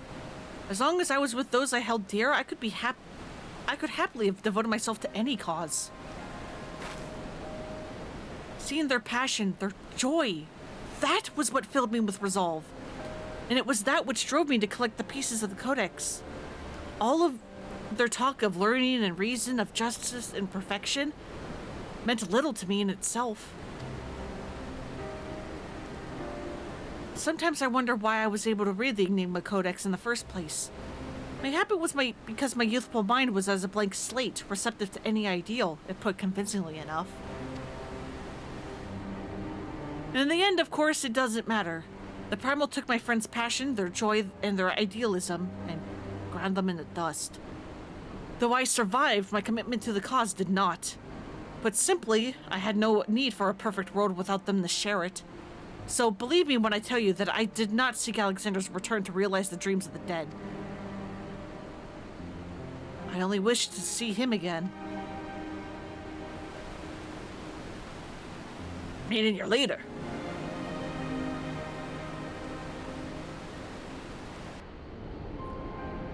The section of Alexander you have been explored is called Midas, after a king from a legend of Eld. Midas entreated the gods for a finger that would turn all he touched into gold, and the gods duly obliged. But in his carelessness, he transformed the one he loved most in the world into a lifeless golden statue, and thus did the thing he coveted become his undoing. So it was with me in mind. Had we but paused for a moment to consider the means and not simply the end, mayhap my friends would still be alive. But we did not, and they are gone. My one remaining wish is simple, to speak with the man I love once more. If I could do that, I would be satisfied.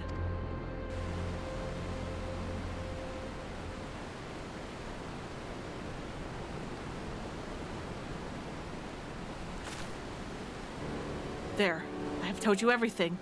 Assuming no one else wishes to question my motives, I would speak of Round Rocks' rescue, as was my original intent. Now listen.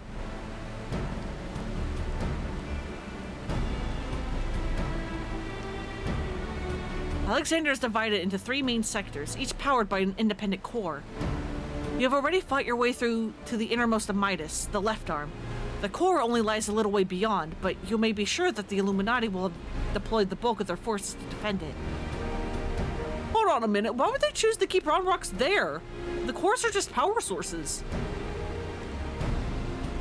You are correct, and the answer is, they wouldn't. Round Rocks is most likely being held within Alexander's upper body, but the Illuminati have blocked the entrances from either arm, making it impossible to enter. Our only choice is to stop the core, and in so doing, stop Alexander. I see. Why, that's actually rather clever. The Illuminati need Round Rocks to control the Primal, but if it can't move, they'd have no need for her. At the very least, they'll have no choice but to keep her safe until the Primal is in working order again. Activating those cores would have used up every crystal the Illuminati had. If we destroy the second one, I doubt they'll have enough to get them operational again.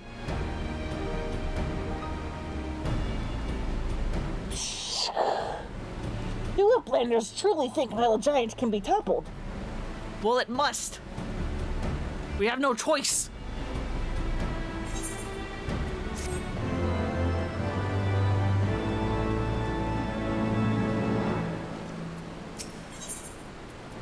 One step behind. In the absence of a better option, Grix seems ready to go along with Midas' rescue plan. Treasure Hunter truly believes soul of lost love sleeps in Metal Giant. Madness. But Grix does not doubt resolve to rescue Round Rocks. Go with me deep into Midas and deactivate the second core. But do not underestimate Illuminati. Day and night they bring supplies into Steel Fortress. Matrix suspects Illuminati or Tinker making new weapons.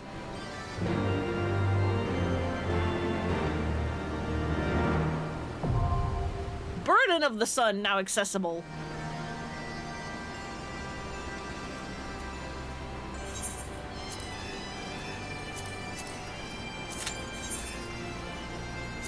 You have delved into the deepest parts of Midas, and its power source lies but a short distance ahead. For the sake of Idleshire and Round Rocks, you must disable the core before Alexander awakes to wreak havoc on the realm. Your allies stand at the ready. Steel yourself to break through the Illuminati's last line of defense.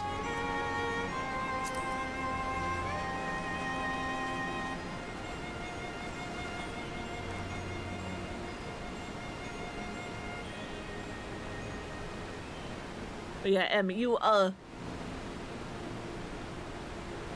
you missed the announcement, but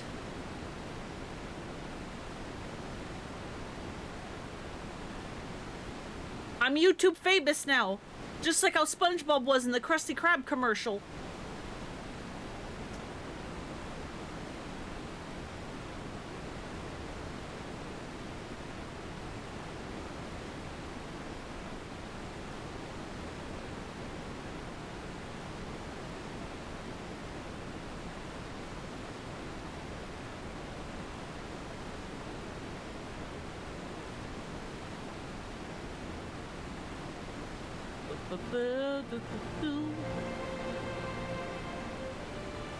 Hey, I'm in a YouTube video. That's me. I'm back up in this fight. I'm over there. Okay, yeah, I was definitely Alliance B because I was in like the middle starting group.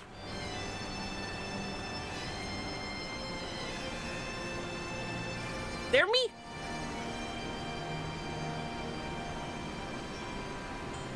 I'm just fucking hopping, you know.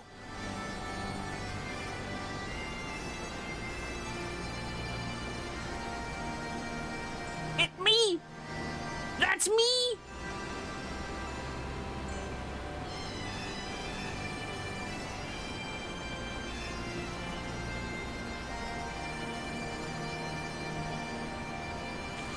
That's right, boys. Mondo cool. So yeah, if you go to the channel Playframe and go watch today's episode, you can go watch me. I'm in here. And if you're wondering, hey, what the fuck is Nier doing in Final Fantasy XIV? Don't worry about it. I'll get there eventually. Don't worry. Don't worry. Don't worry. It's fine. It makes just about sense as you would expect it to. Mondo cool. The funniest part is that the Nier raids are canon to Nier, apparently.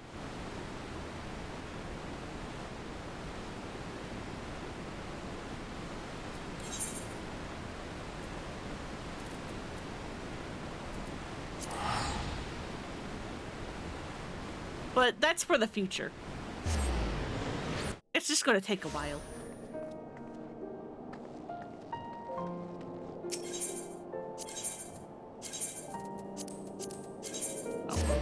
I left off, so I'm just gonna go pick a new award.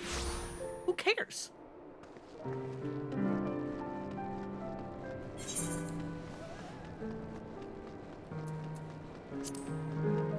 As we continue to wait.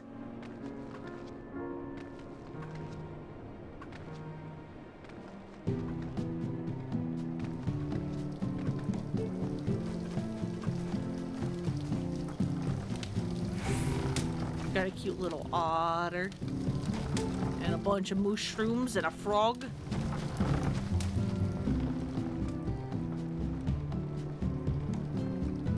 Put a nice canopy up here. Why is there a fucking mask stall up here?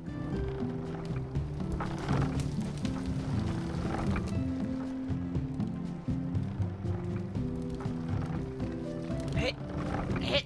Let me up. Oh god.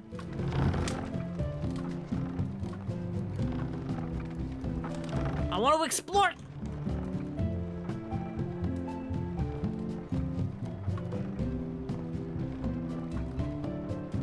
Shit. No. No, I'm in the pit. No, I'm in the pit. Damn it. I can get up there. I can get up there. I can get up there. Hang on. I don't think there's anything up there except for like some like tables and chairs that I think are just always there, but shh. It's a challenge now.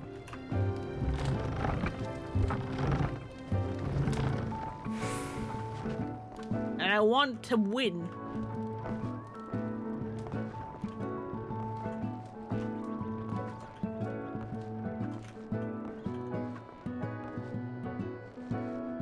Yeah, I guess these are just always there. Because, like, every single house I've seen has all these tables. So either everybody has the exact same idea or these are built into the house.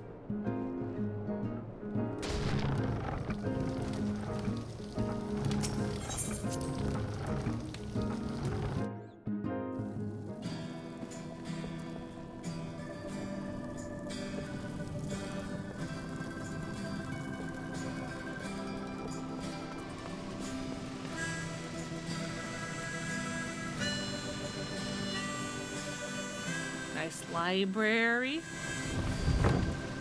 Along with secret kitchen. And little cozy nook.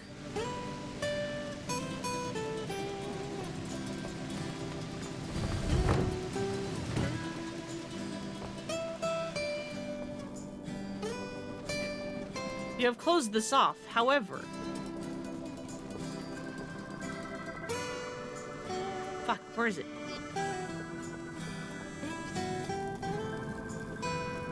Yeah, there's probably nothing down there. Nope, that's not where I meant. That's not the exit. This is the exit. I just see the E in entrance and I just assume the rest of it says exit without actually reading. Because I'm very good at reading.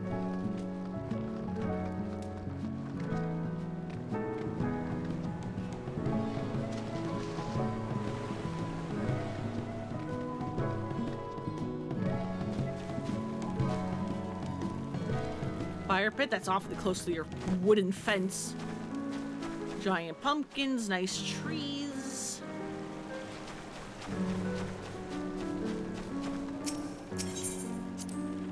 Cute little onsen thing.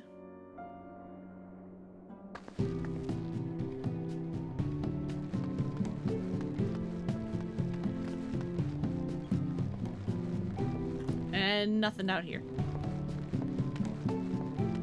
Maybe they're redecorating. Because the outside sure has a lot of effort put in for the interior to be empty.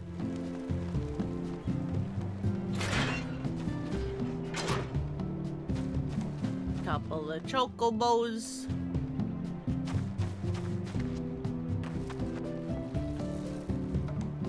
A little stargazer nest.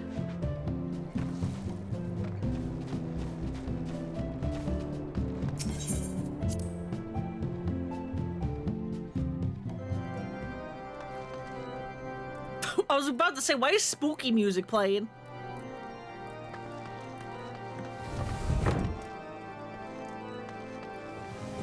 They sure do have a theme down here.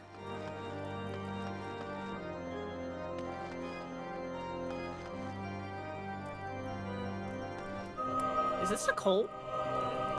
I think this is a cult. I think I'm gonna leave. Get me out of here.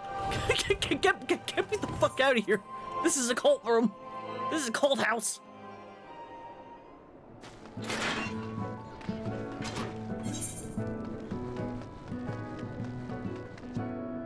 I've gone the long way, it's fine.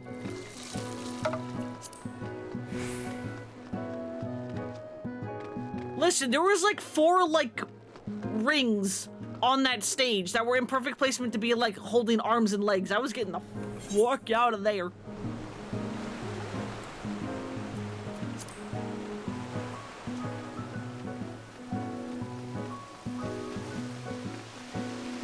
Well, this is immediately much nicer.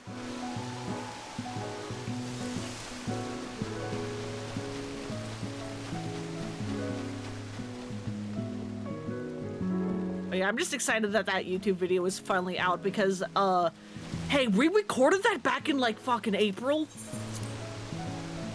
It's December now.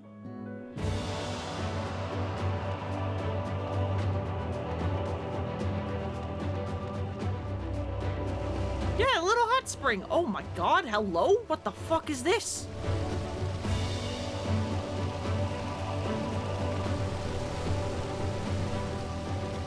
Okay, not finished, but it looks really cool.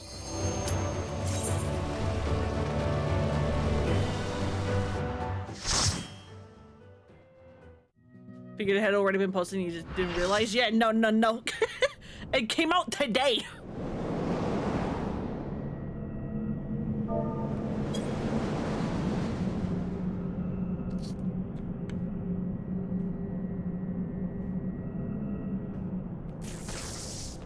Again, I'll post a link when we're done. In one of the Discords.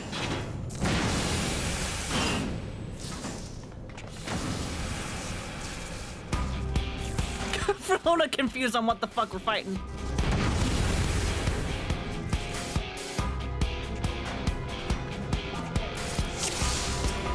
We're fighting the Onslaughter.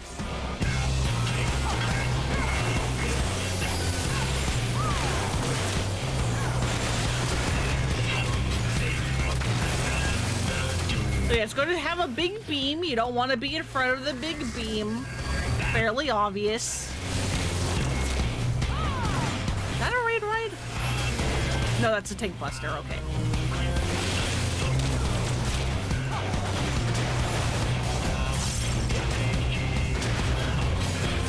It's just bullying the tank.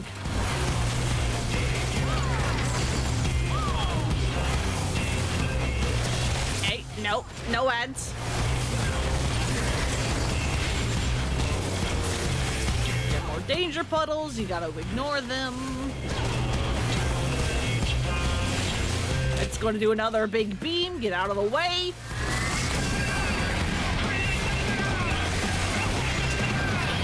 And you may be wondering, huh, this boss is really simple and easy. Yeah, don't worry about that.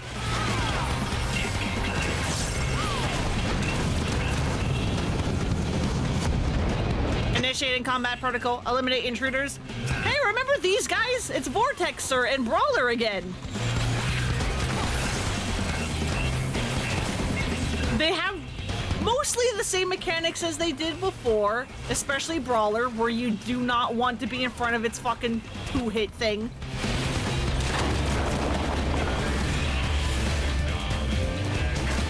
While Vortexers is causing, like, elemental puddles.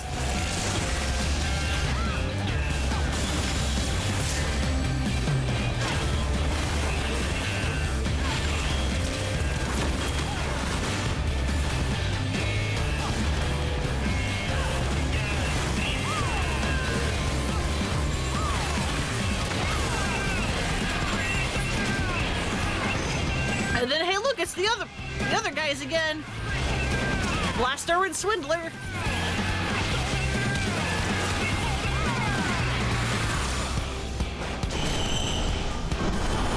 Again, they have mostly the same mechanics, just slightly simplified and not with everything they have.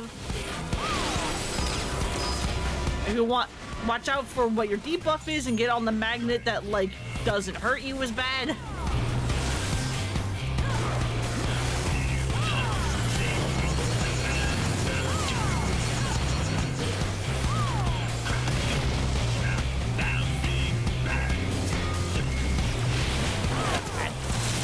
very bad. We're fine.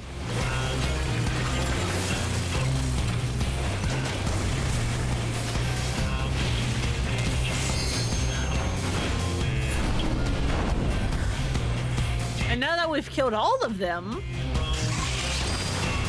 initiating new combat protocol, preparing link, begin synchronization. Hey, who here likes Gundam and Power Rangers?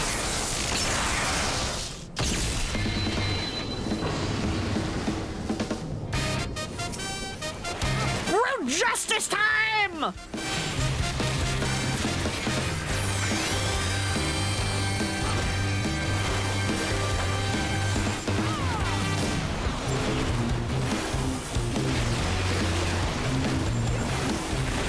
Avoid the danger puddles, but get to the stack.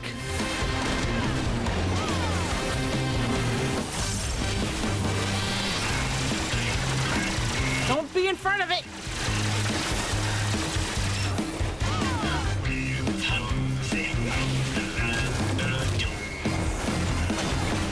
Owie.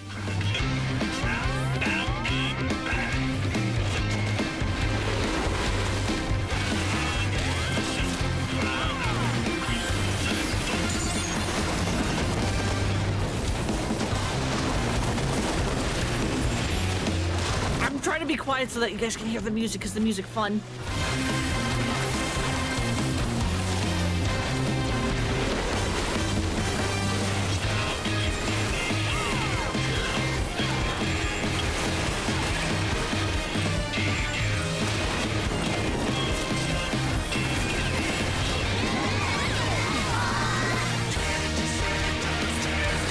Oh, have we missed? Have we done? Okay, there we go. So yeah, after a certain damage threshold, it will leave, and then we can't hurt it, and we just have to avoid all the mechanics as it splits apart again. These guys are going to drive around, cause danger puddles, and like freeze things on people. There's going to drop mines. Big fucking laser.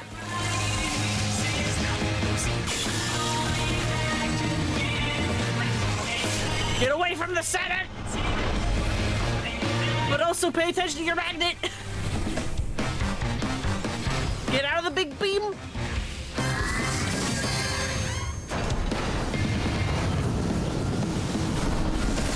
And then they rejoin!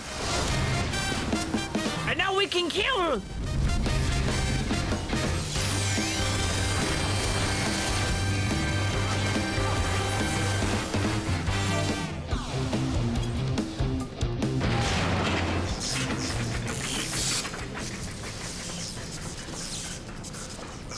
I love Metal Justice.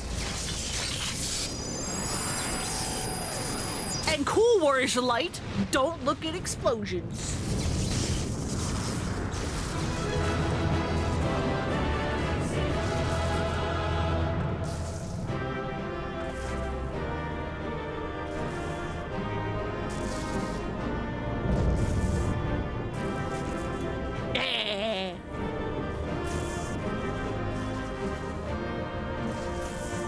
Oh my god, they didn't open the treasure chest and leave me with all the bullshit. Thank you. Thank you.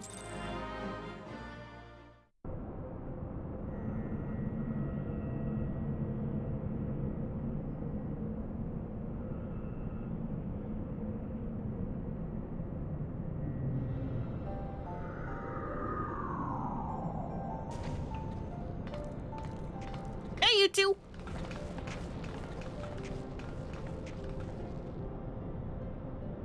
The second core, I do believe. Once that's out of commission, Alexander won't be going anywhere.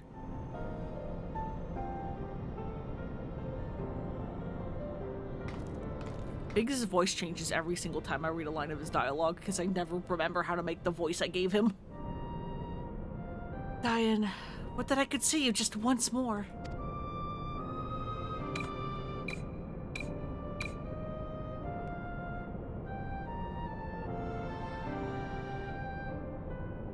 Farewell, my love.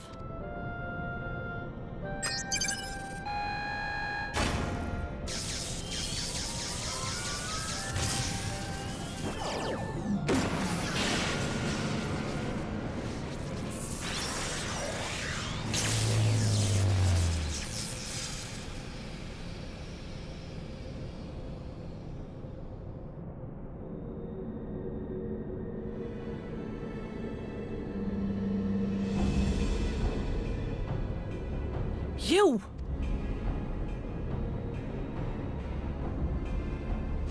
I love how he has just like a cat. That's just friends.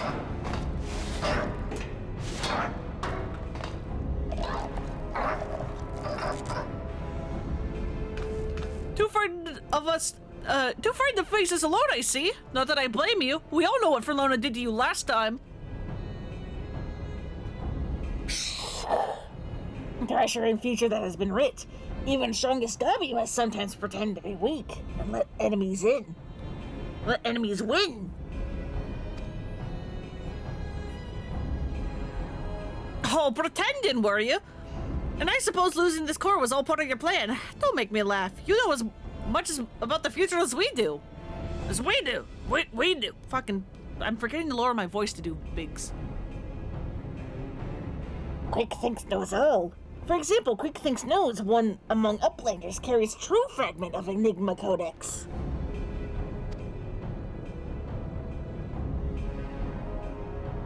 How does he know that?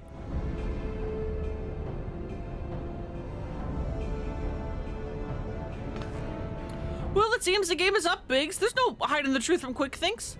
Very well, I admit it. I have the fragment, but I won't be handing it over to the likes of you.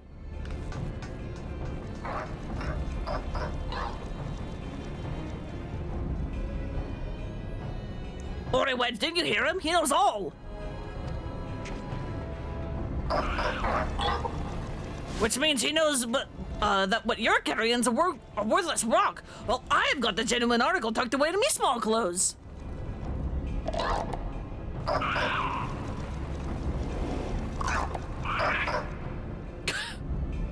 No, I'm Spartacus. Anyway, goodbye.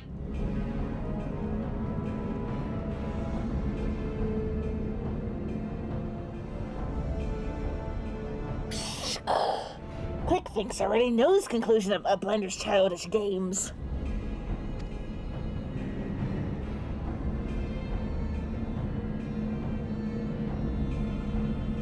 He's coming for me.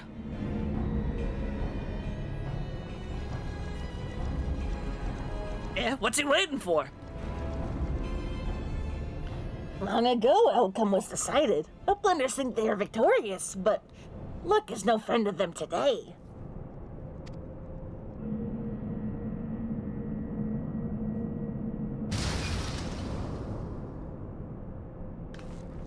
What? Where were you keeping it that it fell out of your pocket like that?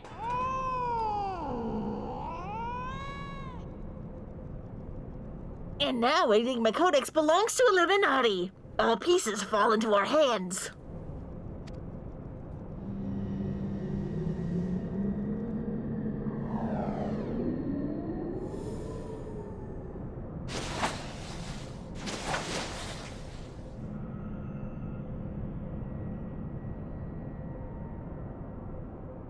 Well, that didn't go well. We didn't even save round rocks. Far as I can make out, the only thing's in good working order. No damage, no signs of tampering. I can only think it was an energy fluctuation that did it. Just bad luck. Bad luck? You're saying that it was pure chance that the platform stopped that exact moment? What about Quick Things? There's no way he could have predicted something like that. The odds would be infinitesimal.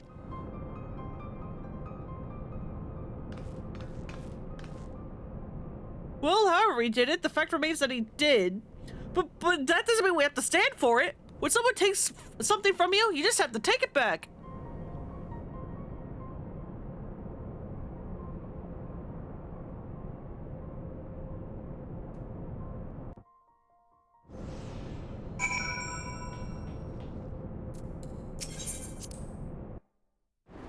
He didn't even save round rocks. Perhaps I cannot think of a logical explanation for what happened back there. Not only did the platforms malfunction at that precisely the right moment, but Quicksyncs was on the only one that didn't. And it just happened to be in exactly the right place to catch the codex fragment? Don't you know how difficult it would be to orchestrate something like that, much less predict it? Yeah, it's kind of weird. Forgive me. Through my incompetence, the Illuminati have all they need to control Alexander. And though the beast is now immobile, I cannot help but feel that matters are worse. Nor do our troubles end there. In her absence, Bactrix seems to have taken leave of his senses. What a bunch of bleeding dolts! Why didn't we just leave the fragment here with Bactrix? Still, we did do one thing right, I suppose. The second core's out of action, and that primal's going nowhere.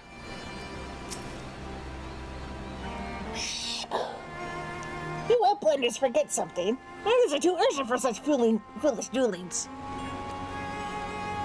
Everything went the hell. What? Tongue flaps of Uplander make Bactrix almost laugh. Uplander claims to have already stopped core and lost fragment the quick things? Look here, Uplander. Bactrix has brain case like steel trap, catching all heard things and seen all seen things. He saw Uplanders leave a few moments ago. Bactrix thinks that something is amiss. What do you mean we just left? A gob in the machine. Behind his impassive mask, he senses that Bactrix is eyeing you and your comrades with no small amount of suspicion.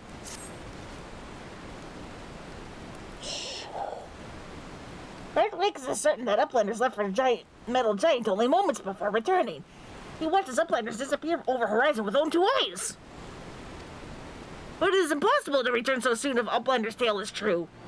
Why Treasure Hunter also makes such claims, Bactrix does not know. Go, Uplander, trade tongue flax with Midas and together think of explanation.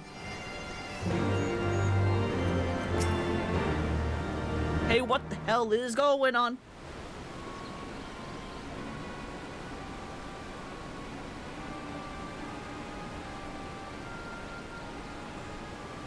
Have you been able to make any sense of Bactrix's account?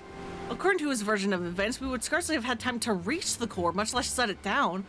But we were all there. We all know what happened. It's like time's dilating. Fluctuating. Are you sure he's not just confused? Maybe he got lost in all that data of his and forgot the time. I'm afraid not, unless the goblin standing watch near Alexander was also confused. His reports corroborate Bactrix's. No, something else is going on here, I'm certain of it. The question is, what? If we assume for a moment that the goblin's accounts are true, then hardly any time has passed since we entered the barrier around Alexander.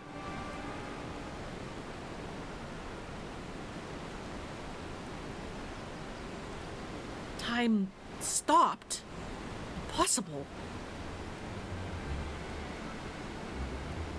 Impossible? You mean like Quick Things predicting exactly what was going to happen in the core room? I hate to say it, but maybe he wasn't talking out of his horse. If time doesn't work the same in there, maybe he saw the future. There may be another explanation for that. There's a device deep within Alexander capable of performing complex mathematical calculations. It is not outside the realm of possibility that could be used to predict the outcome of simple events. Using mathematics to predict the future? Now, even if I could believe that, that wouldn't explain this business with Bactrix. Pix is right. Perhaps the presence of the primal somehow disrupted the flow of time within the barrier. It's only a theory, of course, and a far-fetched one at that, but it might go some way towards explaining recent events. To be clear, you are implying that the Illuminati are aware of this temporal disruption and have been using it to somehow gaze in the future? Very well. If you're willing to accept that, why not go further? Might it not be the case that they have found a way to bend time to their will? By moving back and forth in time, the Illuminati could effectively manipulate the present however they saw fit. They would ever remain one step ahead of us, our every effort doomed to fail from the first. Now that's a sovereign theory, but it's still only a theory, right? There's no point panicking just yet. Wedge, give the chief a call on your link pro, why don't you? If anyone knows how to untangle this knot, it's him. Don't y'all love time travel? And having to wrap your mind around that? Chief, it's me, about Alexander. We noticed something strange about the time inside the primal. What No, our time inside the primal. The time... I mean time itself. Chief, it might be best if you just came here. Aye, I will await your arrival.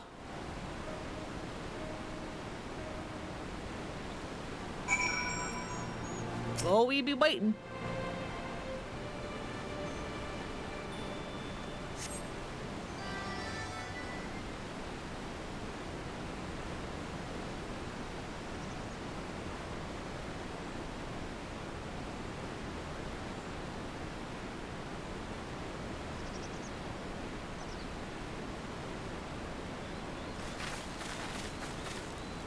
Is that a heated debate I hear?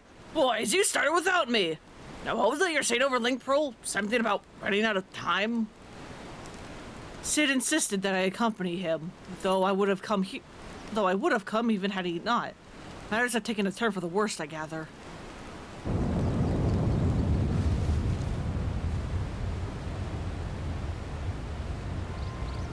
You could say that again.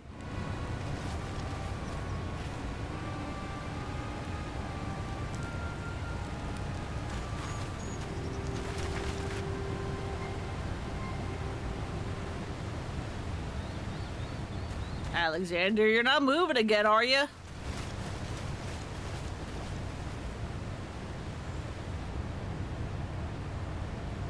The etheric fluctuations are akin to those I observed shortly before the Primal's awakening. In the absence of a functioning core, its form is dissipating, albeit slowly. Michelle, would you mind lending me your goggles for a moment? I can't hurt to have a second opinion.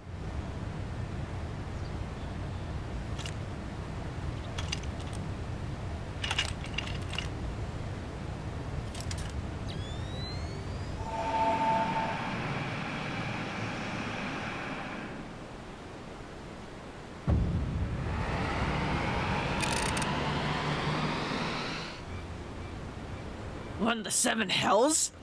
The ether pouring from the primal is flowing backwards, as if time were passing in reverse. That cannot be. Such a phenomenon is wholly without precedent. Knowing so little of this primal's capabilities, however, would be remiss to discount the possibility outright. If it is as we fear, then at this very moment, Alexander could be undoing our efforts to shut down its cores. All our labors will have been for naught. Ah, the treasure hunter of whom we have heard so much. You seem unperturbed by our outlandish speculations. Was this perchance the subject of Wedge's communication? Yeah, we think time is funky inside the barrier and the primal. Gods help us. If there's any truth to this, it won't matter how many cores we disable. The Illuminati will simply undo any damage we cause. Then what do we do, Chief? How do we even begin to fight something like that?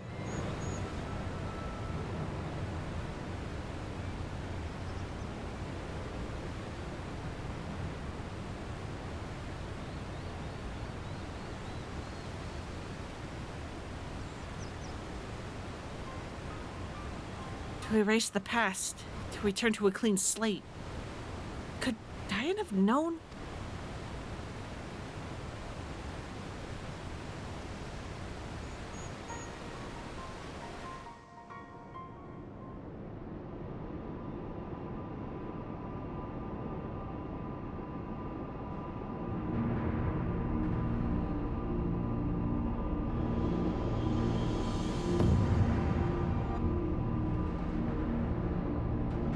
What have you done to Round Rocks?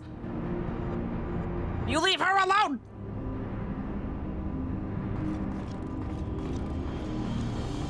She's a child, a baby!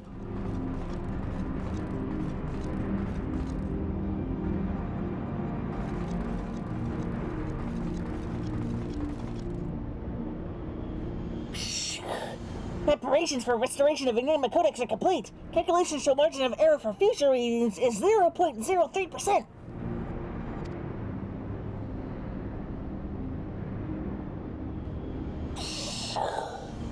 Foolish Gabi. When future is decided, there is no error. There is no failure. Listen well, chosen of Illuminati. At last, all pieces are in place. No longer must we must wise suffer foolishness of unwise. Time has come to backstrike, and fears will make way for perfect world. Or die. Now, restore Enigma Codex!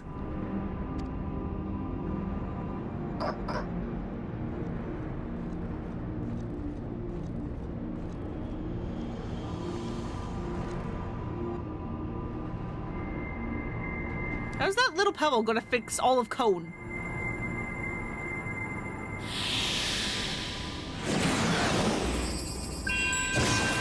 Okay, I guess it just will.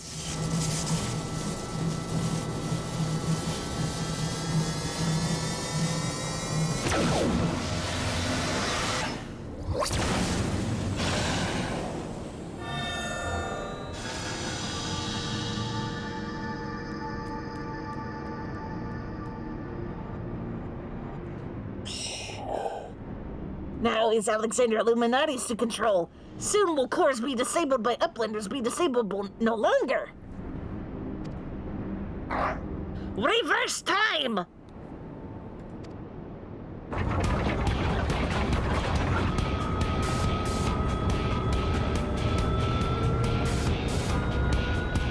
This is bad, but the music's really good. Look, they're all dancing.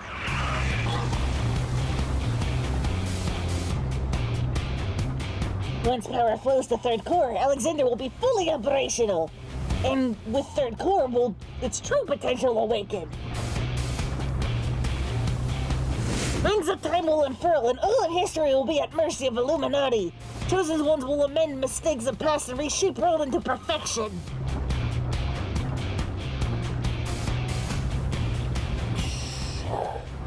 At last, prophecies of Enigma Codex will be fulfilled. And Quick thinks all thoughts will rule as king of New World, of correct world. Chosen ones, menders of history, be proud to serve as builders of this paradise.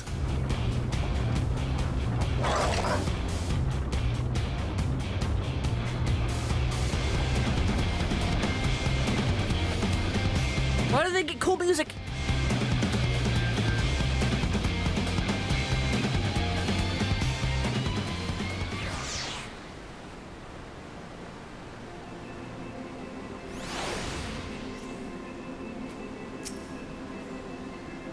We don't have the luxury of time to plan our next step. We must rescue Round Rocks without delay.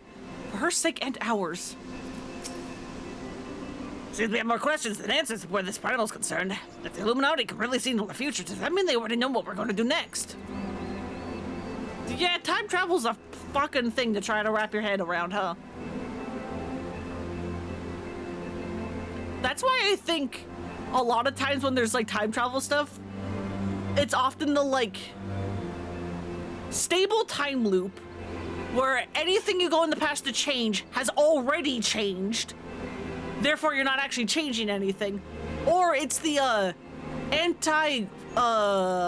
grandpa paradox stuff where you can go in the past and change as much as you want, but it's not going to change your past because your past has already happened. Because the moment you try to do things kind of sort of like how Back to the Future does it, where any changes you make in the past actually do reflect your present, things get complicated really fucking fast.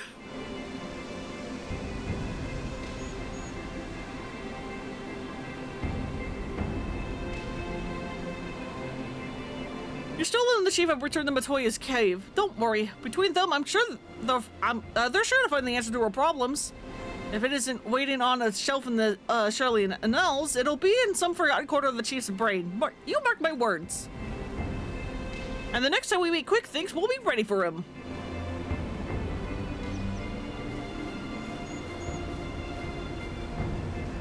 Adventurer, there is something I would like to discuss with you, but mayhap it would be best to wait until we are safely back at the short stop. I will see you there.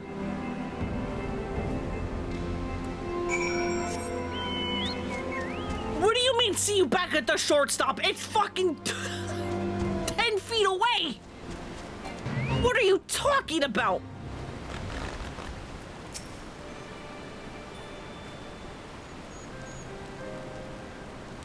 I suppose I should start by apologizing for everything. Were it not for me, the Illuminati would never have summoned that infernal machine, or gained the means to control it. And now Quick Thinks possesses the power to manipulate time, to foresee the future and erase the past. I dare not think how he will use it. Returning the cores to their foremost state was but a foretaste. When all three are active, Alexander can traverse both time and space. With nothing will stand between the Illuminati and their twisted utopia. We cannot let it come to that, Frenlona. Somehow, we must find a way to stop them. But first, we must rescue Round Rocks. Of all the innocent victims of this sorry tale, her plight pains me the most.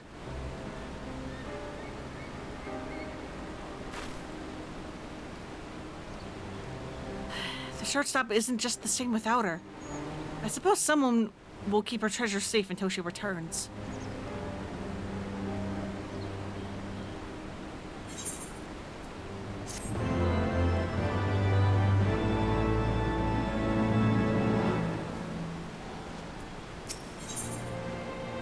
Kroll and the Colossus. Mine warily eyes a thicket a short distance away. Is this still the same patch? Hang on.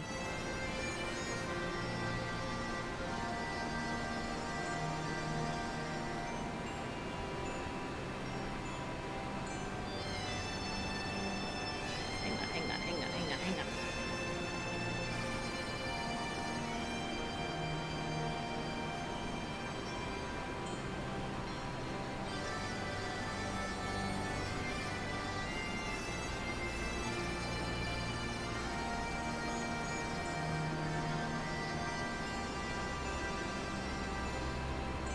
Okay, yes, that is the next patch.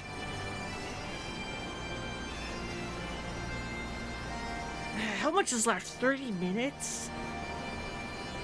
Depending on how long the queue times are, I don't think I'm even going to be able to do the next fight.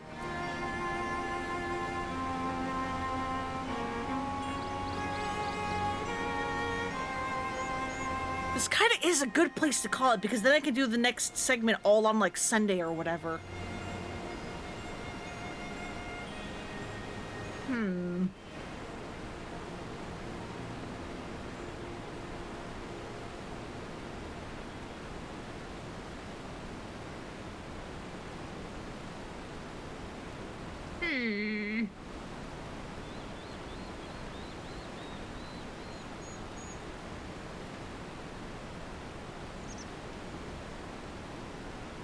Yeah, I think I may actually call it a little bit early. And then on Sunday, we will finish off Alexander, and hopefully because it's a Sunday, the queue times are shorter, and I don't have to wait for several, like, near 20-minute waits.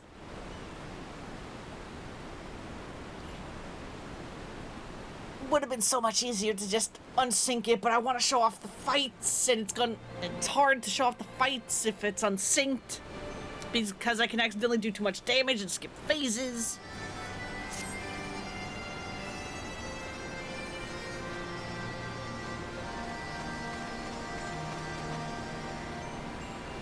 But yeah, I think I'm going to call it there. That will be stream. Where's the heart? There it is. Yeah. Calling it a bit early, but it's okay. Let's see if there's anyone to raid.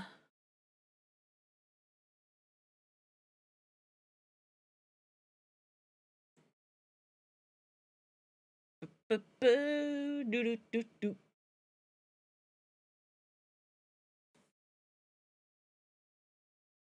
That is not me logged in. Gonna go to bed? Yeah, no, go get sleep. I was actually kind of surprised that you were still around. I would have thought you would have gone to bed forever ago.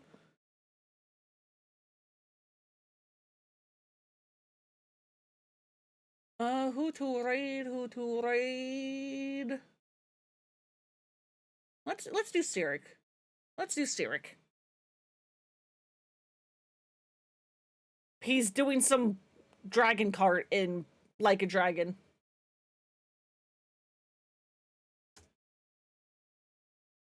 That's the whole fucking user and not the thing. Hang on. There we go. That's the raid done. But yeah, thank you all so much for coming and hanging out.